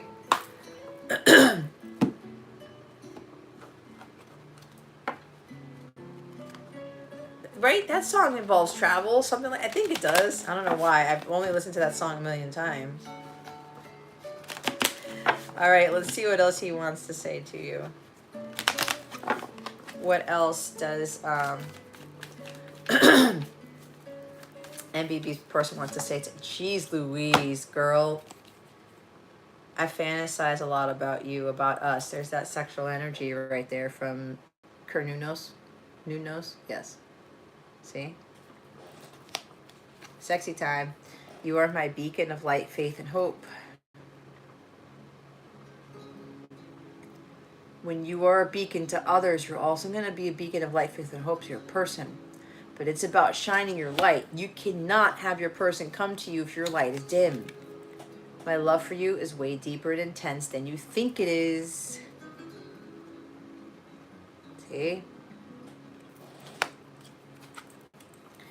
Words cannot express how grateful I am for you. I truly am.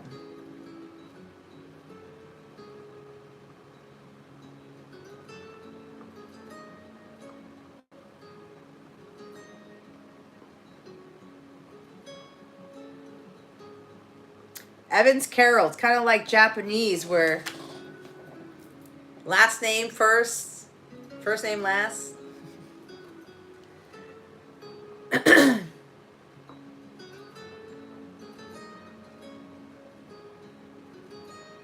They are awesome people. And blessings to you, Carol, for working with them. They really are. When you understand them, it's like my other nephew was talking about the fish symbol, you know, the Jesus symbol. You know that fish with the triangle tail, right? You know what he said to me? He said, you know, Titi Jessie, it's like it's two number twos intertwined to create the fish. I could talk to that other nephew all day, every day. Because I saw what he was seeing. And he showed it, I think, to his dad. This is no knock on his dad. and his dad couldn't see it. And then he was talking about 2 and 2 making a fish, or some 2 plus 2 equals a fish, something like that. Yeah, you see? And he was 8 at the time. Blew me away. But I could see it. So the only way I could see is because I'm autistic too. Surprise, surprise. But when you allow yourself to see, it's like the eyes of the child. We talked about childlike energy. You start to see the world through their eyes. And it opens up a lot of that infinite potential, right? There is a lot we can learn from autistic children, autistic people. It's absolutely beautiful when you work with them.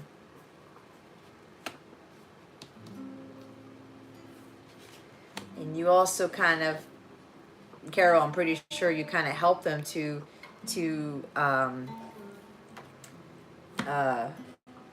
be part of this 3D world, right? Remember when I was talking about people like Kyle Gray, people who come here and who have all of this knowledge and say things that people think like you're crazy, or no, you got a learning disability, you got an issue? No. And I talked about people with way less experience than we do, who have way more knowledge. They do exist. It's with these children. We can learn so much from these children. It's not even funny.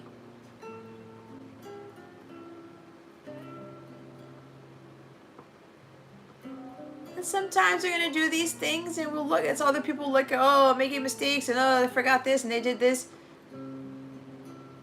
It happens because they're not used to that in the world that they came from, right? Bottom of the deck, I'm about to make you an offer with no strings attached. I love that song by NSYNC, No Strings Attached. Oh, it's a good dancing song.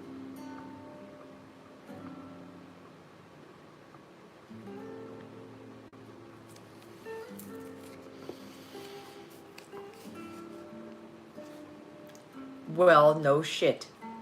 When I talked about seeing the world through the child's eyes, I was thinking about that lyric in When You Love a Woman by Journey. I see my world inside your eyes, and look what's at the top of the deck. You can't make it up.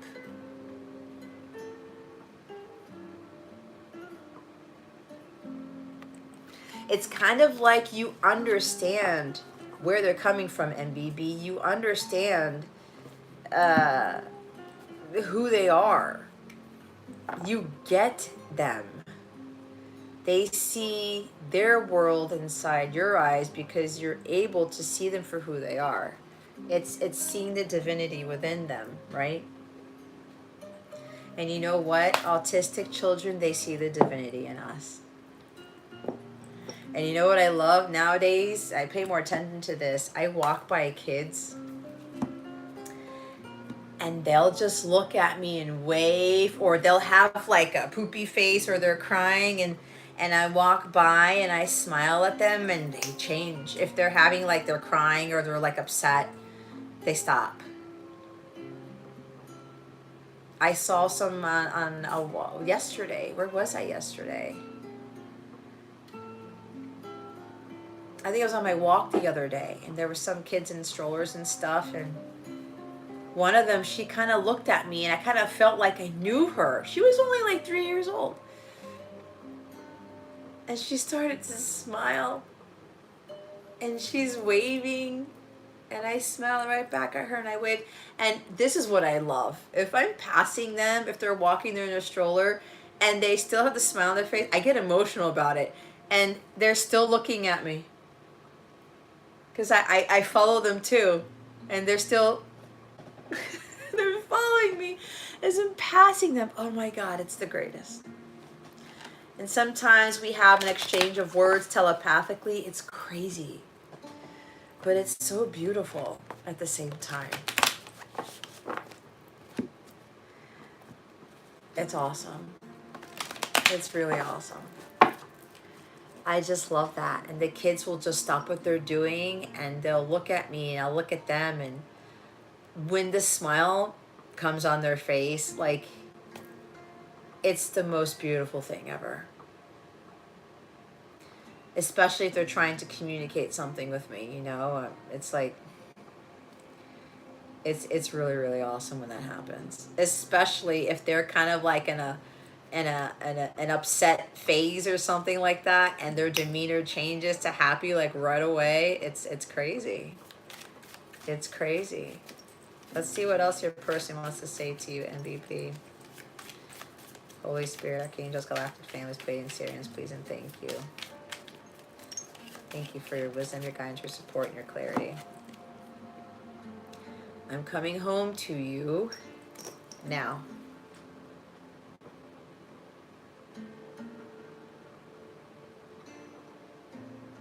This is just trying to give you, you could be intuitively feeling this already. Just don't worry about when it's going to happen, because it's going to happen. And as I say it every time, at least I think I say it every time when I pull these cards, because my guide told me to start pulling these cards in readings, and everybody loves to know what their person's saying about, wants to say to them, right? But the masculine is giving the feminine encouragement. And I owe it to my masculine for telling me to write these decks. And I have one that's ready to go for production. I gotta go create the other ones. But my first one is my shadow deck. But my divine masculine was the one who gave me these messages and told me to write them on these cards.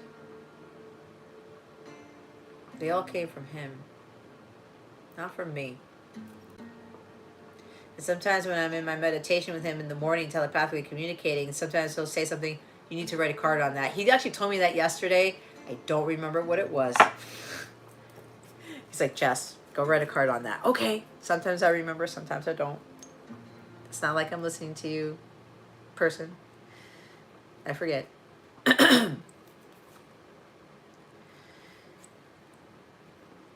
The bottom of the deck is, I'm dealing with a crisis right now. Please pray for me. Which is why I say prayer is so important. It's not just about following your heart and igniting your personal power and becoming your divine feminine and getting into union with yourself. There's more to that. There's also prayer. Our vibrations help our masculines, but prayer is what's really going to help with that faith and trust too. He's asking for prayers. There is some sort of crisis stuff going on. I'm getting very strongly has to do with his son.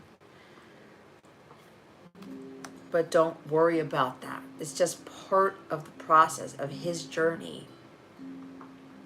As long as you continue to pray and stuff like that, everything will be fine.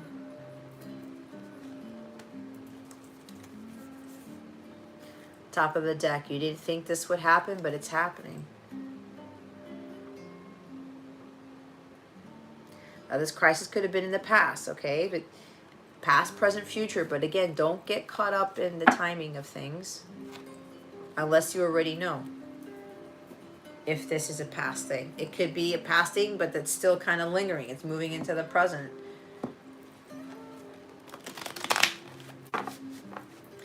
So what I heard, because he's like, there's something about planning to see you or traveling to see you, flying to see you.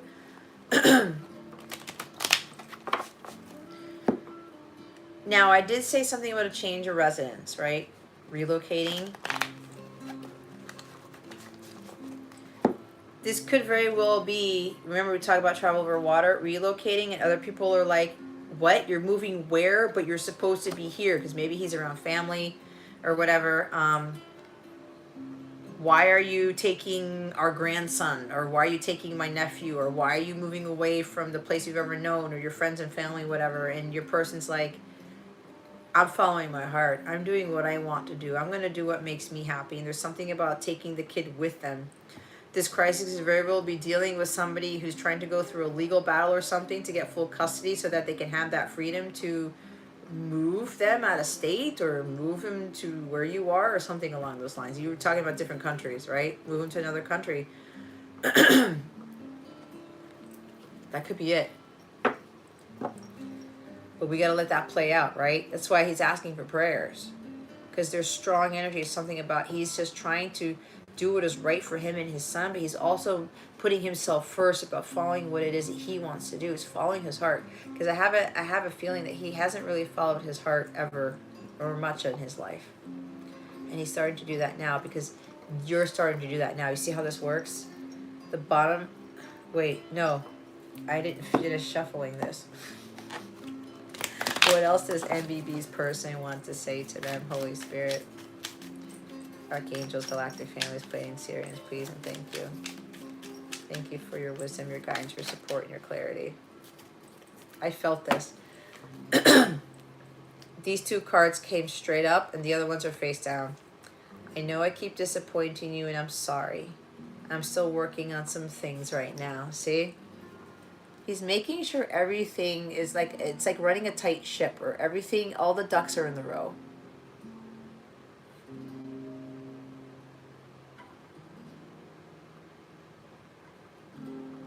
He's trying to make sure things are in order here.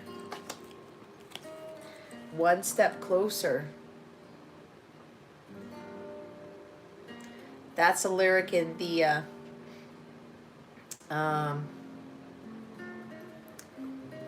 Thousand Years song by Christina Perry. Winter. It is winter for us right now in the Northern Hemisphere. This could be karmic cycles ending. This is completion, right? It's the last season before everything starts over again. Renewal, rejuvenation, right? And Leo. There's something about Leo energy. We did have the Leo card, full moon in Leo, for the bottom of the deck for what we need to reflect on.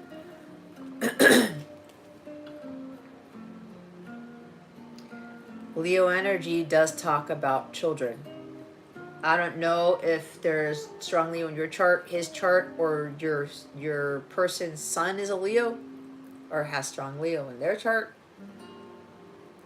But Leo does rule the 5th house, and 5th house is children.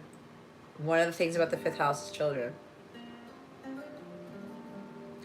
Leo is also romance. It's about igniting your personal power too, having courage and confidence to go out there, being in the spotlight, taking action on things with that fire energy. It's kind of also, so this also talks about you with Leo in winter, you being that light in darkness, because we all know that in winter time it's darker, we have less light, right? So that's also for you. This is also for him doing the same thing. Bottom of the deck. I need to take care of a few things before I'm ready to come forward. See? He's got to clear out this crisis thing, this issue dealing with his son, before he comes forward. And that makes sense. This is sometimes some feminines don't understand this. This kid is everything to this person because this child gets the father. This child sees their father in a light that nobody else sees with the exception of you. There could be some sort of remembrance with his son and you, kind of like he sees you in his son because his son sees him in a way that nobody else sees him, and there's this strong bond between the two. And when you came along, you're both Virgos, when you came along, you reminded him of your son or somebody he was very close to, that he connected very strongly with. But I'm getting an energy of like you reminding him of his son because you were seeing him for who he really is. And the only person who would see him for who he really is his son.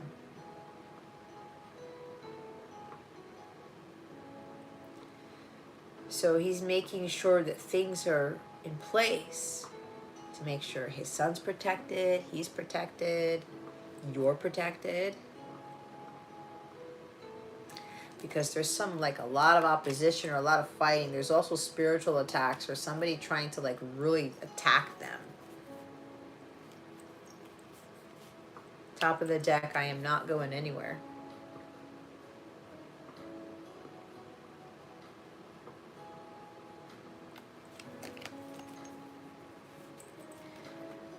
I'm not going anywhere. Look what's after that, Aquarius.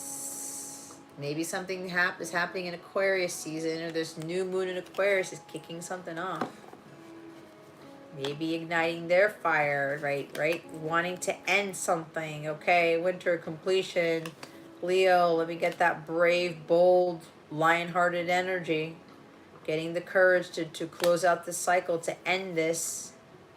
Maybe end the disappointment, right? But like I said, he's trying to close out things first. Which makes sense, right? When we're in these connections, especially when children are involved, right? Because I have a son. My person has a son. Our kids are actually the same age, which I think is crazy. We both have sons, and they're both the exact same age. Well, they're like months apart or something. But that's like a huge mirror right there, which is weird. Our birthdays are also mirrors. But anyway, this is why with the feminines, you know, and even though we want to come save the day, oh, I'll help you, or I'll do this or whatever, they have to take care of it themselves, right? We don't step into that arena yet. That belongs to them. So we have to be patient, and we have to be understanding of that when they're trying to take care of things, especially when they have a kid, right? Can I ask you a personal question? Yes, you may, but I cannot guarantee I will answer. Is that okay? I have to go to my guides, but yes, you can ask me.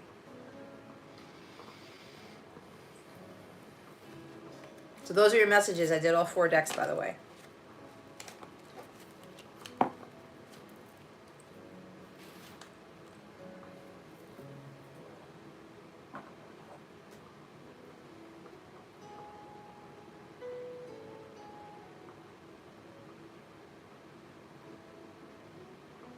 What happened with my person? I'm not sure if I fully understand the question.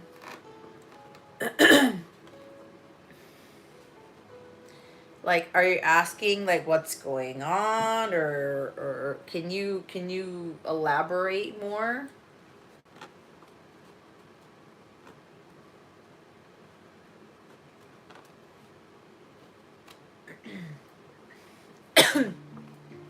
Are you talking about my counterpart? Sorry, MBB, I'm just trying to clarify so that I can answer you properly.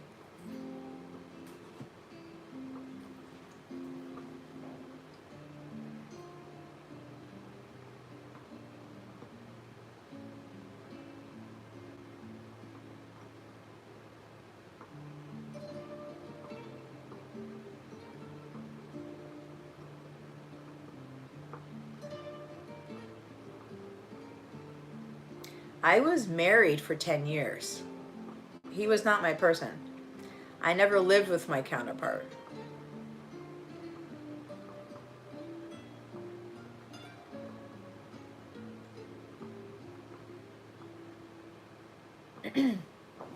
Yeah, I got divorced. Yeah. I never lived with my person. Ever. That's not supposed to happen. No, I got divorced in April 2017.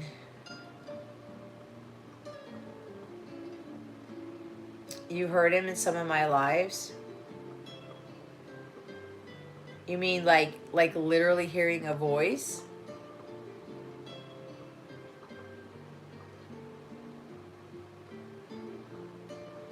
That's my son. It was just me and my son living when I was doing my lives. I was well divorced before I started doing YouTube. That's my son. If you're hearing a male voice, that's my son. He has a very low voice. No, it's okay. It's not a problem. That's my son. Yeah, I haven't been with anybody for 3 years now or so. And I'm living with my parents now. So, if you hear in my lives, it's my kiddo.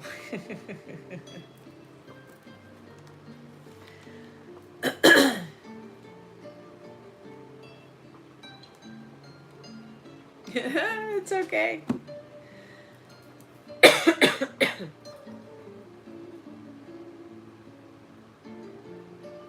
Thank you, MBB. You're very welcome. Thank you for your donation and your questions, by the way.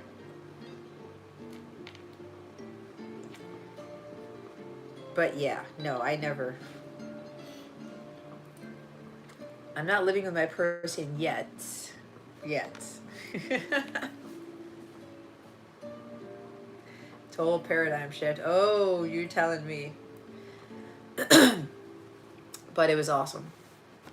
You know, I mean, I still talk to my ex-husband. You know, he's the father of my child.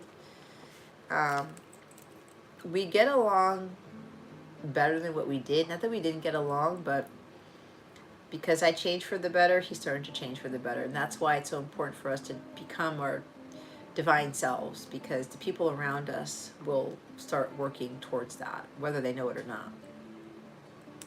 So, but yeah, you know, it's still having unconditional love for people. It's not the same type of romantic love that I had, but you know, I can't just oust him out of my life. He's my son's dad, right? So, but yeah, um, but ever since, you know, I've been divorced for,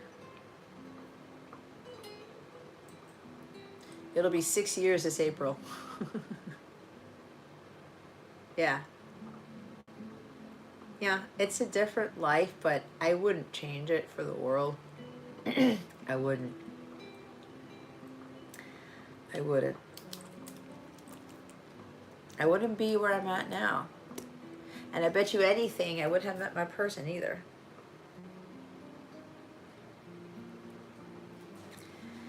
But yeah, it's just me and my kiddo. And my parents now. Before in the townhouse in Maryland, it was just me and my son.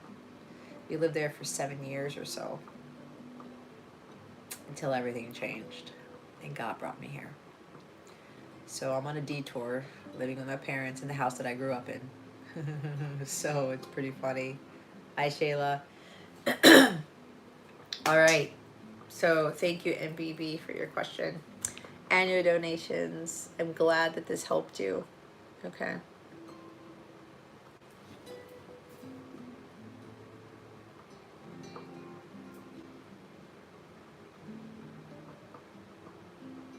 There also could have been another crisis, maybe something with a house or some other situations, what they're telling me. Maybe there was a crisis and they had to move. I don't know. I know where I got that from, but yeah. Hi, Kayla. All right. So, Miss Chrissy, my dear, what is your question, please? Because I didn't see it.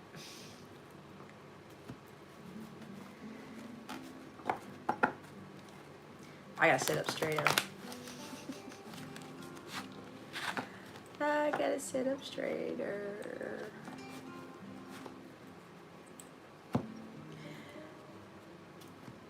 All right. Chrissy, Chrissy, Chrissy. Oh, man. I need to put a microwave in my room so I could reheat my tea. No, I'm not lazy.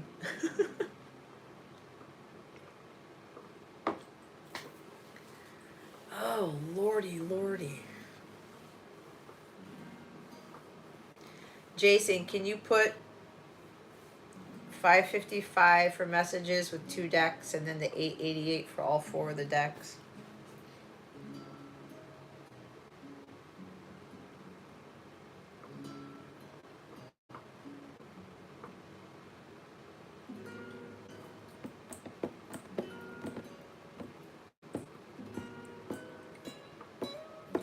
Hey, who won the Kansas City game and the Eagles game? I know somebody who doesn't like the Eagles. Jason, do you know?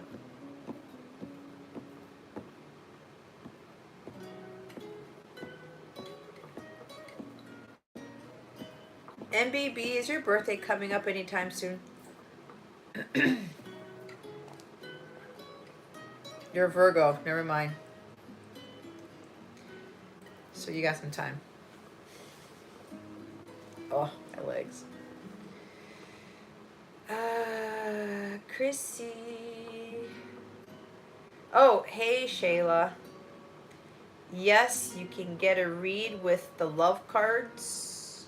You can either do 555 for 2 decks or 888 for all 4 of my message decks.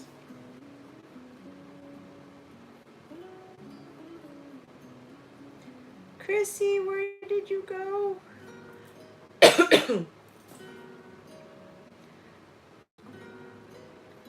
Oh, dude, the Chiefs won? What was the score?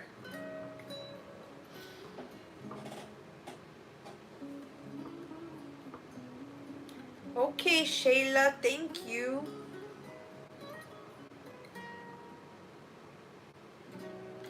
So, Shayla, can you just please clarify for me? Because I just saw your donation there. Hi, Amber. Oh man, I feel goal. A touchdown? That's close. Shayla, do you want a love reading or do you want a reading with just the message cards? Can you please clarify for me? Yeah, I saw that you paid. Yes, honey. Thank you. Thank you much. I just want to clarify. If you want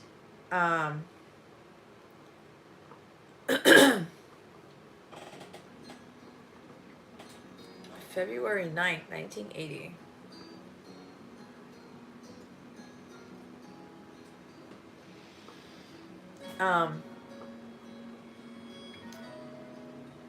Shayla, I just want to make sure, do you want a love reading? Or do you want me to just pull the message cards and you get your messages from that? Because if you can clarify, please, I'd appreciate it.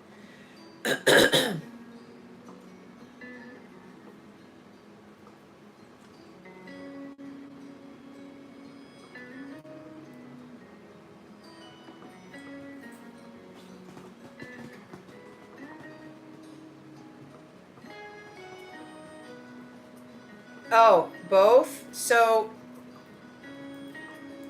a love reading without the cards is 1111, which is what you paid. Thank you. Maybe return to you 1,000-fold. If you want these cards with the actual written words on them, if you want, that's a separate amount. 2 decks is $5.55. All 4 decks is $8.88. So if you want the message cards on top of your love reading, that'll be an additional either $5.55 for 2 decks or $8.88 for 4.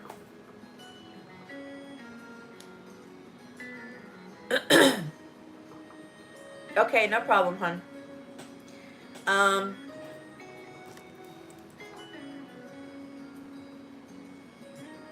Chrissy fell asleep.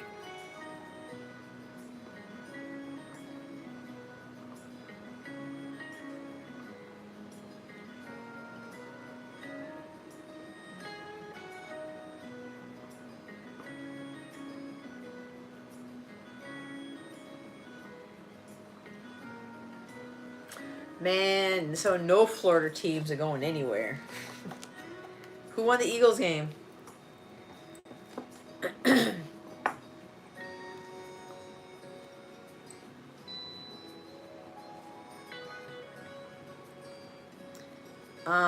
So I did MBB. Jason, I know you're here.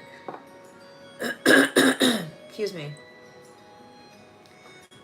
I guess we'll just we'll move to Shayla because I don't know where Chrissy went.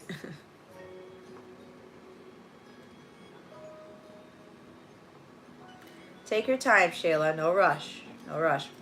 We're just talking about football now. Oh shit. Well, I wanted the Eagles to win because the Bills beat my Dolphins, so it's like I'm not really an Eagles. I can't care less for the Eagles, but right, the Eagles did play the Bills, right? Did I get right?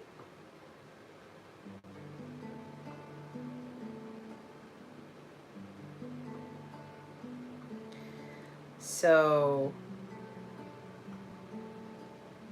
who's tomorrow? Who's playing tomorrow? I forgot.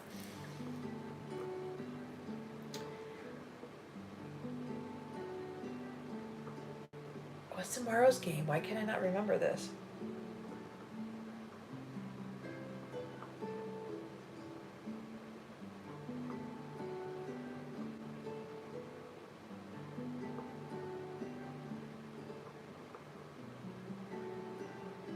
I can't remember. Jason, help me out. I don't have a device to look it up. Well, my laptop's there, but I can't really reach it. Hold on, I need some sugar. I'm hearing that song. Pour some sugar on me. The Tiny Conversation Hearts. Valentine's coming up.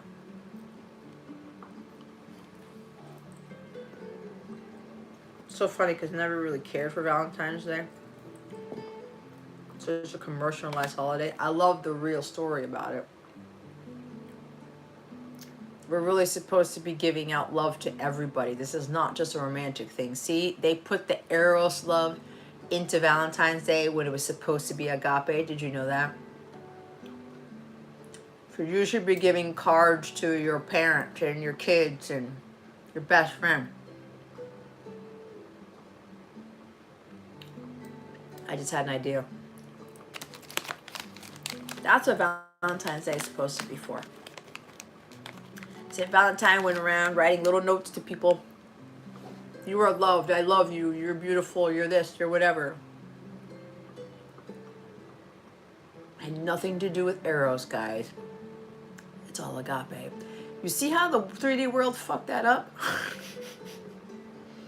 And now I'm eating conversation hearts because of it. All right, Shayla. Oh, the Bengals are playing the Bills tomorrow? Why did I get confused?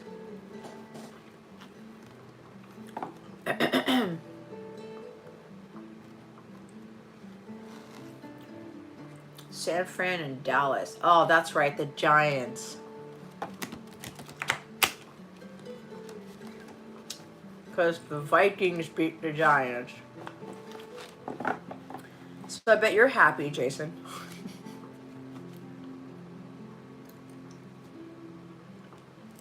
Can you hold on 1 second, guys? I need to go real quick.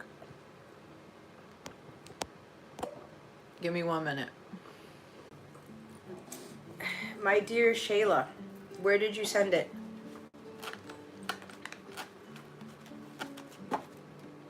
Because I do not see it. If you sent it Cash App, it is not there. I see your 1111. I do not see the other one.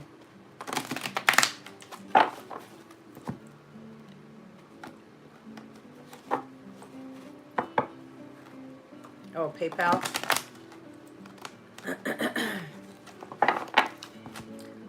All right. I'm not trying to think that you did not send it, but my guides wanted me to do this because of what happened one other time, so bear with me.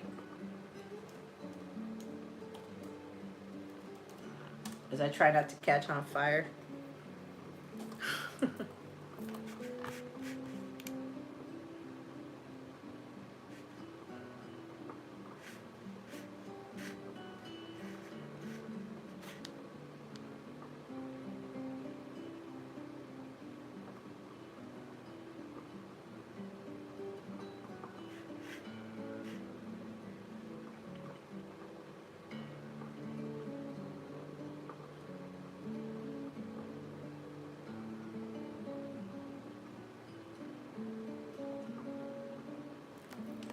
Okay. Shayla, so you used 2 different sources? Is that what it was? So I'm not confused. Did you do, Shayla, so what question do you want for the actual reading? What would you like to ask? What does this say? Rockstar? Oh, okay. Text me. Might be a message for somebody. Call me now. Maybe if somebody's gonna text you right after this, soon, now. Maybe they're gonna tell you you're a rock star. I don't know. Anything goes.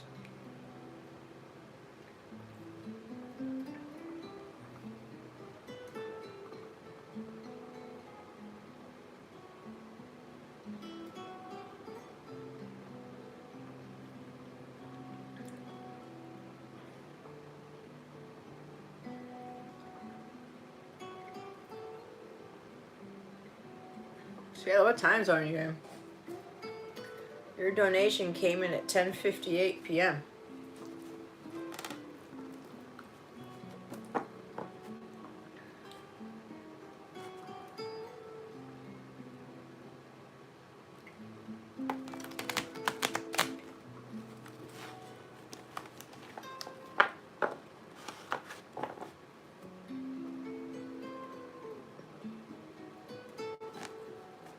You're central.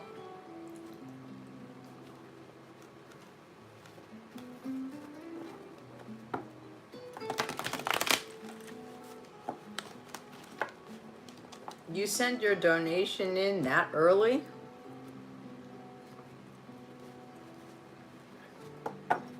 Through PayPal?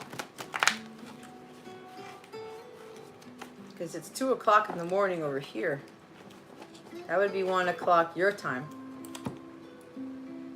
But your donation came in right before 11 p.m. All right, let's see. Because, hold on. Did you want 4 decks or 2? For the messages, real quick.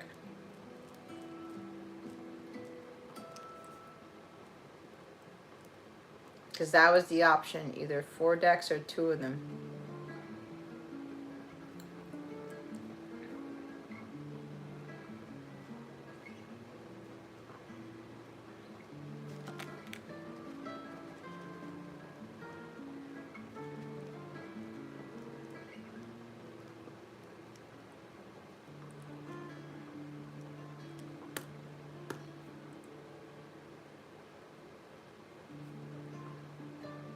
Okay.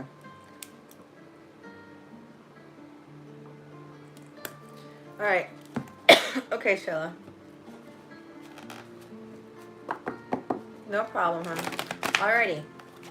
For Shayla, Holy Spirit, Archangels, Galactic Families, Putting Syrians.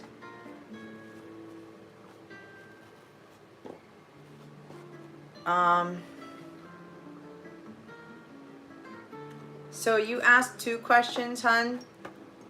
The donation's for 1 question. So what exactly do you want me to ask? You ask, what does he feel? And then what's his next love? I'll answer one of those. So the donation's for 1 question.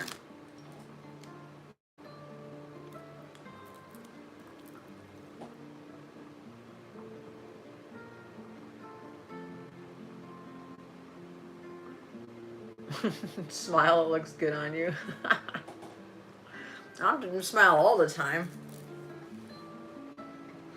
So Shayla, let me know which question you want answered because that's 2 questions.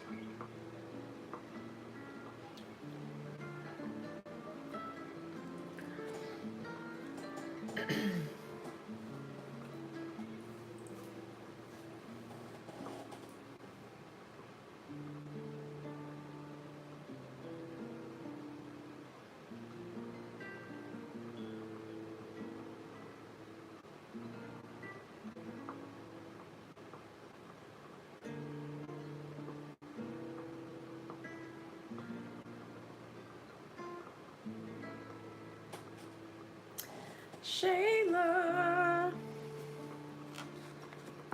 You can either ask, what does he feel?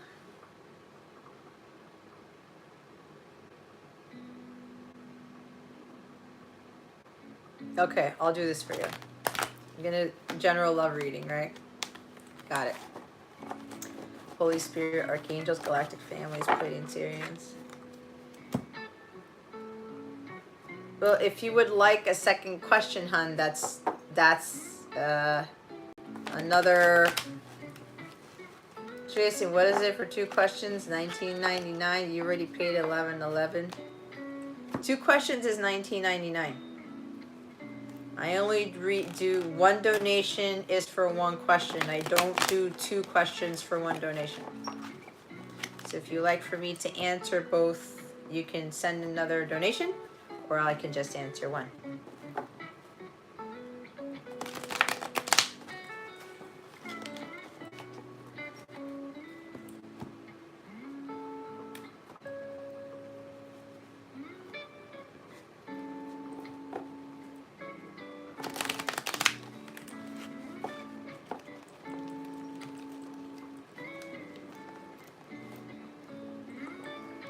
So if you put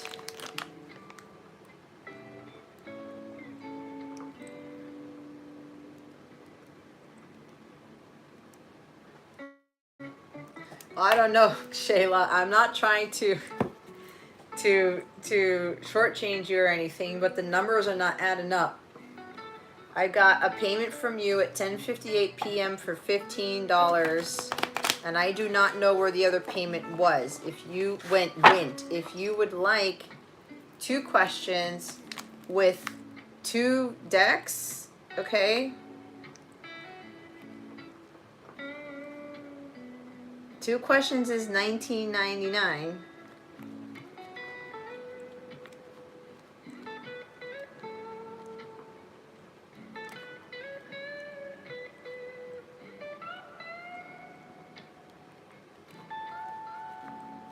That's $25.54. If it's all 4 decks, it's higher than that, of course.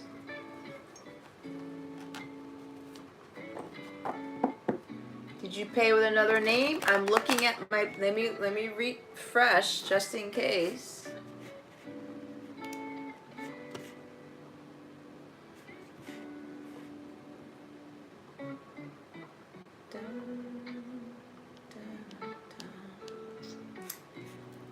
Payment from Shayla, 10:58 p.m., $15, my love. I do not see $35 via PayPal. I'm looking at it right now.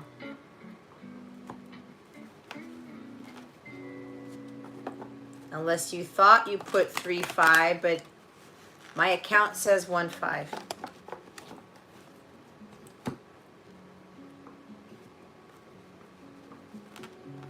And you first said 22 with an extra cent there, and now it's 35. Virtual drinks.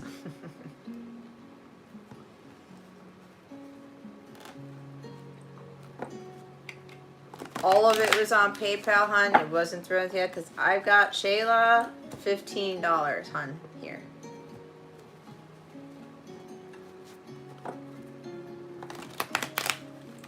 Where did the payment for the 11.11 go? Because it's not showing up in PayPal. Did you pay through some other source?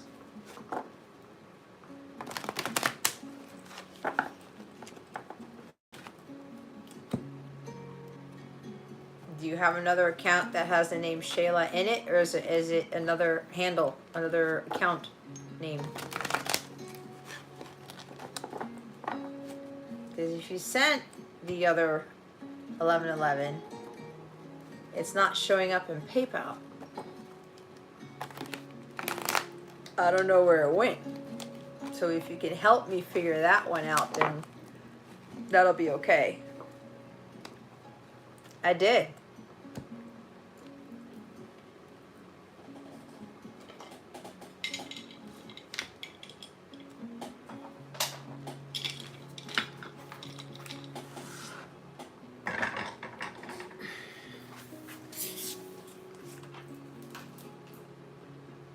This thing's on fire. I'm refreshing.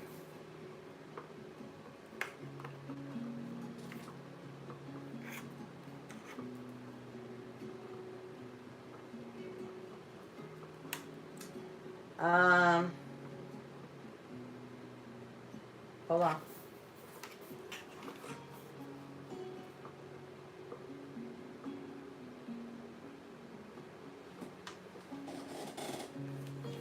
Yeah, you're Shayla. I know you're Shayla. Hold on a second. I need to do something here so I'm not. I'm thinking this is touchscreen. I'm losing my mind.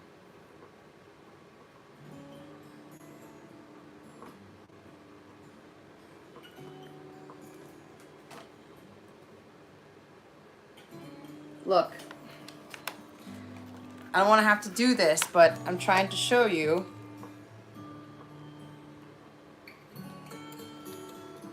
Do you see that? It says 15. Okay? It's 15. It's not 35.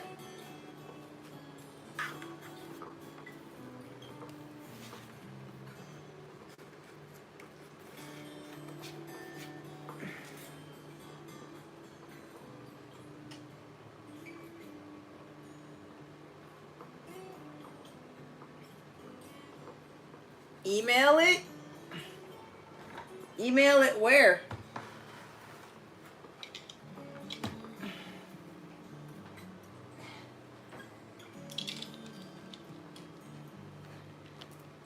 I don't take email.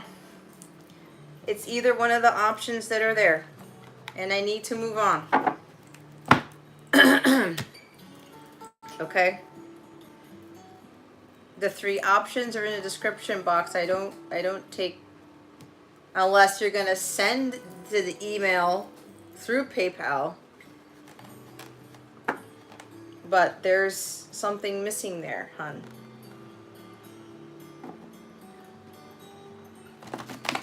Let me just do your general, okay, for now.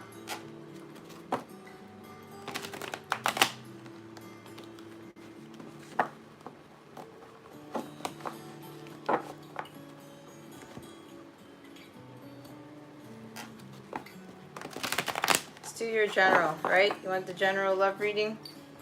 Let's do that. Did I plug it back in? All right.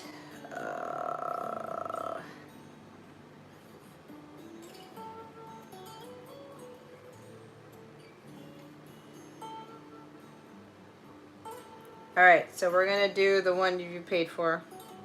So we're gonna do your general love reading, okay, Sheila? Holy Spirit, Archangels, Galactic Families, Plane Experience, please reveal to us for highest good.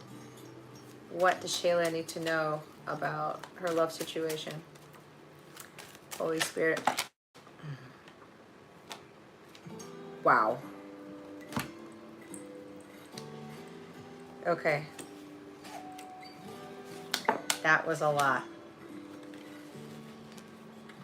Okay. Wow. All right.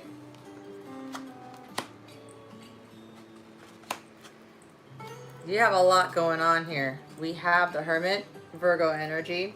Don't know if you're a Virgo, you're dealing with a Virgo. We have Strength card, that's Leo, right here.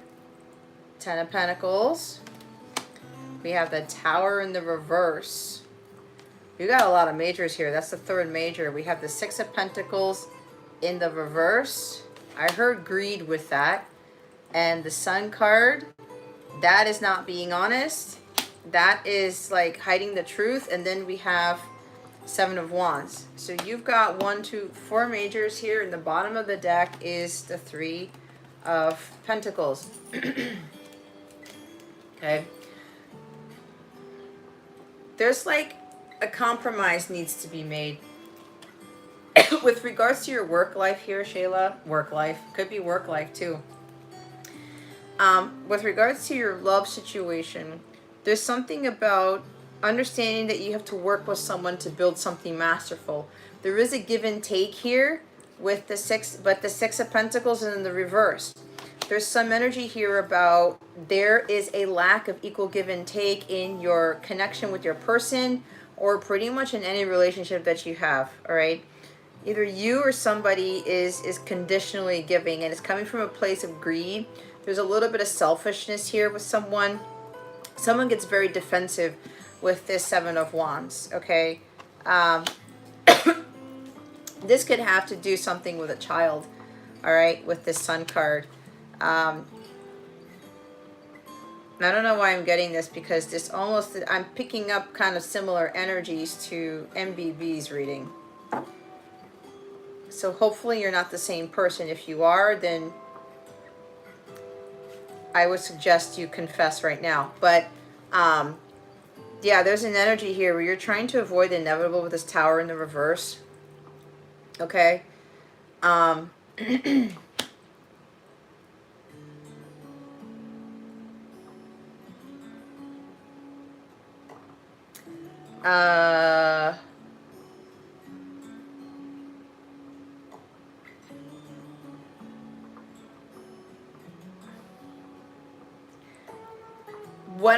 What I'm seeing here is that there's a lot of scattered energy. Because you have all these majors here,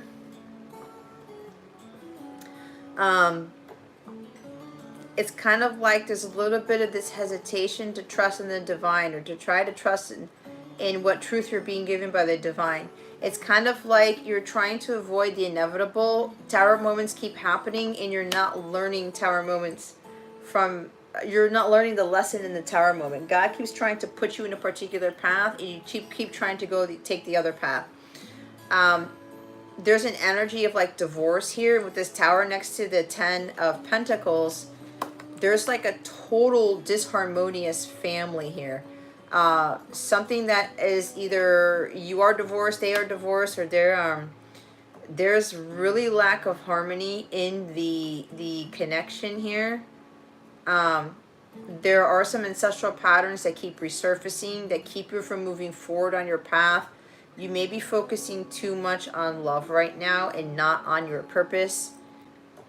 Because with the Hermit being the first one here, this is the Socrates card. This is knowing thyself. This is saying, you know what, I really got to spend a life of solitude and kind of not worry about my finances, not worry about my connection with this person. I got to work on myself. This is achieving spiritual mastery here, right? You feel very lonely, and there's something here about you may be trying to force a connection to happen by trying to get somebody to work with you, but you're not seeing the light in, you're not seeing the truth of the situation in this. There's an ego block here. Okay? It's like you're trying to avoid being alone. You've got this codependency on having love in your life, when you should really be working on yourself. Because the energy here is you have a distorted inner child with this Sun in the reverse, okay? Your inner child hasn't healed. You're not focusing on your healing. You're trying to force a situation, right? Conditional giving. It's like you're trying to have this person kind of get you to see your light, or get them to work with you on something. This could be something about financial in nature, but there is, it's it's really, really scattered energies, which is why the cards like fell out the way that they did.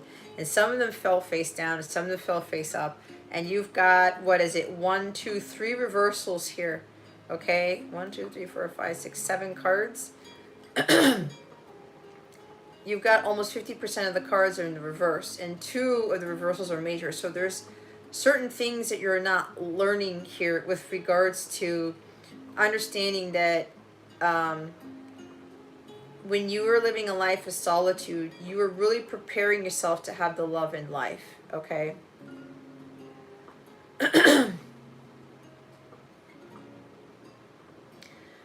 So it's very challenging for you. This is stemming from some family issues from your past. Okay, you may come from a family who is divorced. So, or something was disruptive in your family life, or it's going on right now. It is interfering with your love life here. There's work involved that's interfering with this. There's other people who are interfering with this because this 7 of Wands. It's like you're being tested by the outside world. There are people coming at you from all different types of directions and probably telling you what to do, telling you what path you should be taking, what you should be doing, what you shouldn't be doing. But it's coming from a place of wounding here, all right? So it's kind of like you've got to, the Hermit is really sticking out to me, and this is about recovery. This is you about really building up your own strength and your own self so that you're the highest vibration to attract like Emperor energy. Okay? You know, when God is throwing us monkey wrenches, we either allow that monkey wrench to knock us on our ass and get us on the floor, or we take that monkey wrench and we observe it and we analyze it and we put it in our toolbox and say, you know what? I need to be able to utilize this to my advantage. Even though this is kind of disruptive, I need to understand what God is doing in my life with regards to love, money, finances, the home, marriage. There's something about, there may be an ancestral pattern where in relationships in your family, people don't get along, or there has never been equal give and take in the relationship, and there's never been a compromise between the two. This is also about compromising. But this could also end up being, you know, it's my Tom Petty card, not backing down, but somebody, it's like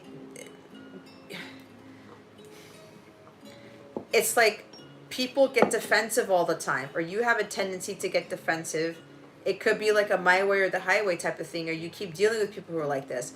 But there's this ancestral pattern of having these marriages or relationships in the home where it's completely not balanced, period. There's somebody who gives too much and who takes too much. There is no teamwork. And one person is trying to do it all, or one person is trying to give so much to try to keep the person. It has been in your family for generations, okay? There has not really been a very loving, harmonious family environment, and you probably grew up in something like this. But there's a lot of inner childhood wounding that has been passed down from generation to generation, and it's hit you, okay? Which is probably why you are getting into these connections where it's not balanced.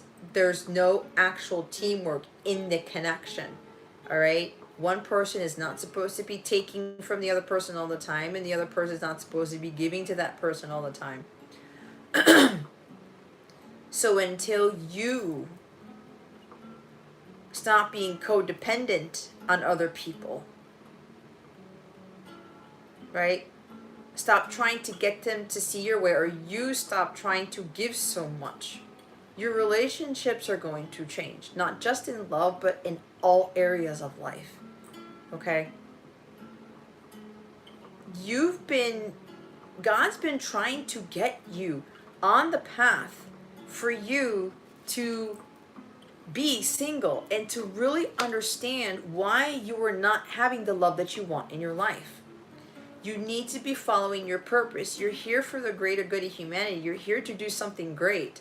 You didn't incarnate into this world to just have love, right? When we're in a low vibration, And we're continuously repeating the same patterns that our ancestors have made, especially with regards to family life and marriages in your past, in your family tree. um, you're going to continue on that ancestral pattern, because it looks like from other people, especially women in your family, they haven't learned to be alone. There's this pattern where maybe there could be some stigma where, oh well, you have to get married so that somebody can provide and protect you, but the person is not a true emperor. They're the opposite. They just like to take and take, and they like to control with money, or they're just like, I don't want to work together. You have to do everything. There's some energy of the wife, the mother, like you have to do everything because you are the wife, because you are the mother, type of thing. And you're getting yourself into these same situations. You have been called to break that pattern. Okay? It starts with you. It's not going to change until you change. There's understanding that in solitude, you are more powerful than you think you are. You're able to live this single life on your own. But what happens is, in solitude, God does his greatest work on you. You build up to somebody who is a force to be reckoned with. All right. And over time, as you're building up that strength and that confidence within yourself, you will end up getting into alignment with having it all, with having the Ten of Pentacles. All right, a very happy, harmonious, stable family where you can work with someone who has the same goals and aspirations as you do. You work as a team and you build something masterful. This is building something incredibly masterful with someone. To include like a business or something with somebody who that has the potential to create some serious wealth here. Okay, so Jess, you're at work. You're gonna have to really work on your healing here, because you're going to continue this pattern. You will continue this pattern, but I because that tower is in the reverse, God keeps trying to put you on a path of solitude. He's like, hey Shayla, you have to learn how to be by yourself and build that strength so that you can have the Ten of Pentacles. God wants you to have the world, but you cannot have it if you believe you are of it. You got to learn how to be in it. That's part of this knowledge here. That's part of achieving that spiritual mastery, like being one with God and finding that strength through God to get you through this period, and not having to rely on other people. And it could be family too, or your love interest to support you, your kids, your family, your whatever it is, your lifestyle perhaps. It's not going to get you anywhere. And that's why when people are so focused on the love stuff, because I didn't used to do love readings before, but my guides are like, well, if they ask for it, you're going to tell them like the cold hard truth about, relationships and what they really should be focusing on with regards to love. Okay, so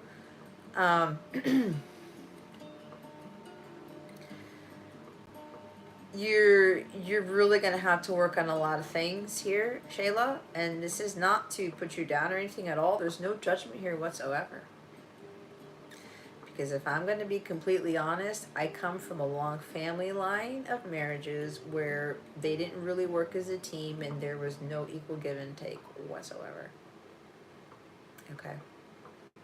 But I was the one chosen to break that pattern, which I did. And I had to learn how to build up my strength and build up my skills and my abilities by being in solitude. And God took so many people away from me. Not with deaths, but God was pulling all types of people out of my life, so that when I was in this, I could really tap into my tremendous power, my true potential, and get closer to God first and foremost, and be where I needed to be, so I can attract the true love in my life, so I can attract the Ten of Pentacles type of thing, right? And for a while, I was trying to avoid the situation. God was trying to put me on this path, and I kept trying to go the other way until I really got hit hard by a tower moment a few years ago. That shifted everything. And God's like, you need to be alone, Jess. There's a difference between being alone and lonely. I've been alone for years, but I am not lonely in the least bit. You also have to understand what is really of value. Money isn't important to you. It should not be the most important thing to you right now. It's family, it's stability, it's building a family legacy, it's having joy and peace and harmony within a marriage, within a home and a relationship. Everybody supports everyone else. It's balanced. Everyone works as a team. When I talk to my son about the family unit, because there's always been a stigma with regards to wives and mothers, that all this stuff gets pinned on them, the cooking, the cleaning, the child rearing, blah, blah, blah, blah, blah, blah, blah. No, that is not part of the divine order whatsoever. There's supposed to be teamwork between the husband and the wife, the masculine and the feminine, to build that harmony in the home, to build that strong, solid foundation, right? To build the Ten of Pentacles. And that includes involvement of everybody else kind of like helping together. It's like when you look at people who grew up on a farm or families who still have this farm life, everyone's got a task, right? In most cases, everybody's pulling in their weight. But you've got the Six of Pentacles in the reverse here, and that's not happening.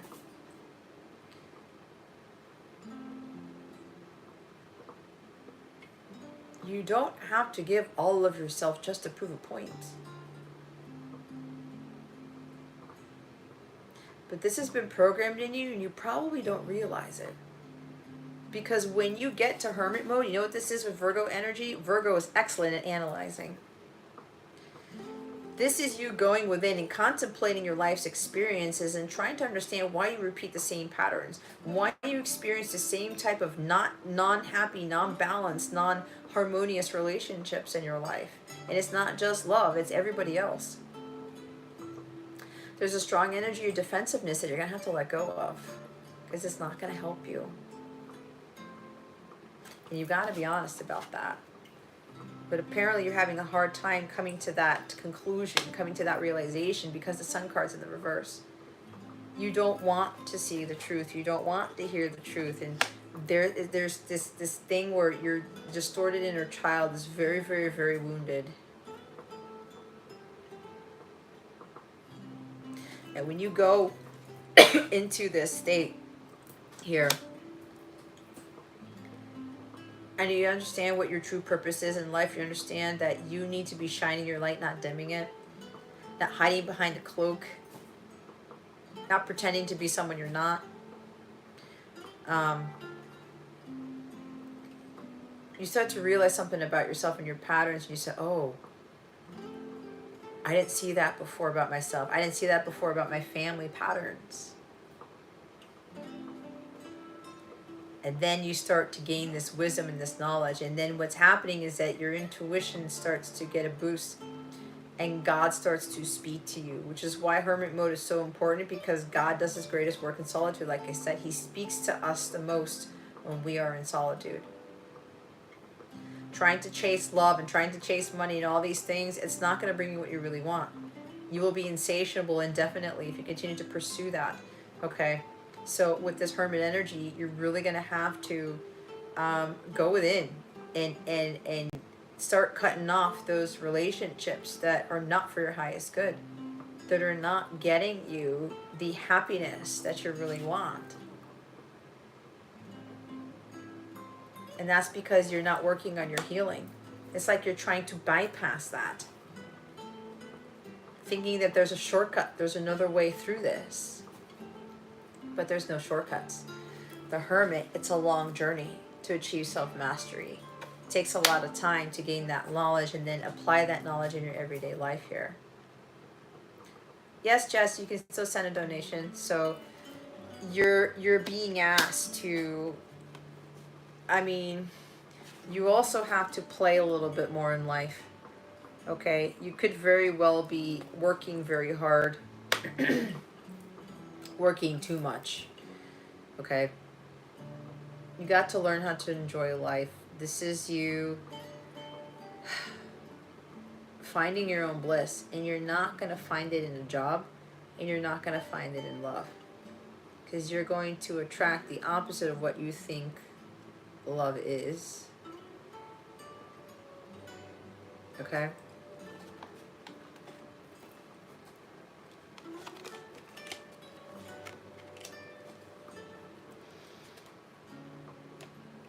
You've got the Ten of Swords at the top of the deck. You continue to feel like you are a victim when you really aren't. You are the victor, Shayla, not the victim. There is an energy of divorce here. Divorce could be a thing in your family.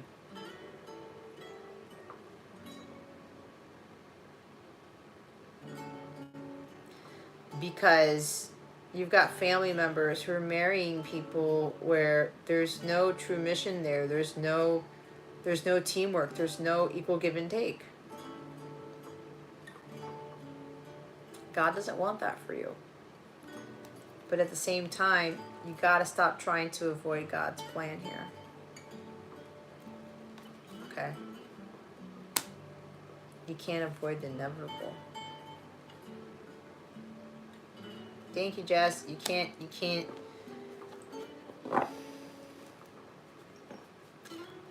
take shortcuts.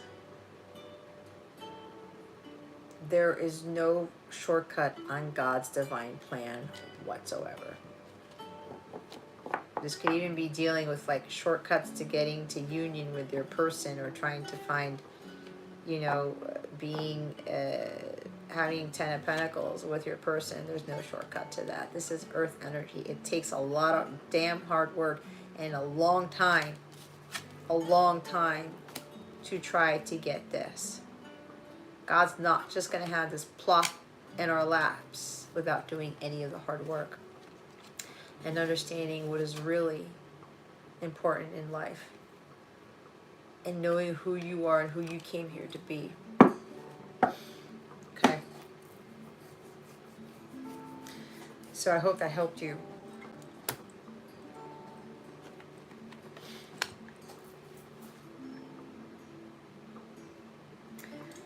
I'm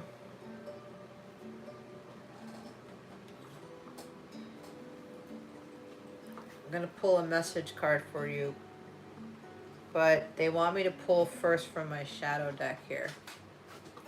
Okay.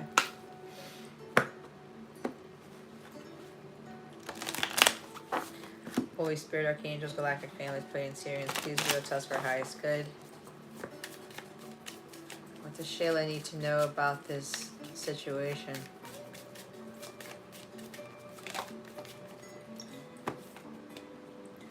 I don't want to ruin this. I don't want to ruin us.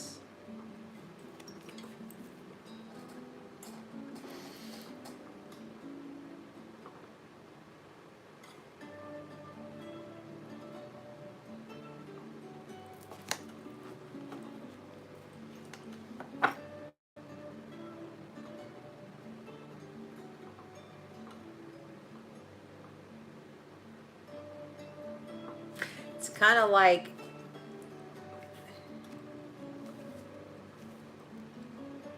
you may have pushed somebody away, or somebody pushed you away because they knew that they couldn't give to you what you were giving to them at the time. I beat around the bush because I don't want you to see the real me.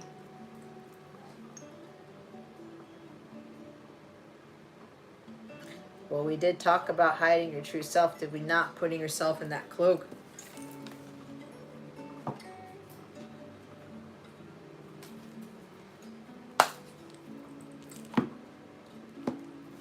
Let's see what else we have for you. The Holy Spirit, Archangels, Galactic Families, Pleiadian, Syrians. Please reveal to us for highest good.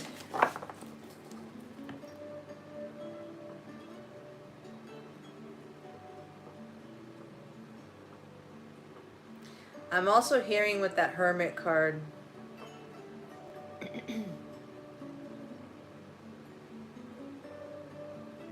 Could very well be someone trying to come out of isolation mode. Someone who tends to be an introvert, who's trying to get the courage and strength to overcome their fears of being in a marriage again, being in a relationship again, working together. Maybe at some point somebody's going to want to rebuild the connection, the relationship with you in the future. Let's see what else your person wants to say to you. Holy Spirit, Archangels, Galactic Families, Pleiadians. Just because I'm silent doesn't mean I don't want to talk to you, because I do. That could be the Hermit energy. Kind of just being quiet, kind of hiding in the corner with a cloak on, a blanket, and on a couch or something. Not wanting to go outside, not wanting to do something. But this person wants to talk to you. Bottom of the deck, I reacted instead of responding. Please don't take it personally. Could very well be the Tower card.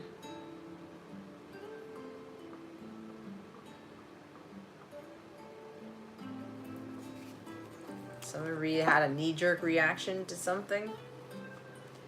Top of the deck, I want to reconcile with you and make things right.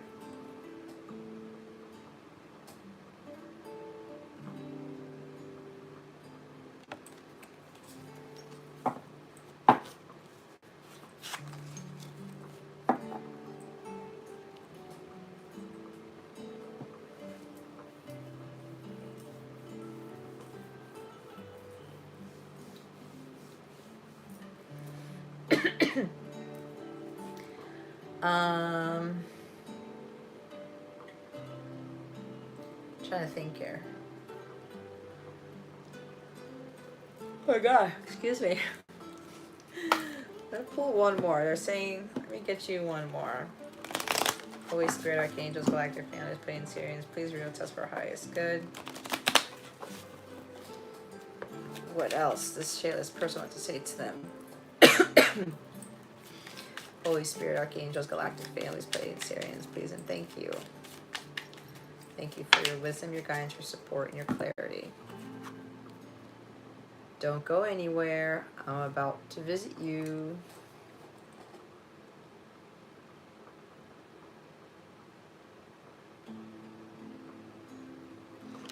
Stay strong. There's the Strength card right there.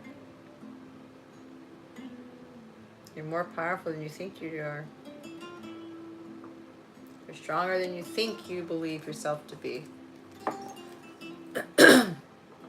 Bottom of the deck, I'm actually afraid of being in love again. Bottom of the deck.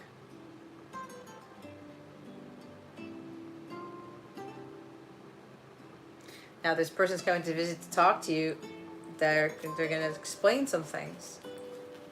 This could even be for your person is actually trying to stay strong with regards to wanting to come visit to rebuild something or something like that, and getting over the fear of being in love again, right? That hermit energy, being the introvert. This is going to be very weird for me to say. And I'm going to say it.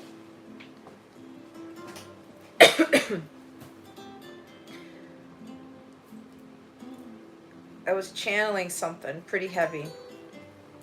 And then my guides had me go back to the Hermit card, then I picked up on another energy. It almost seems like somebody or something was trying to get me to interpret the reading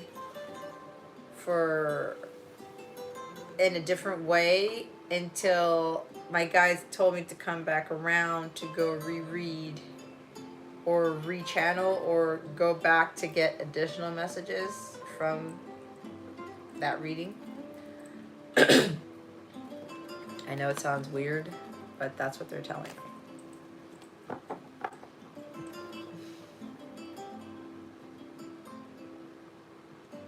But that Sun card in the reverse, it with the Tower in reverse, it's like you know that there are unexpected blessings for you. You know that there's a new beginning that you're on the verge of. It's kind of like you got to get out of isolation mode and go forward with wanting to rebuild something with someone, reconcile, right? But that deals with you coming clean with being in your truth, right? But again, it's like it's being honest with yourself at the end of the day.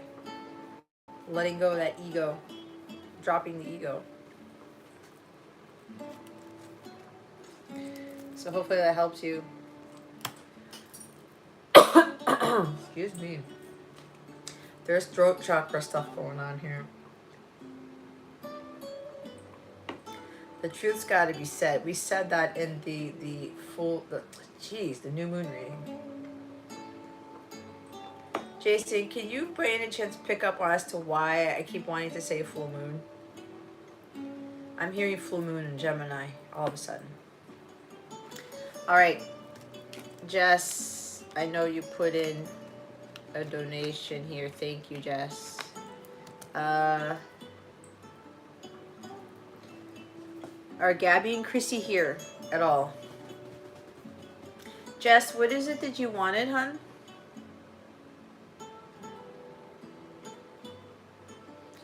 Jess, I saw you had an 888. Did you want 4 decks of message cards?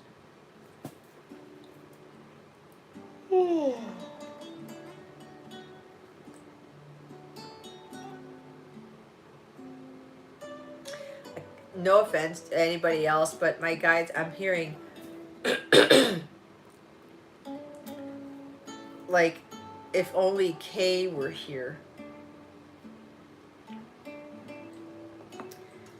There's something that Kay might have been able to pick up on that I can't, or something like that. I don't know, Jason, if you're getting anything, but Jess, let me know what reading you want, because 888 is the 4 message decks. So if that's what it is, please confirm that to me so that I have that.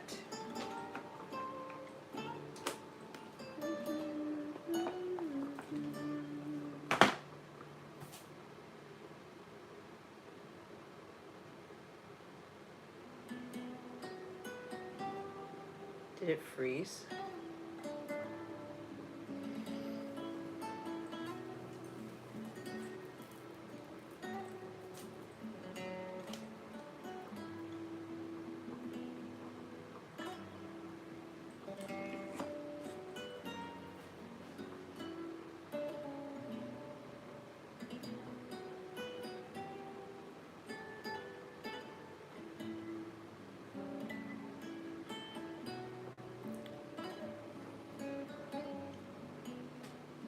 Did the chat stop all of a sudden? I don't know what's going on. Kind of waiting for Jess's response.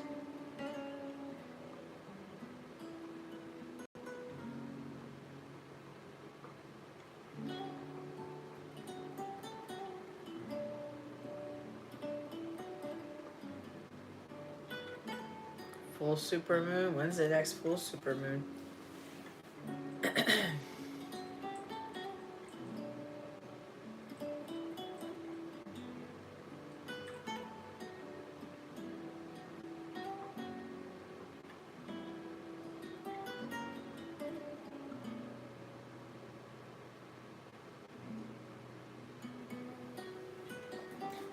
Jess.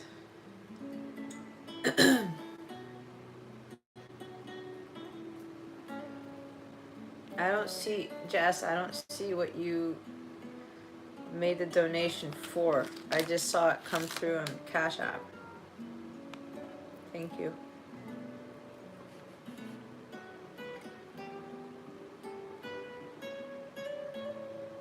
I just had this idea.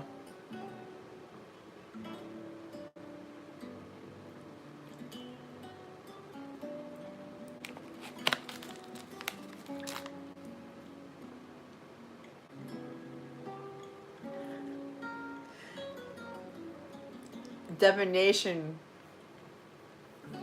or something. July's next full supermoon. Okay. Where did Jess go? Jess.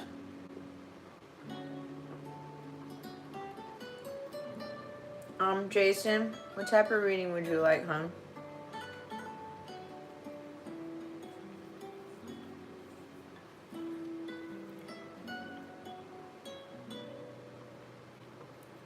Jess, let's say 88.4, because that's the 4 message decks.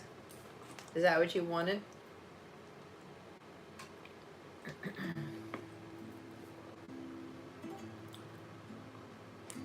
I'm just verifying what Jess wants for the reading. Okay, cool. I just want to make sure. They said take it back out of your mouth and read it. Call me. You and me. Okay. Okay, Jess. Thank you for your donation, by the way.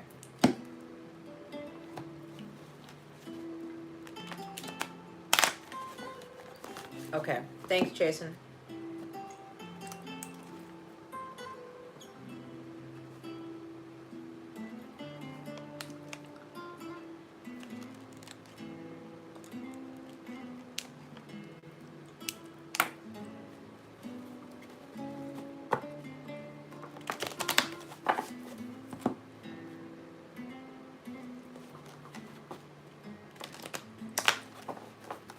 Alright. Holy Spirit, Archangels, Galactic Fans, Playing Syrians. Please real test for highest good.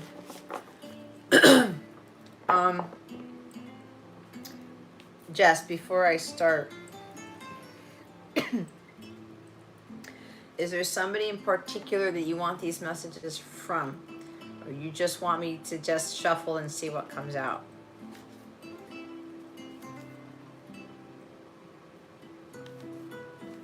Before I ask. Okay. So, see what comes out then? Right? Okay. You got it, my dear. Holy Spirit, Archangels, Galactic Families, Playing Syrians, please reveal to us for highest good. What does K... Oh my God, you see what I mean? Jess. Jess. Need to know. I will say this, Jess. What I just heard is that your person that you haven't met yet is already going to give you these messages. So we have, I owe you an apology. Right? This could be somebody may need to owe you an apology, right? Remember to trust your intuition with this. Bottom of the deck is you have amazing eyes. This is a little scary for me because I was just thinking about my eyes like a few minutes before this card showed up. I got some hit about my eyes, and now it's at the bottom of the deck.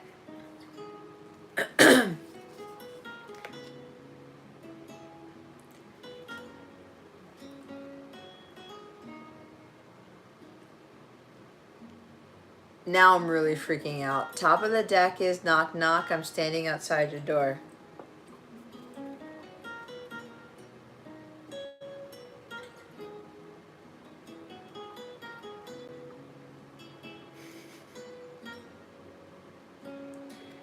I got a very similar message right before I was shuffling Jess's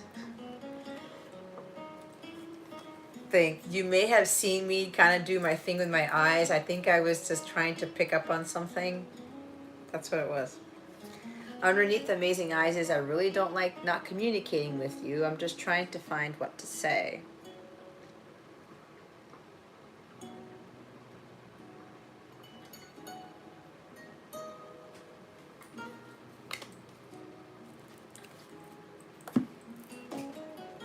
Okay. Let's see what else comes out. This is interesting because you're just trying to see what comes out here. Holy Spirit, Archangels, Galactic Families, Pleiadian, Sirians, please reveal to us for highest good.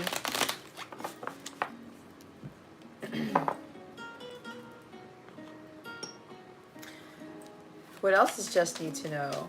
Holy Spirit, Archangels, Galactic Families, Pleiadian, Sirians, please and thank you. Thank you for your wisdom, your guidance, your support, and your clarity. Oh, look at this. Look at this. What the hell? Oh.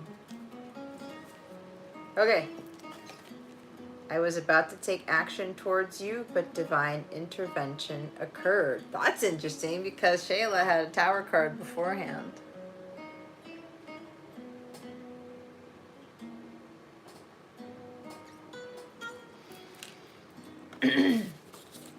I'm about to travel to you. I'm about to travel to you. Are you ready for me? It's going to be about you going on a trip, or somebody's going to move towards you, or somebody's going to see you. I know you moved recently. Maybe somebody was going to take action to travel to you and that got disrupted somehow. Tower in reverse. I'm making plans for us. I just need more time.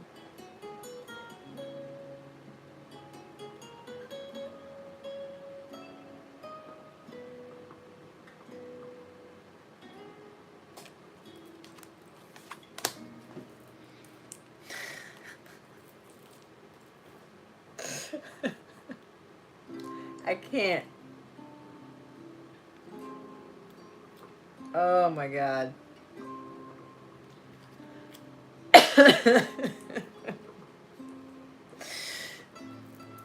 Look, the bottom of the deck is you have amazing eyes, right? And then look at this. It's the look at me card.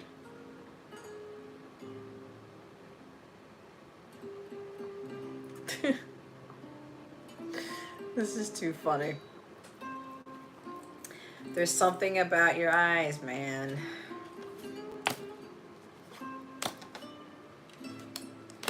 You're mesmerized by them. It's like we saw another card. I see my world inside your eyes. I think that was with MBB's reading.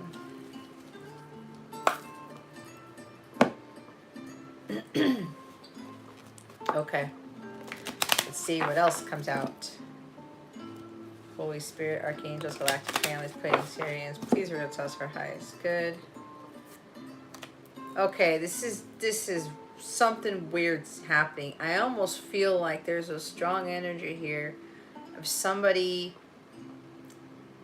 I don't want to say manipulating the cards, or it's like they have this ability to kind of like put the energy is so strong here that things are happening to purposely show up. So I'm saying this because I was splitting the deck, shuffling before doing the other shuffling, and this card was face up and not face down. It's happening now. I'm not gonna lie, okay? With everything that I just said about the whole eye thing, and then I got a message when I saw the knock knock, I'm standing outside your door card.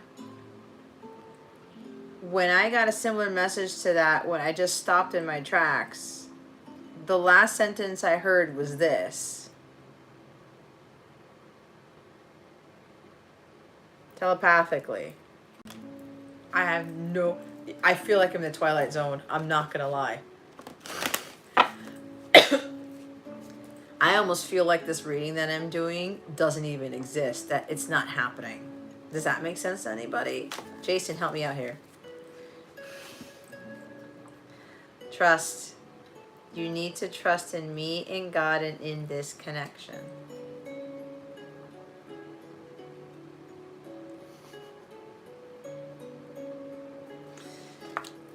I'm about to sweep you off your feet.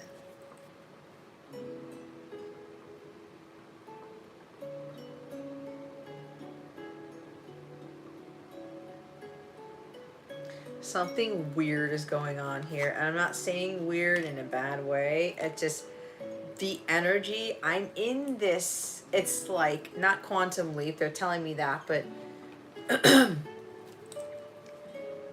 I feel like I'm in another dimension. Bottom of the deck, I haven't told you everything due to fear. I'm getting ready to speak my truth. The bottom here.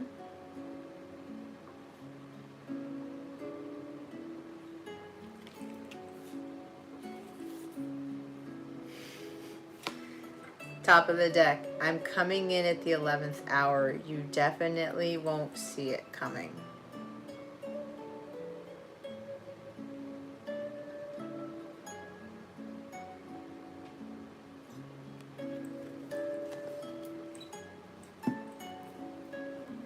And the last one. Dun dun dun.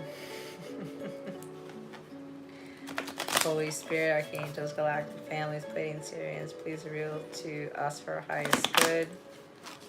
What else does Jess need to know? What's going on here?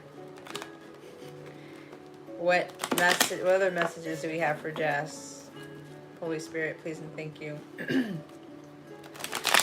Thank you for your wisdom, your guidance, your support, and your clarity.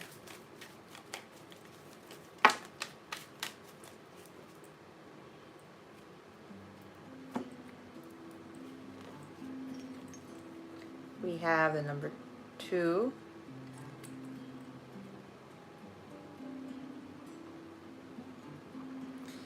And we have the number 3.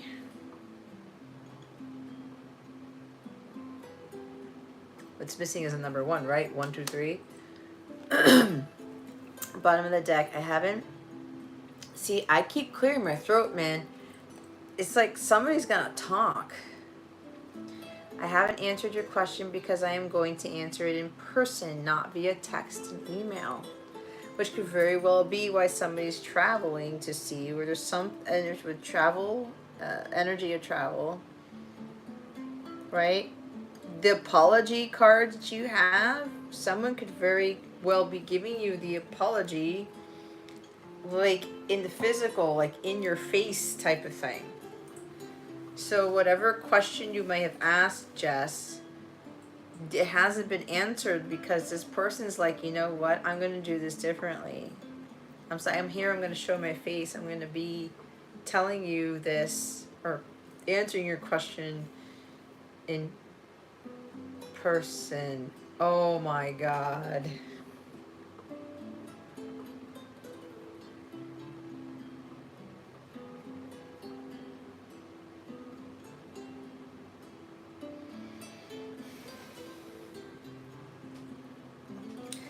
Do I say it, Holy Spirit?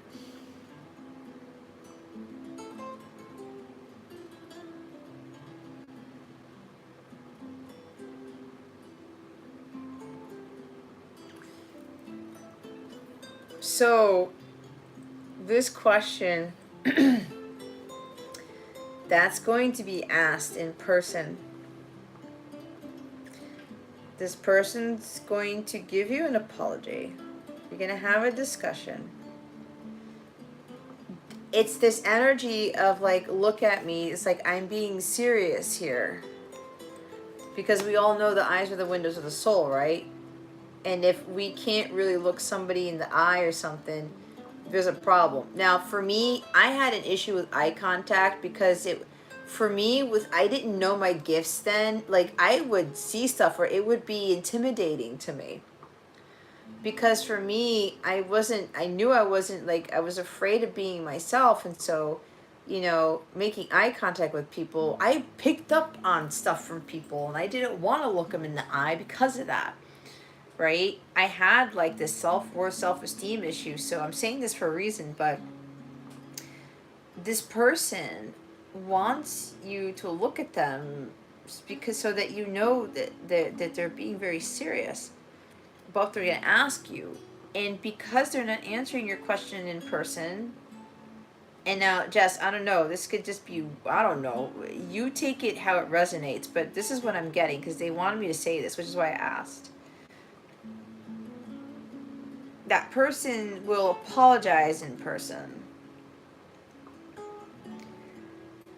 But I heard what the question is, the question that they're going to ask you is a question that shouldn't necessarily ever be, it's never really asked in an email or text message. It's the will you marry me question. That's what I heard.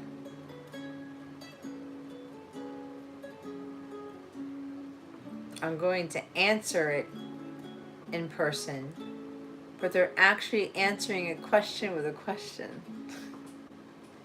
Or you could have, you could have asked something like, do you have any other questions for me? Or you said something and then there's the question, but the will you marry me question is asked in person, is it not?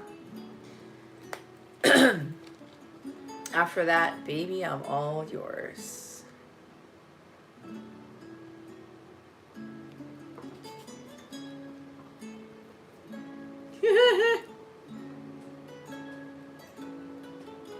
Did you, Jess? Did you?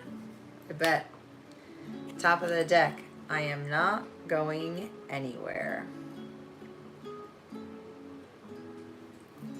So, going back to the 2 and the 3. This could be 23. Okay? Could be significant to you, or 32. Now it's different because I know that the angle is different when I'm doing this, but it came out 2 first and then 3. Okay? Could be 23 or 32. Could be the 23rd of the month, which is tomorrow, Sunday. Okay?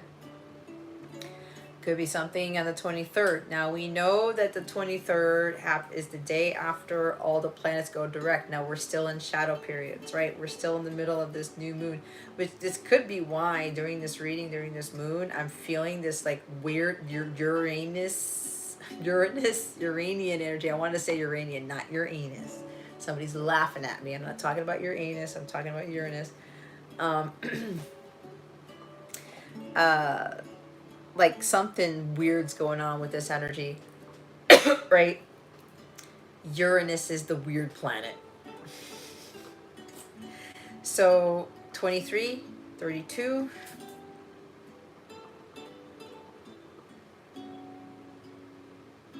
Two is High Priestess. 3 is Empress. Oh.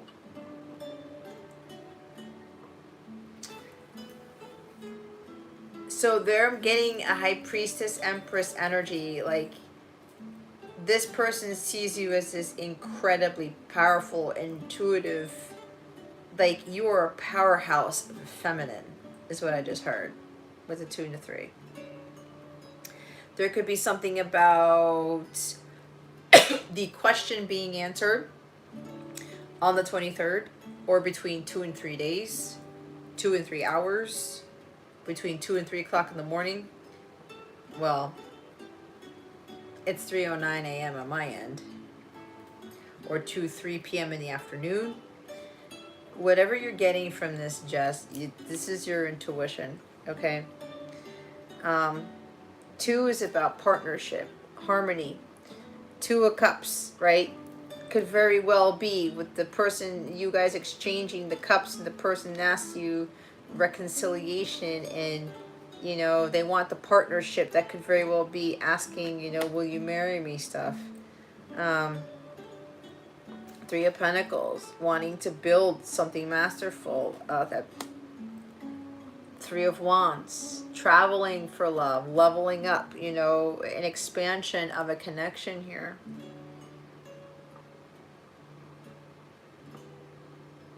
I heard 2 kids, 3 kids. This could be an energy where you have 1 kid, your person has the other kid, that's 2 kids, and they want a kid with you, so now you have 3 kids. I just got that. I've never gotten that before. This could be February 3rd or March 2nd is what I heard too. Or your birthday is on the 3rd of the month or the 2nd of the month.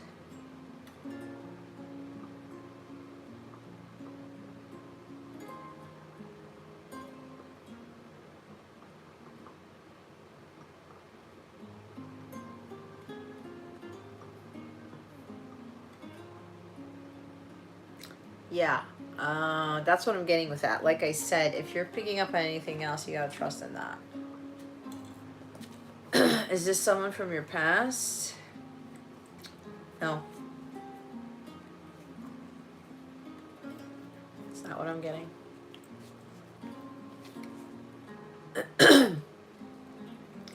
Look at that. I'm not going anywhere. And then there's Aquarius. I think MBB got that same thing.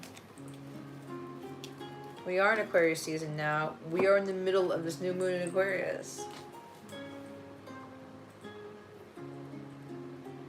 Something could be going on in Aquarius season, and the 23rd does fall in Aquarius season.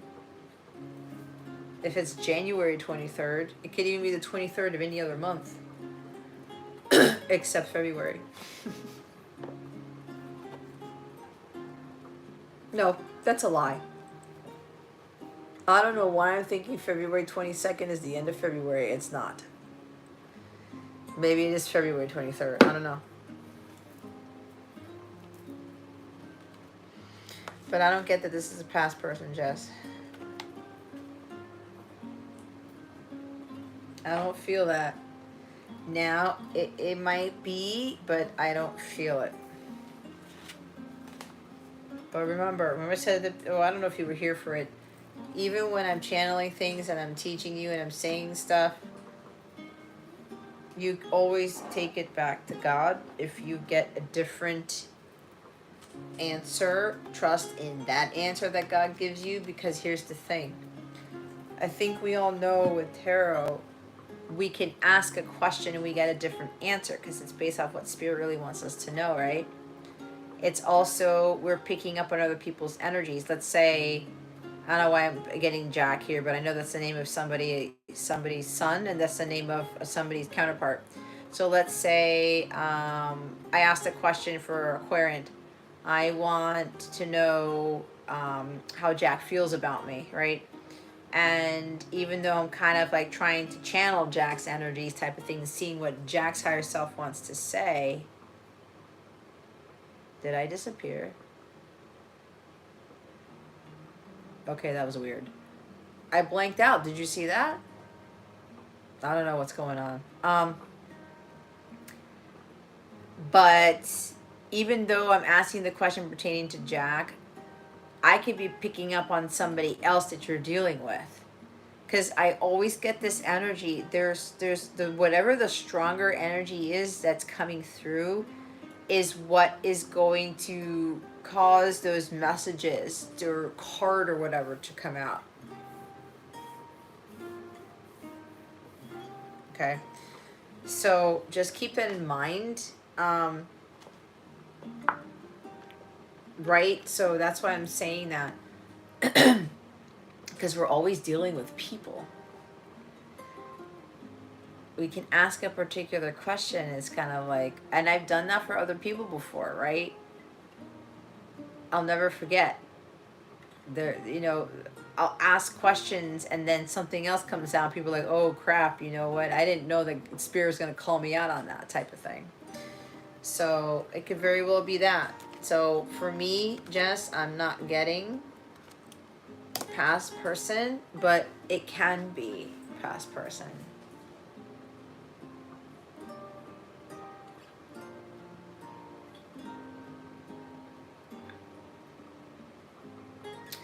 You know what they just told me? This is going to sound confusing. It's a yes and a no answer to your question. Something about it is a past person, but the person they are now, they are new. They're very different than who they were in the past. Does that make sense? Now they're kind of giving me more information. That's what I got. So there you have it. But as I said, go take it back to God. Ask God about it. Excuse me.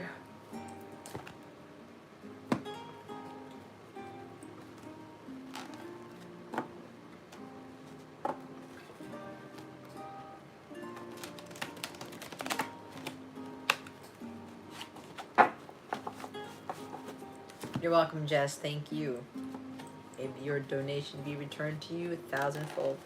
All right, Jason. Let's do your reading. I'm very curious to know what this is gonna be like. Holy Spirit Archangel. Jason, you ready? They told me to ask you if you're ready first.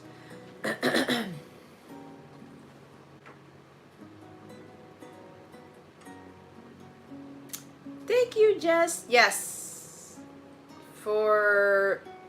If you're on my free mobile app, whether you're a paid member or you're just a regular member, where you get, you just see my messages and stuff, you can chat with me there.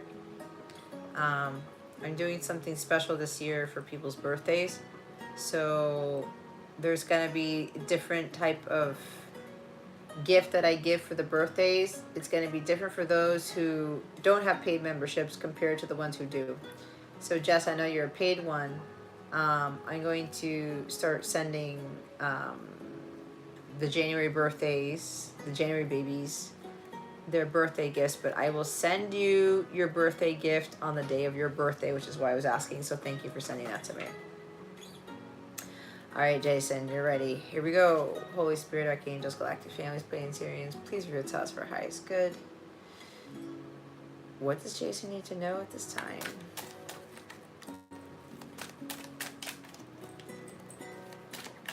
What does Jason need to know at this time? Holy Spirit, Archangels, Galactic Families, Pleiadian, Sirians, please and thank you.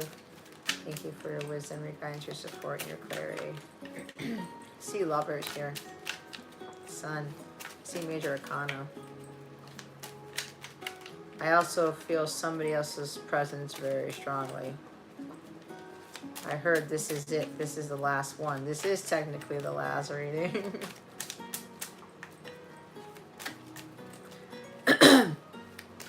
Or whatever the last one is. What does Jason need to know, Holy Spirit? Angels, Galactic Families, Pleiadian, Sirians, please and thank you. Thank you for your wisdom, your guidance, your support, and your clarity. Yeah, she is. Okay, Jess. Thanks for being here. Hope you get some sleep. I know you said you're working nights, so. Thank you, Jess, as always. Okay, Jason, what's going on here? There it is.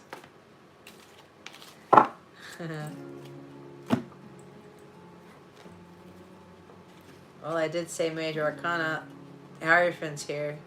We have the Ace of Wands, the Hierophant, Taurus energy, and Four of Swords.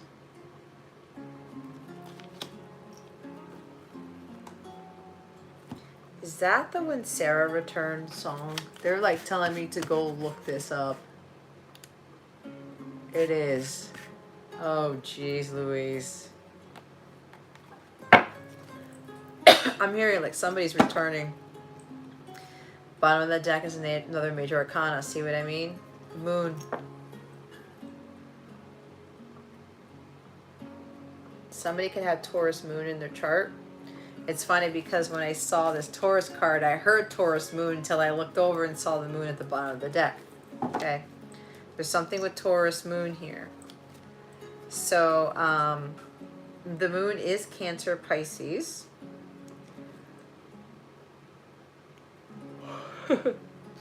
I know your person's a Pisces. They could have strong Cancer, Pisces, Taurus in their chart.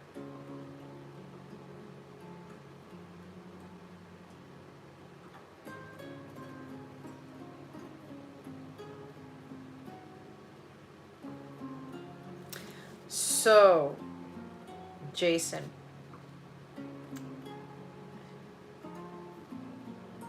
this is you stepping it up a notch. I channeled this earlier with this moon card here. Cancer rising. Okay, here we go. So with this moon card here, it's time for you to get over those fears. I know you started your YouTube channel and all that stuff. But it's kind of like God's going to present some other opportunity here. This could very well be a career change. It's a new career for you. All right? As the spiritual teacher, mentor, leader here.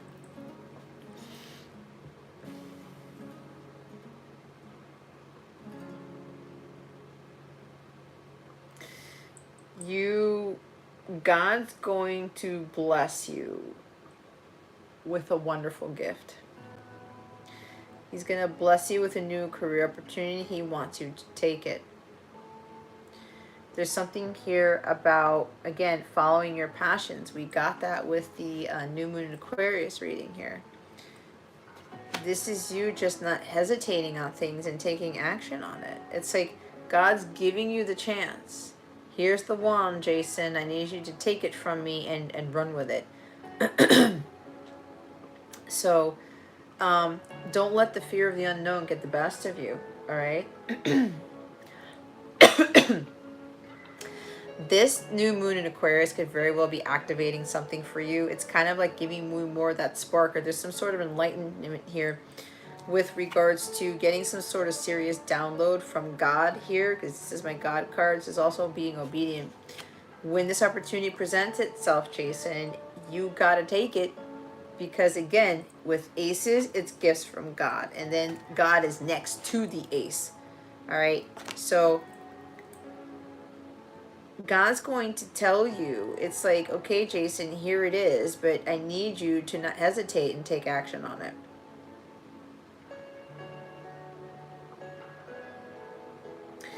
I'm hearing like a waiting period with this Four of Wands. I don't usually get that with this, but see, I said Four of Wands. That was not a coincidence. Four of Swords. There's something here with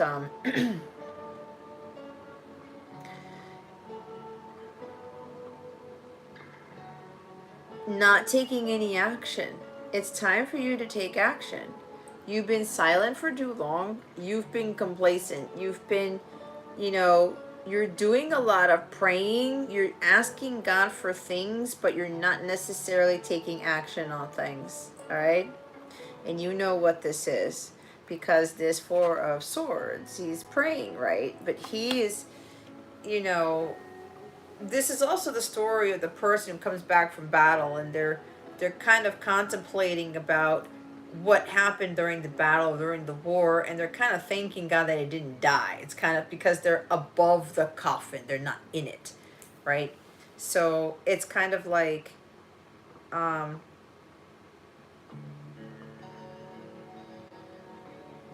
you doing some reflection on certain things where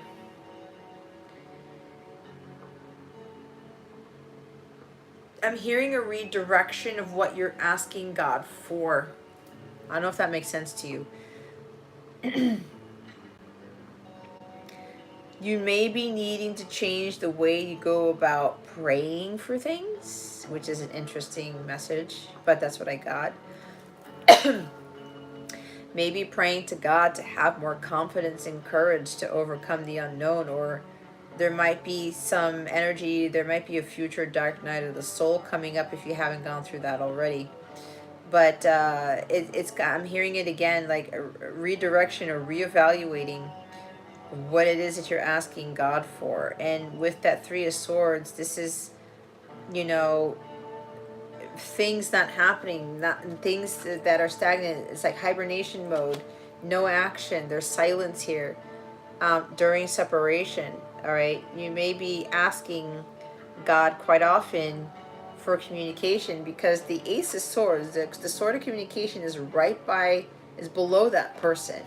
It's there. But there's something about asking God for some change in communication or something. Now, either he will actually grant that to you or not, but there's this, I mean, he will grant it, but it's like, again, divine timing type of energy. But, with the Three of Swords with separation here, you know, not getting communication, not seeing any action, not seeing anything happening, God is asking you to have faith in this, right? Because God's trying to get you to understand that there's a higher purpose here. You know, communication isn't really going to help you any in this.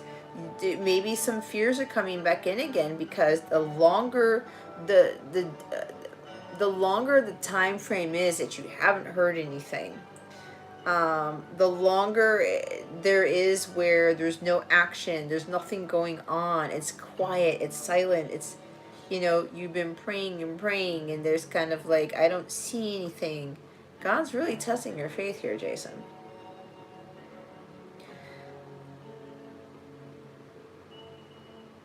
He's trying to get you to see something different. I'm hearing it again. God's asking you to start praying to him for something that's different. He's been hearing your prayers, Jason. And I love you to death, but I heard excessive praying. There is such thing as that. I'm hearing that because of this fear. It's like God heard you. He hears you. And I'm not saying, I can't change the way in which you're praying. I understand that. But I did hear excessive praying. But it's only because there's other things that God is wanting you to ask him for. And it has to do with like really letting go of that fear of the unknown. The illusions. There's some sort, I'm hearing lunacy with the Moon card.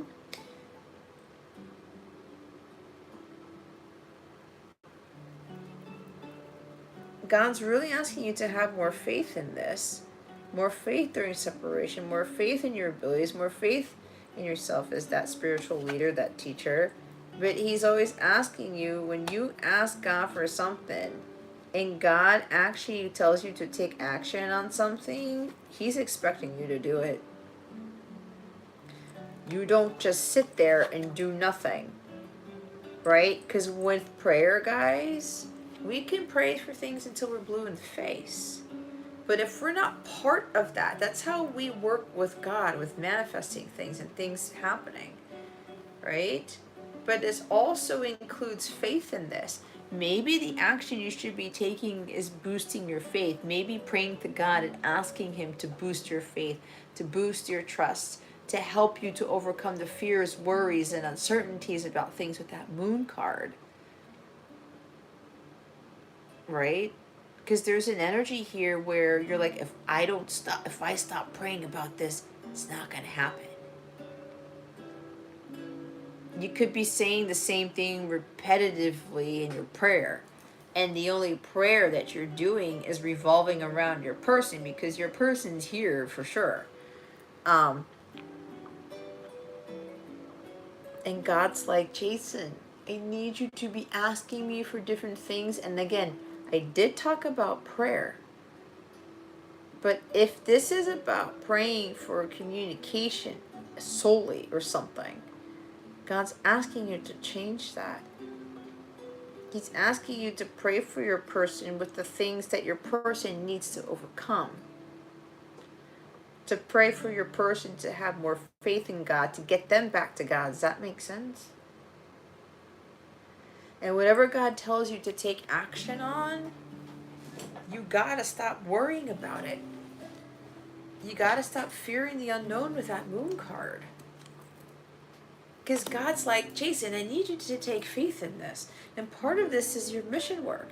And while you're doing that, God's telling you, I feel it. He's like, Jason, this is awesome. But I'm going to present you with something else, and I need you to change it up, or I need you to go to the next level, or I need you to do this. Because you've got non-action with action. And God's in the middle of it.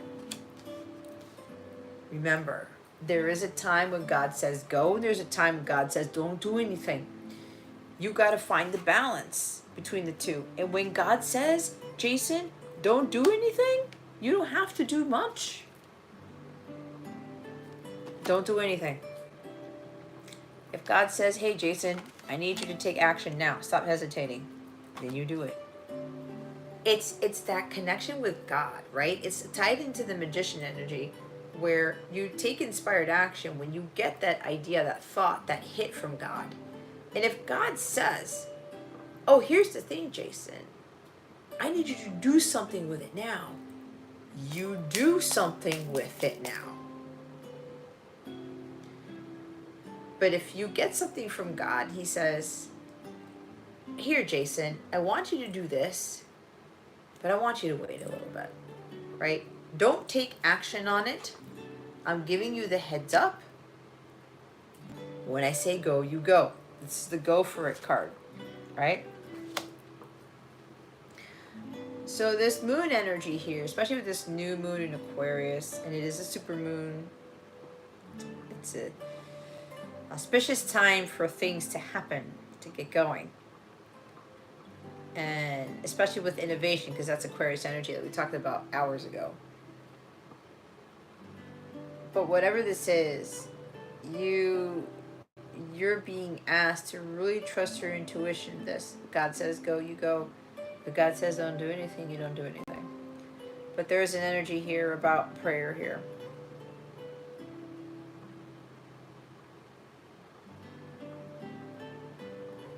This could very well be stemming from a programming with regards to praying.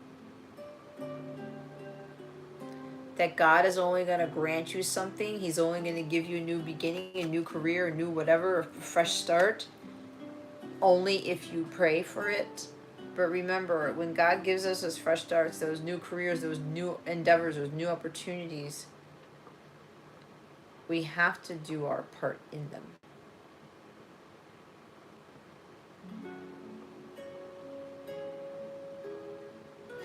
So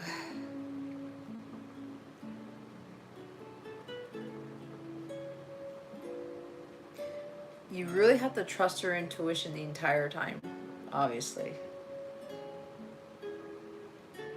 And like I said, it's that balance. God is in between action and non-action.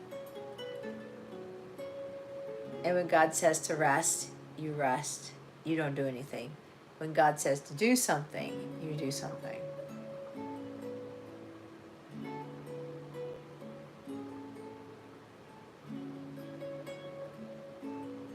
It's also about working more on your healing. Okay? This could also very well be going for it, going for that opportunity to work more closely with a spiritual teacher or mentor, to include continuing to kind of like step it up a bit with regards to your, oh God, your spiritual gifts. You're very passionate about this stuff. Very passionate. It's kind of like God's giving you this spark, like this idea here, but you're hesitating on it because there's some programming that's holding you back here.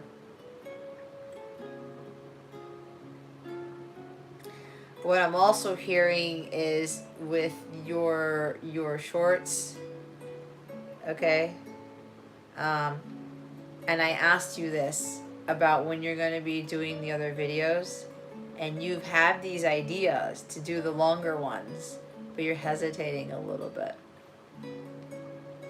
because you're thinking, oh, well, I can do these and I only have to speak a couple of words and it's just 60 seconds and I just put this text and I'm done.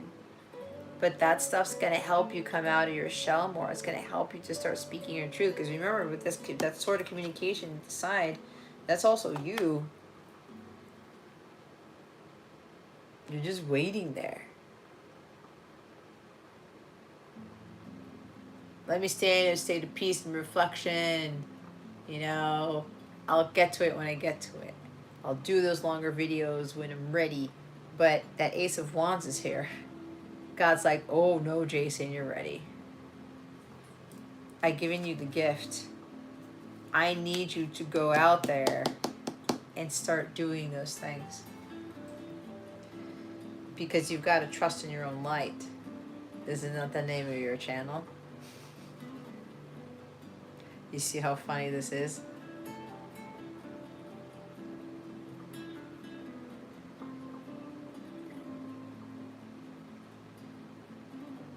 So you're very gifted here. You have an excellent talent. You have a God-given talent. He's like, okay, let's kind of talk more. Let's do more action and no.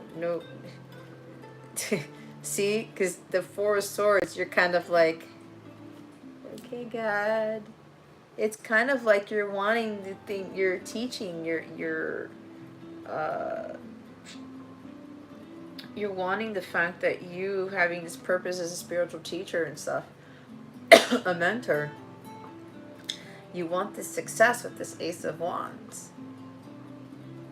But God's saying you need to do more than what you're doing, Jason, if you want what you're praying for.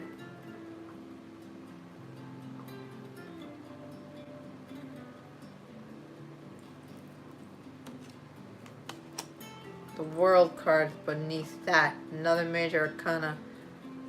See, a whole chapter in your life is ending. You're really gonna get over this fear of speaking.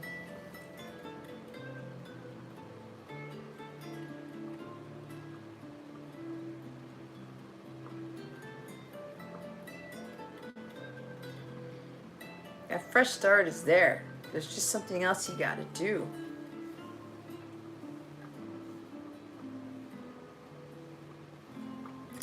I'm also getting an energy with this new moon Aquarius. It's activating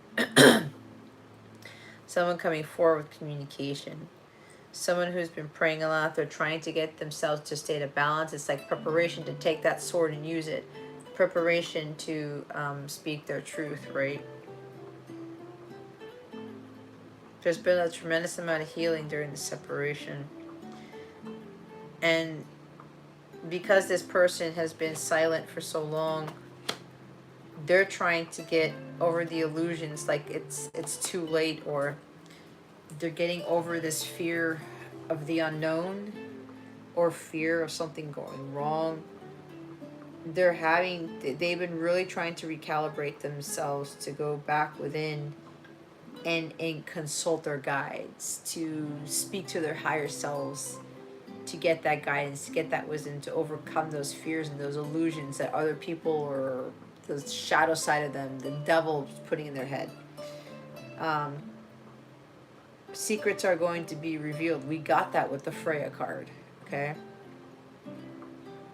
Illusions are going to be revealed with the sun. Again, Freya. And it's going to close out a major cycle. This could very well be like closing out separation, because I see the Three of Swords here. That's healing. It's resting. It's preparing for separation there. Because when you guys come together, especially the final one, you're going to have to speak your truth to each other and nothing but, right?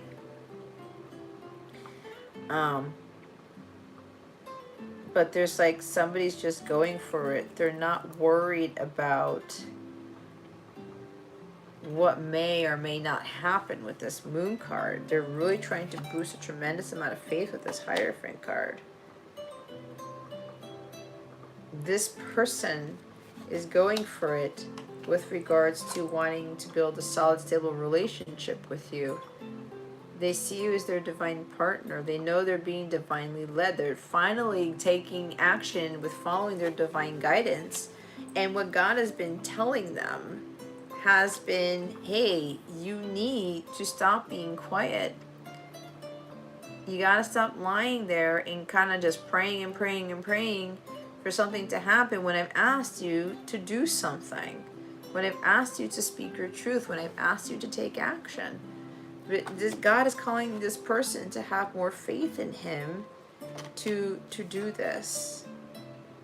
To stop hesitating and do something, to like reignite that flame, that fire, and just say, you know what, fuck it, I'm gonna do it. There is also an energy of an engagement here about marriage. Somebody could very well be communicating to you that they want marriage. They want this commitment. And it's not just any type of commitment. It's just like traditional marriage is what I'm hearing. Understanding the divine order of things in traditional marriage, the way I look at it, is divine masculine, divine feminine, and making sure that God is at the top of everything.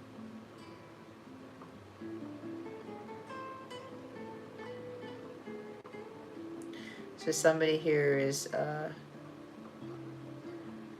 preparing for some major changes because the Hierophant is the number 5 card.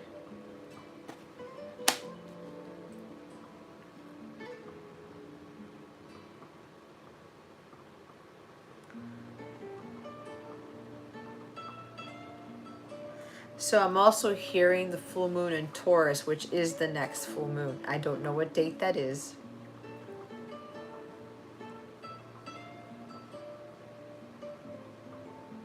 Something could be happening between now and the full moon in Taurus. Is opportunities being presented to you, or somebody's going to go for it and like come out of hiding and talk to you.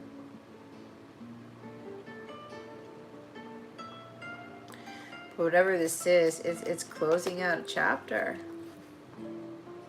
It's closing a book in your Encyclopedia Britannica collection. I used to love encyclopedias. Dude, I was such a nerd. Oh, it was the best.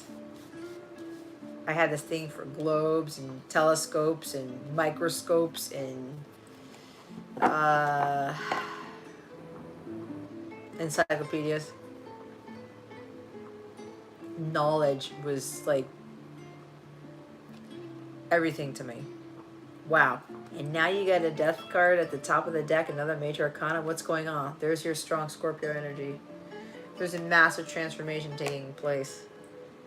This is you just like, again, with the illusions, the fears and uncertainties. You've got to really come into your own. This is you embracing those profound changes that you know you need to make going forward.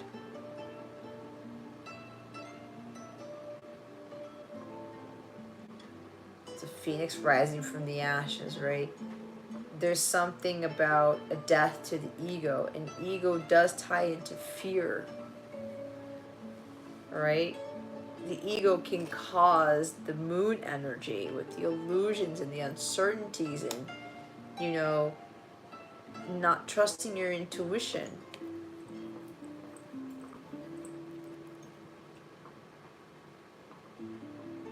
There's also Scorpio North Node with this. I think that's you, right? Oh, look at Yachty.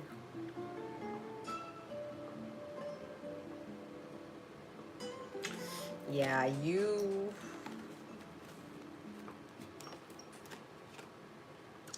Jeez Louise, and the sun. There's Leo energy there. Somebody has undergone a huge awakening, a huge death to the ego. I talked about, no, that was in Jess's reading. Someone is really put a nail in the coffin. They made some profound changes in their life, and they're finally letting go and letting God. It's killing off the past, killing their old selves off, so that the new them can emerge. That's what the death card is, with the death and the rebirth here. That's the Kali Ma energy. I talked about the death card. It's right here. And sun. Completely new energy. Someone who's been born again. I'm hearing like born again Christian. Someone who's been reborn because they've released the past. This is beautiful energy. They feel very abundant, staying optimistic, staying blissful, staying in a high vibrational energy. Being a little bit more playful in life is just like being optimistic about what the truth really is. And that truth is about being your true authentic self, right?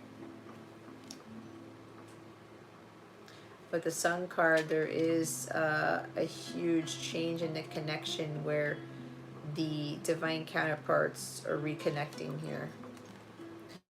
There's a strong energy of your person wanting to reconnect with you, but they know that something's got to give. They got to put an end to those repetitive behaviors. They got to nip it in the bud. I'm hearing, again, the nail in the coffin. They got to put the past behind them, and that's it, and move forward towards their future, knowing that God is giving them a fresh new start. You can start over.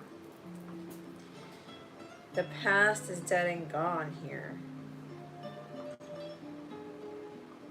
I'm hearing Wanted Dead or Alive by Bon Jovi for whatever reason. So yeah.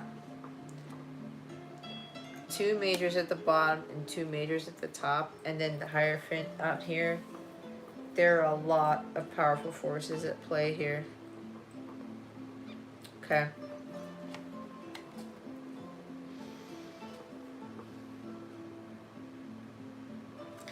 So yeah, I picked up quite a few things with that. Oh, they want me to leave them out. Okay.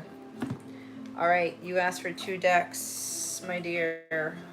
1, 2, 3, or 4.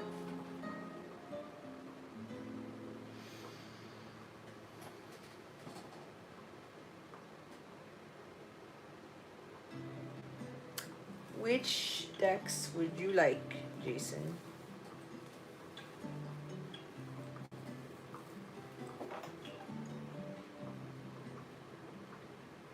I knew it. I knew it. 2 and 3. Judge Jess's reading, right?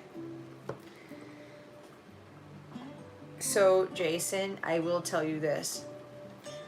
When you are undergoing your massive transformation, it does not necessarily mean that your counterpart is going through that transformation at the same time. They are behind you. You got to get there first. There is something changing with her, but not at the level that you are changing, okay? Which is why you got to lead. From the way I understand it, the way that God has shown me, and again, this is like my beliefs, but they want me to say this. From what God has shown me, I thought that my person and I were in parallel, right? That we were, when I did something, he did something. When I did something, he did something. Sometimes that's the case. Other times it's not. Okay. And especially with massive transformations here, those types of things, the masculine isn't necessarily exactly in parallel with the feminine on that. So they wanted to mention that to you. Okay. There is something going on there, but it's not at the same level that you're going through. Yes? Okay, sweetheart. Good night, sweetie. Sweet dreams. See you later. All right, let's see what Jason's person wants to say to him. What does Jason's person want to say to him? Holy Spirit, Archangels, Galactic Families, Pleiadians, Sirians, please and thank you. It's a big stack of cards. See, this person's been preparing to speak their truth, preparing for what it is they're going to say. And what also is happening is they're doing yoga, they're praying a lot to God, they're getting to center, and they're making sure they are balanced and calibrated and just like, okay, let me be at peace before I am ready to come in with communication. Before I go do this thing that I know I need to do. I'm driving to see you no matter how many miles it is. Be ready.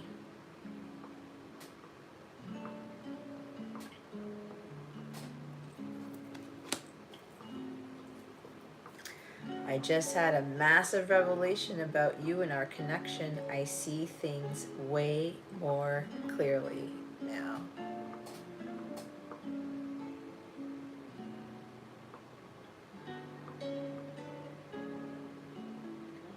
Hi, Kristen. What would you like? It's 11.11 for one question, 19.99 for two questions, 5.55 if you want two message decks, and 8.88 for four message decks. There's a revelation thing. Jason, can you please do me a favor and close the list? I forgot about that.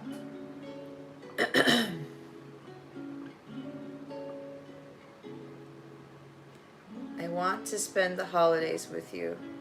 So, Kristen, I'm assuming all four decks, right? Did you send $9.99? Is that what I just saw?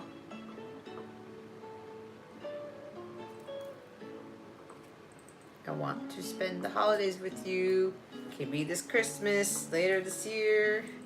Could be Valentine's Day. Could be any other holiday, or just they want to have a holiday with you. I'm holding myself back, but I know I shouldn't.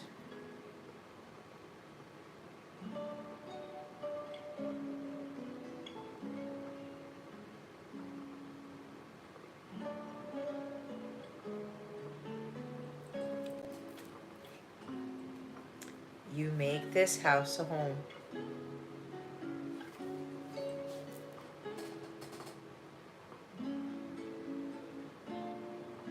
Thanks, darling. Thanks, Kristen. Okay. It'll be okay. We're going to be okay.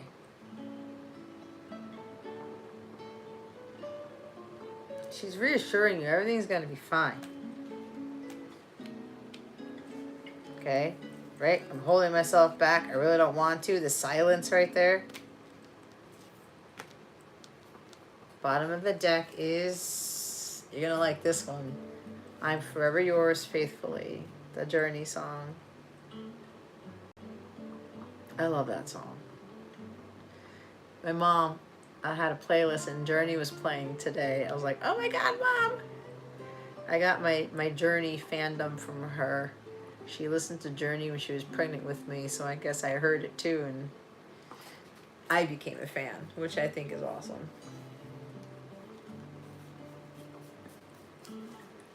Top of the deck, please forgive me. I know not what I do.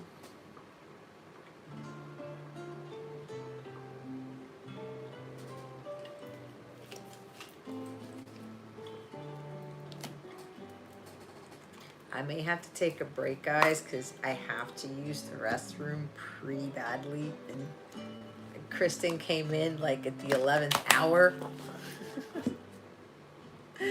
No problem, Kristen. I forgot to close the list, but that's okay. So after I do Jason's messages, I'm going to have to go use the restroom real quick. The tea's really getting to me, and I've been here for quite a few hours. Okay, so let's see what else Jason's person wants to say to him at this time. Ooh, jeez. I'm going to protect you and provide for you from now on.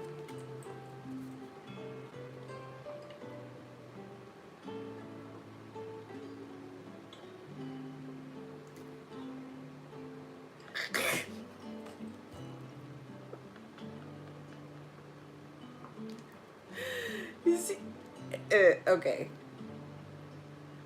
I guess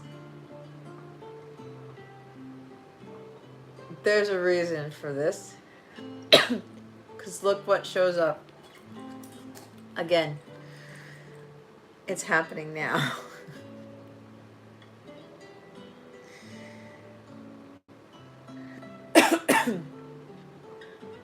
Okay. Yeah, I am getting again, there's something about secrets being revealed, and we got the Freya card. That's what she was about. Don't give up on us. I need more time. I mean, with that Hierophant, with the obedience and the patience there, it's kind of like in Four Swords, right? Let me just, really have my faith. I'm forever yours faithfully. Oh, thank you, Holy Spirit. Look at that. The faith card with the faithfully song. That was not a coincidence. I just realized that. I'm a completely different person now, and it's all because of you. I was talking about that sun card. Someone's had really let go of the past. There's a huge, huge change in this person with that sun card. They're new. They're a completely different person. Top of the deck. We're going away on a trip together soon. Pack your bags is what I just heard. Yes, Kristen, my dear, you're up next, but I have to go pee first. Let me go pee, and then I'll answer your question. Somebody's laughing at that. We're going away. Going on a trippy trip. That could very well be the world card. Travel. Coming full circle. These illusions, these secrets that coming to the surface, it's no more of that. I'm hearing no more secrets, no more hiding myself, no more keeping things to myself, no more silence, right? No more hiding in the dark.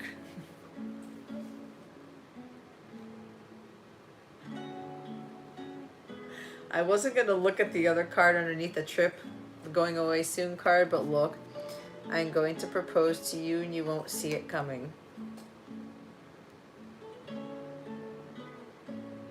Didn't I pick up that question from Jess's reading? Because maybe you're going away on a trip and your person's going to propose to you. Do, do, do, do, do. Okay. Okie dokie.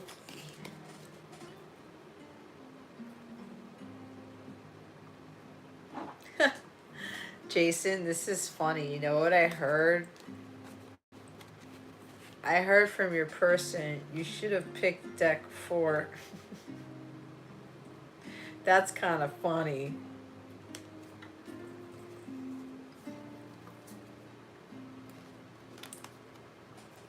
But you got your messages, so don't worry.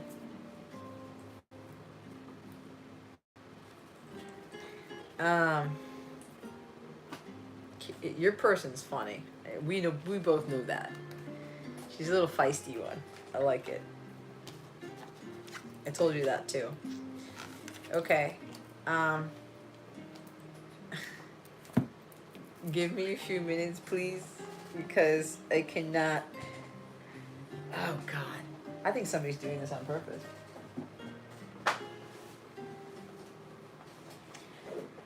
I need to take a break.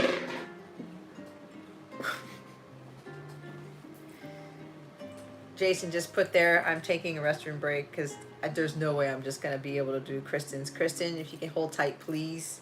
All 4 decks, right? Yeah, she did 888. Okay. So let me go empty out the tank. I need to drain the lizard and then I will be back. And we'll do Kristen's reading and then that'll be the end of that. Okay, so now I have to get off of this chair. I'll be back.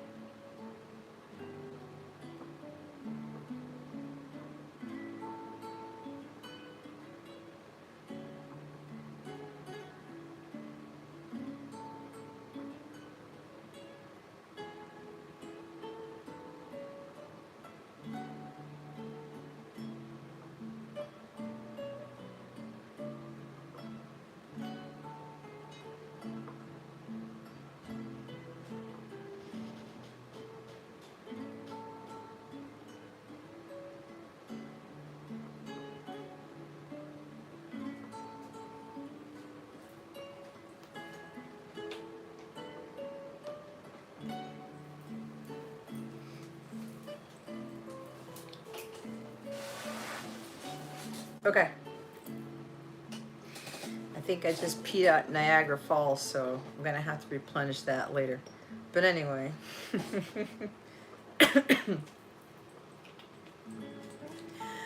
All right, Kristen, my dear. You ready?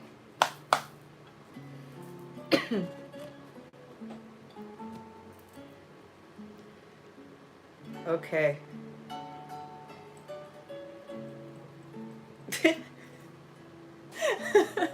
Jason, you put an emoji of a toilet? That's funny. That is funny. All right. So your person is... I don't get it with the white hearts, guys. It makes no sense to me. Let me see. Anwar. All right. Holy Spirit, Archangels, Galactic Families, Pleiadian Syrians, please reveal to us for highest good. What would Anwar like to tell Kristen? Please. Holy Spirit, Archangels, Galactic Families, Pleiadian Syrians, please and thank you. Thank you for your wisdom, your guidance, your support, and your clarity.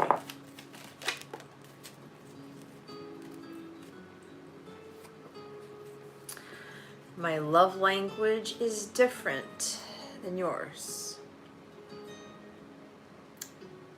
All masculines' love language is different than the feminine's. Everybody has a different way of expressing how they feel, right? Especially with regards to love. We cannot expect someone to express themselves the same way we do for them, okay? I'm working on my financial security and stability so I can give you the world and provide for you. Your person's working on this right now, okay? There's something about finances. Money is important to them, but it's because they want to make sure they can fulfill this role. A true divine masculine Christ role is to provide, protect the home, the family, and the feminine. That is part of the divine order. All right. So what's going on is your person right now is working on this because that is what he's supposed to fulfill in this connection with you this lifetime. Okay.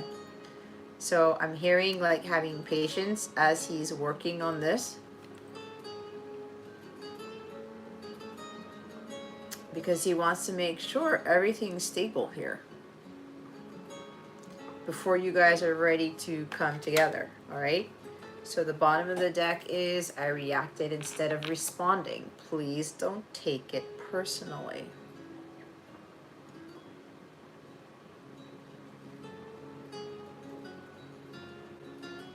It is a hard thing for some of us to do. There could have been a work crisis going on. If you reached out to your person and they came back where, you know, they freaked out or they were in the middle of something or they were going through a crisis, and instead of responding, they reacted to it. You know, when people come from a low vibrational place, there's usually something going on behind the scenes we don't know anything about. We can't take things personally. All right? How somebody's acting 90 whatever percent of the time, it doesn't have anything to do with us. Okay? Top of the deck, you are a unicorn. I still can't believe your mind sometimes. And sometimes because of the fact, Kristen, that you are that unicorn, he has a hard time, like, because there's an energy of, because of that love language, it's almost like trying to impress you, but because you're this unicorn and he gets intimidated by you and he's like, I don't really know what to say. I'm hearing I don't want to sound stupid. I don't want to look stupid, right? So after the bottom of the deck here, the card underneath I reacted instead of responding card is, I love making you laugh and making you smile. It gives me great joy. Okay.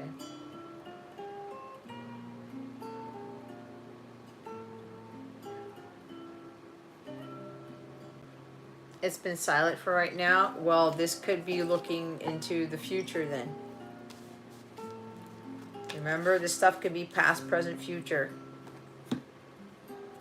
So maybe you're getting kind of wind of something that may be happening down the road, and Spirit's asking you to not take it personally when it happens.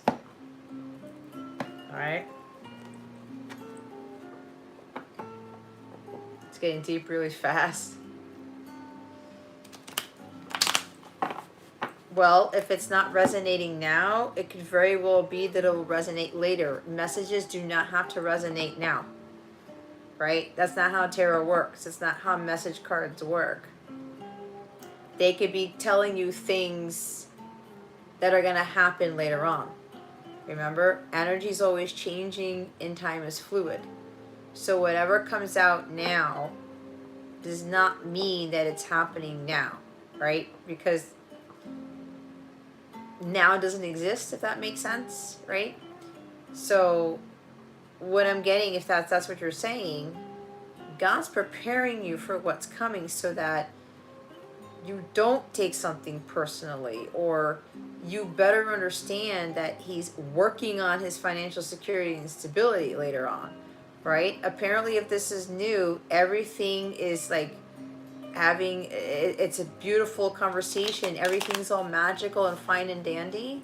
But if this is actually your divine counterpart, it will not always be like that, okay? It starts off in the honeymoon phase, and then things start to change. So you could be very well getting guidance ahead of time on how to handle what's coming down the pike, okay?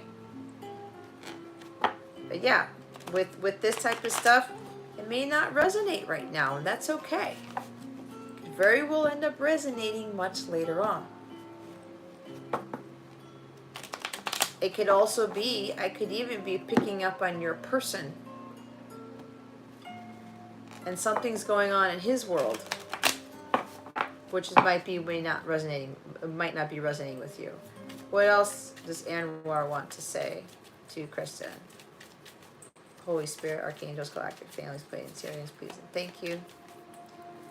Thank you for your wisdom, your guidance, your support, and your clarity.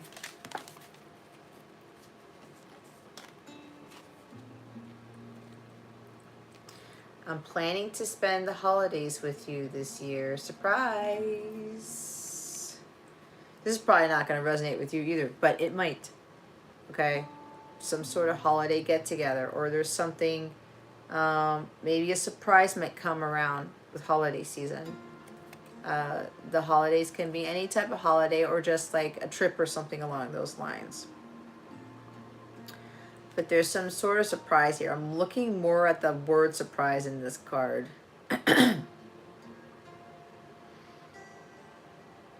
It's kind of like having this,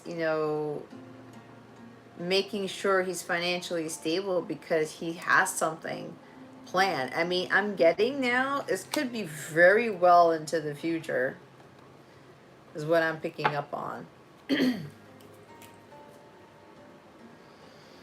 Or again, could be just like his energies or something along those lines.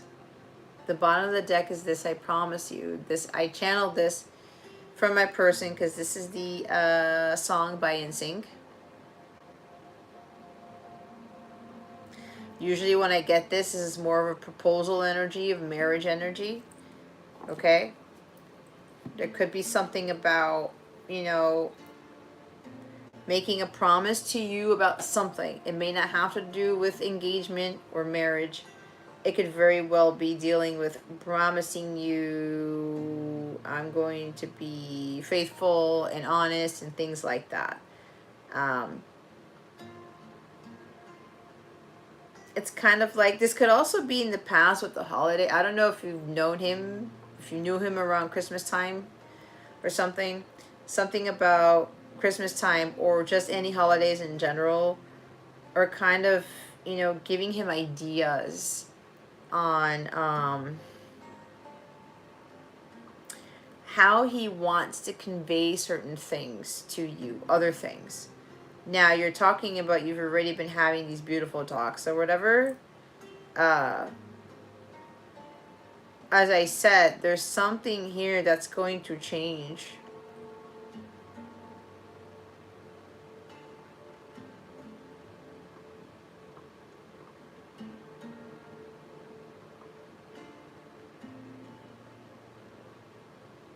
You met him on New Year's Eve. Yeah, see, so now I'm picking up on the past holidays here. Talking every day. Yeah, did he promise something on New Year's Eve or soon after that?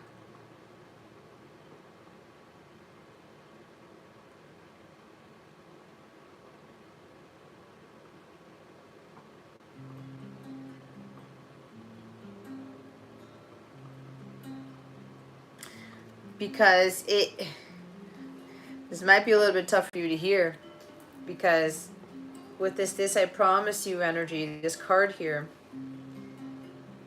it's kind of like, it seems as though for right now he's being open and he's talking. You guys are having these conversations. And yeah, you can't deny that chemistry, right? It's there. But I'm getting a strong feeling that this is your divine counterpart. And if this is actually what they call a twin flame, and my guys don't like that label, and we're not supposed to be putting these labels on there anyway, but this type of connection is not easy, okay? You saying it's new. I'm getting a very strong feeling that it's going to change, and you're going to be like, what happened? Like, he promised me these things. He promised I'd call, or he would, you know, I promise I'll write you back, or this, or I'll text you when I get home, or something like that. And he's doing these things now, but it can very well shift, because with you being in this type of connection, it's a spiritual one and not just a lovey-dovey, insane chemistry, everything's working out, beautiful connection. Okay, I have to tell it to you straight, because that's what I'm picking up on. So top of the deck is, please forgive me, I know not what I do. See, I'm picking up on other stuff that God is preparing you for. Because I have a feeling, Kristen, you're going to be blindsided by something, and you're going to be like, what? We were talking every day. Everything was beautiful. Everything was magical. It's going to shift, but it's because you're in a more purposeful connection here. It's not just about the romance. It's not just about talking every day. All right? You're going to learn so much from this. True love is not always talking every day and lovey-dovey and everything being all fine and magical. It's not. That's kind of like the misconception about true love, you know? It's what I've learned.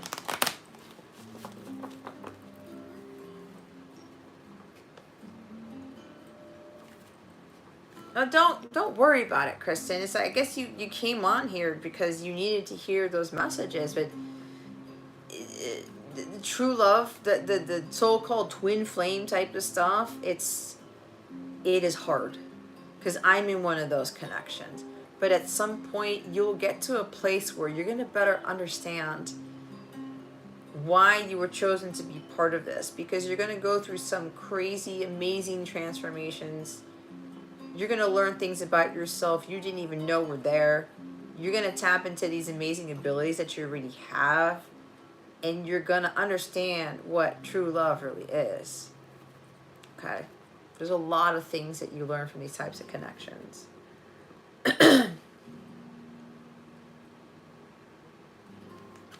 Yes, the open book, but he's doing the open book right now, but at some point he's going to get too deep and he's going to pull out. Oh my God. I got my dirty mind going there. All right, let's see what else Anwar wants to say to you. Trust me when I tell you, my dear, he's an open book now. As I said, he's going to get in too deep and he's going to want to pull out.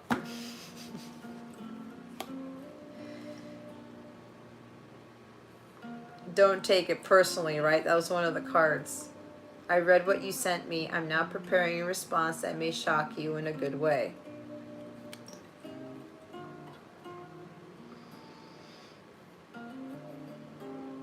See, because right now you guys are communicating, if that's really the case. But there's going to be a point, it looks like, where the communication is going to stop.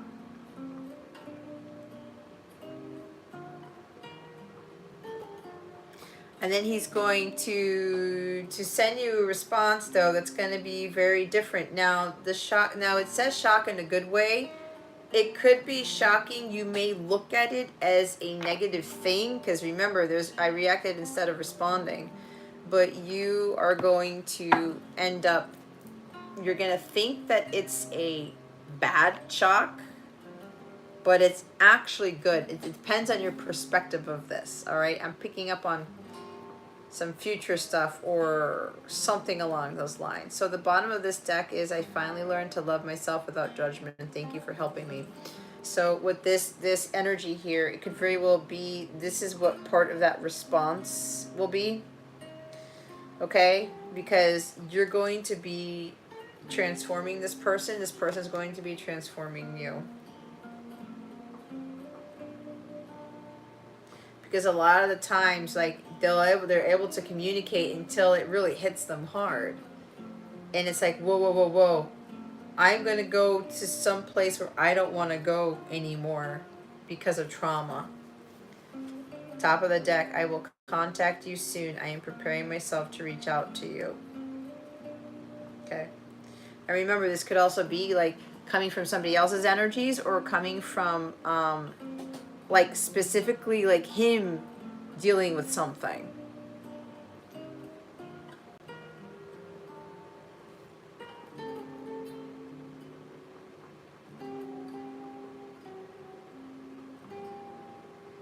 Or this is just confirming, like, what I read, what you sent me. He tends to read everything that you send him. Okay? He rereads what you send him. And it kind of gives him the courage and confidence, or it gives him the ability to kind of figure out what to say to you or how to say it. All right? So it's kind of like there's another message coming in here. It may shock you in a good way. It may shock you in a not so good way. But remember, it depends on your perspective of things. See, the top of the deck, after the I will contact you soon, I didn't mean what I said.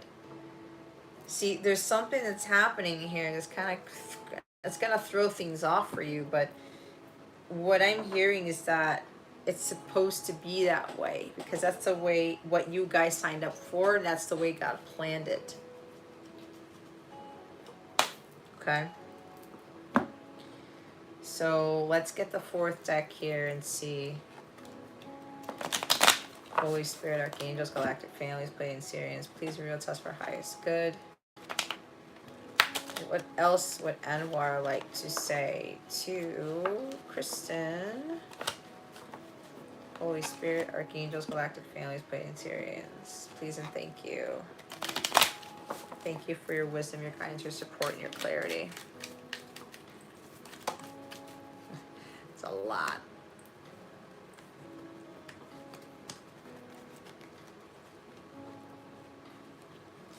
Okay, this is explaining everything. I just got a message that they don't want me to share. We are right there. We're so close to the finish line. I'm getting an energy for whatever reason with this card. With the finish line, it's kind of like you may think that something is finished, or it's done, or it's there, but it's not quite yet. I don't know if that's making any sense, but that's what I'm hearing.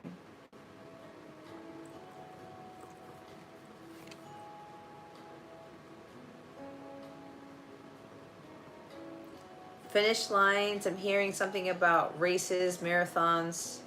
It's a marathon, not a sprint.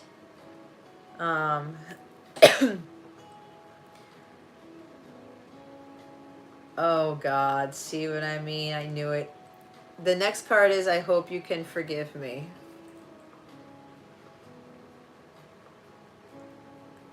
See what I mean? I know a lot of these are not making sense to you because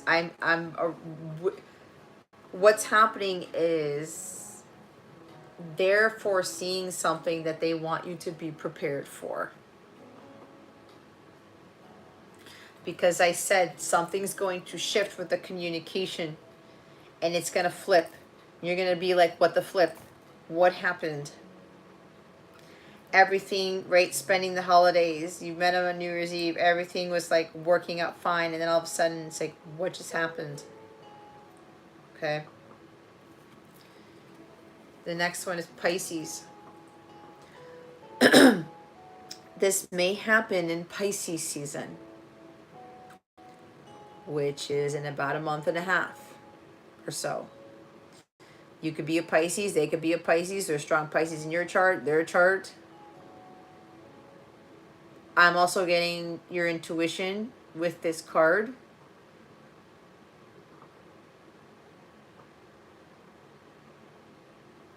So whatever your intuition is telling you about this Pisces card, you need to trust in it, okay? I know I've been quiet. I'm preparing myself to reach out.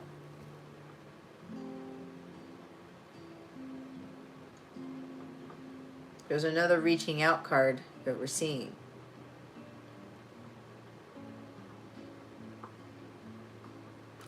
So there's communication's going to keep coming in.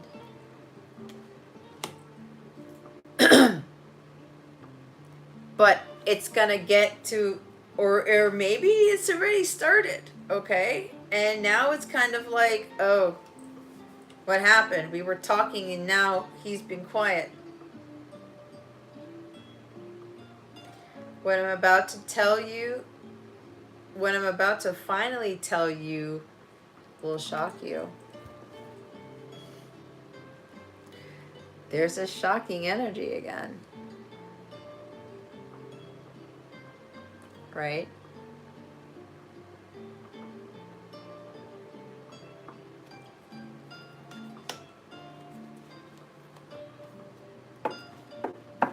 That's why I was saying it could go the other way, where the communication that comes in, you're going to be shocked, but in a way that you didn't expect. Like, wait, what? Right? And going back to the bottom of the deck again, I reacted instead of responding. Don't take it personally.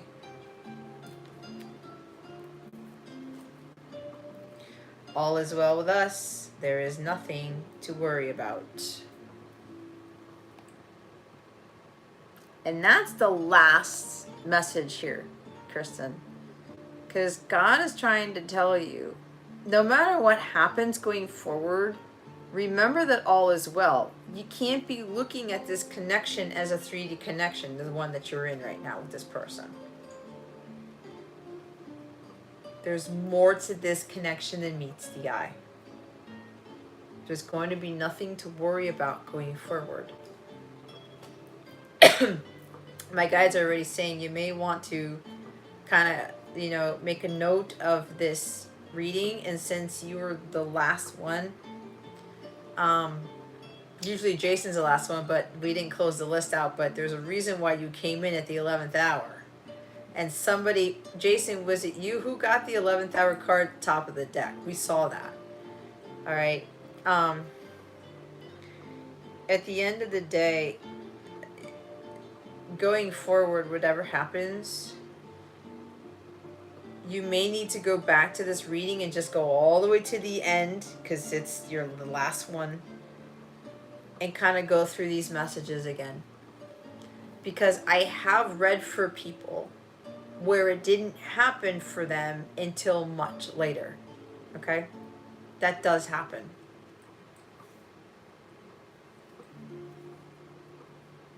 Top of the deck. I am awake now. Maybe this literally means that your person is up. Like, not sleeping. The other thing of this is the death card. With them going through that massive awakening, and they see things clearly now.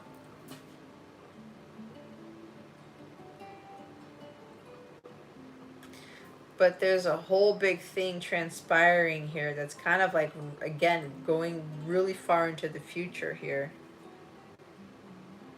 Wow. And then after that is, will you marry me, underneath that one.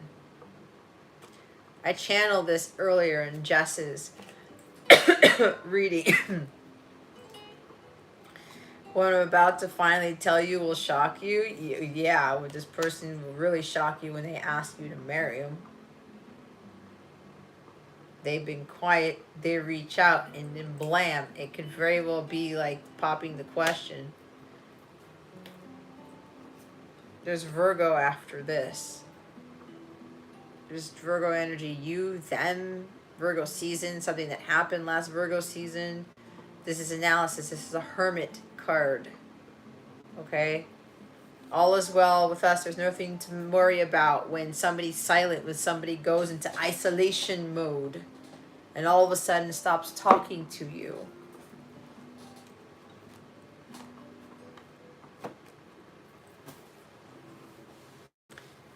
So yeah, apparently God wants you to catch wind of something well ahead of time.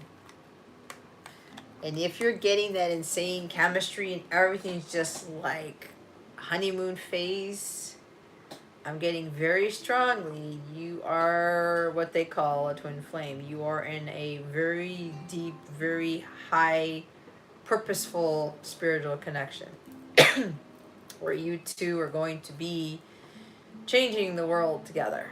That's the whole point. Okay. So, that's what I have for you, dear. Not really honeymoon. Well, I do feel like the communication's going to drop off. Talking every day is going to drop off at some point.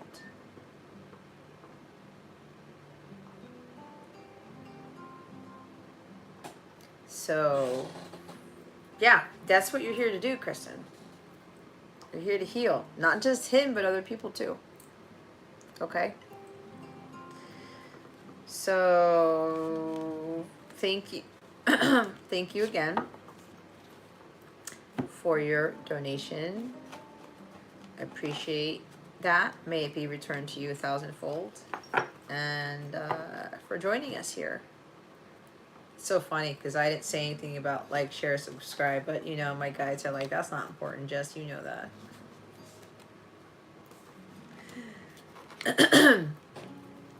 Okay.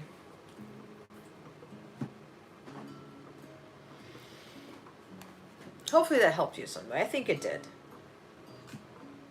Especially if it's preparing you for what's to come. So, but you know your story better than I do. And the only thing that my guides are telling you is to be honest with yourself and your situation. Okay? Jason, are we done?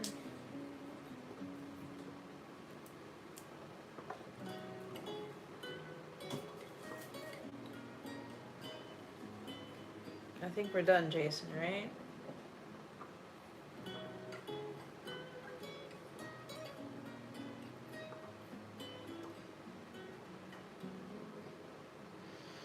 I think we are done. Okay. Thank you for being here. Thank you to those of you who donated, for patience. Okay. What else? Happy new moon, Aquarius. If you caught like the tail end of this, I highly recommend that you watch the actual full moon meditation part of this, because some of you may very well have skipped it and just went straight to the readings, but there is a reason why I did that for the collective.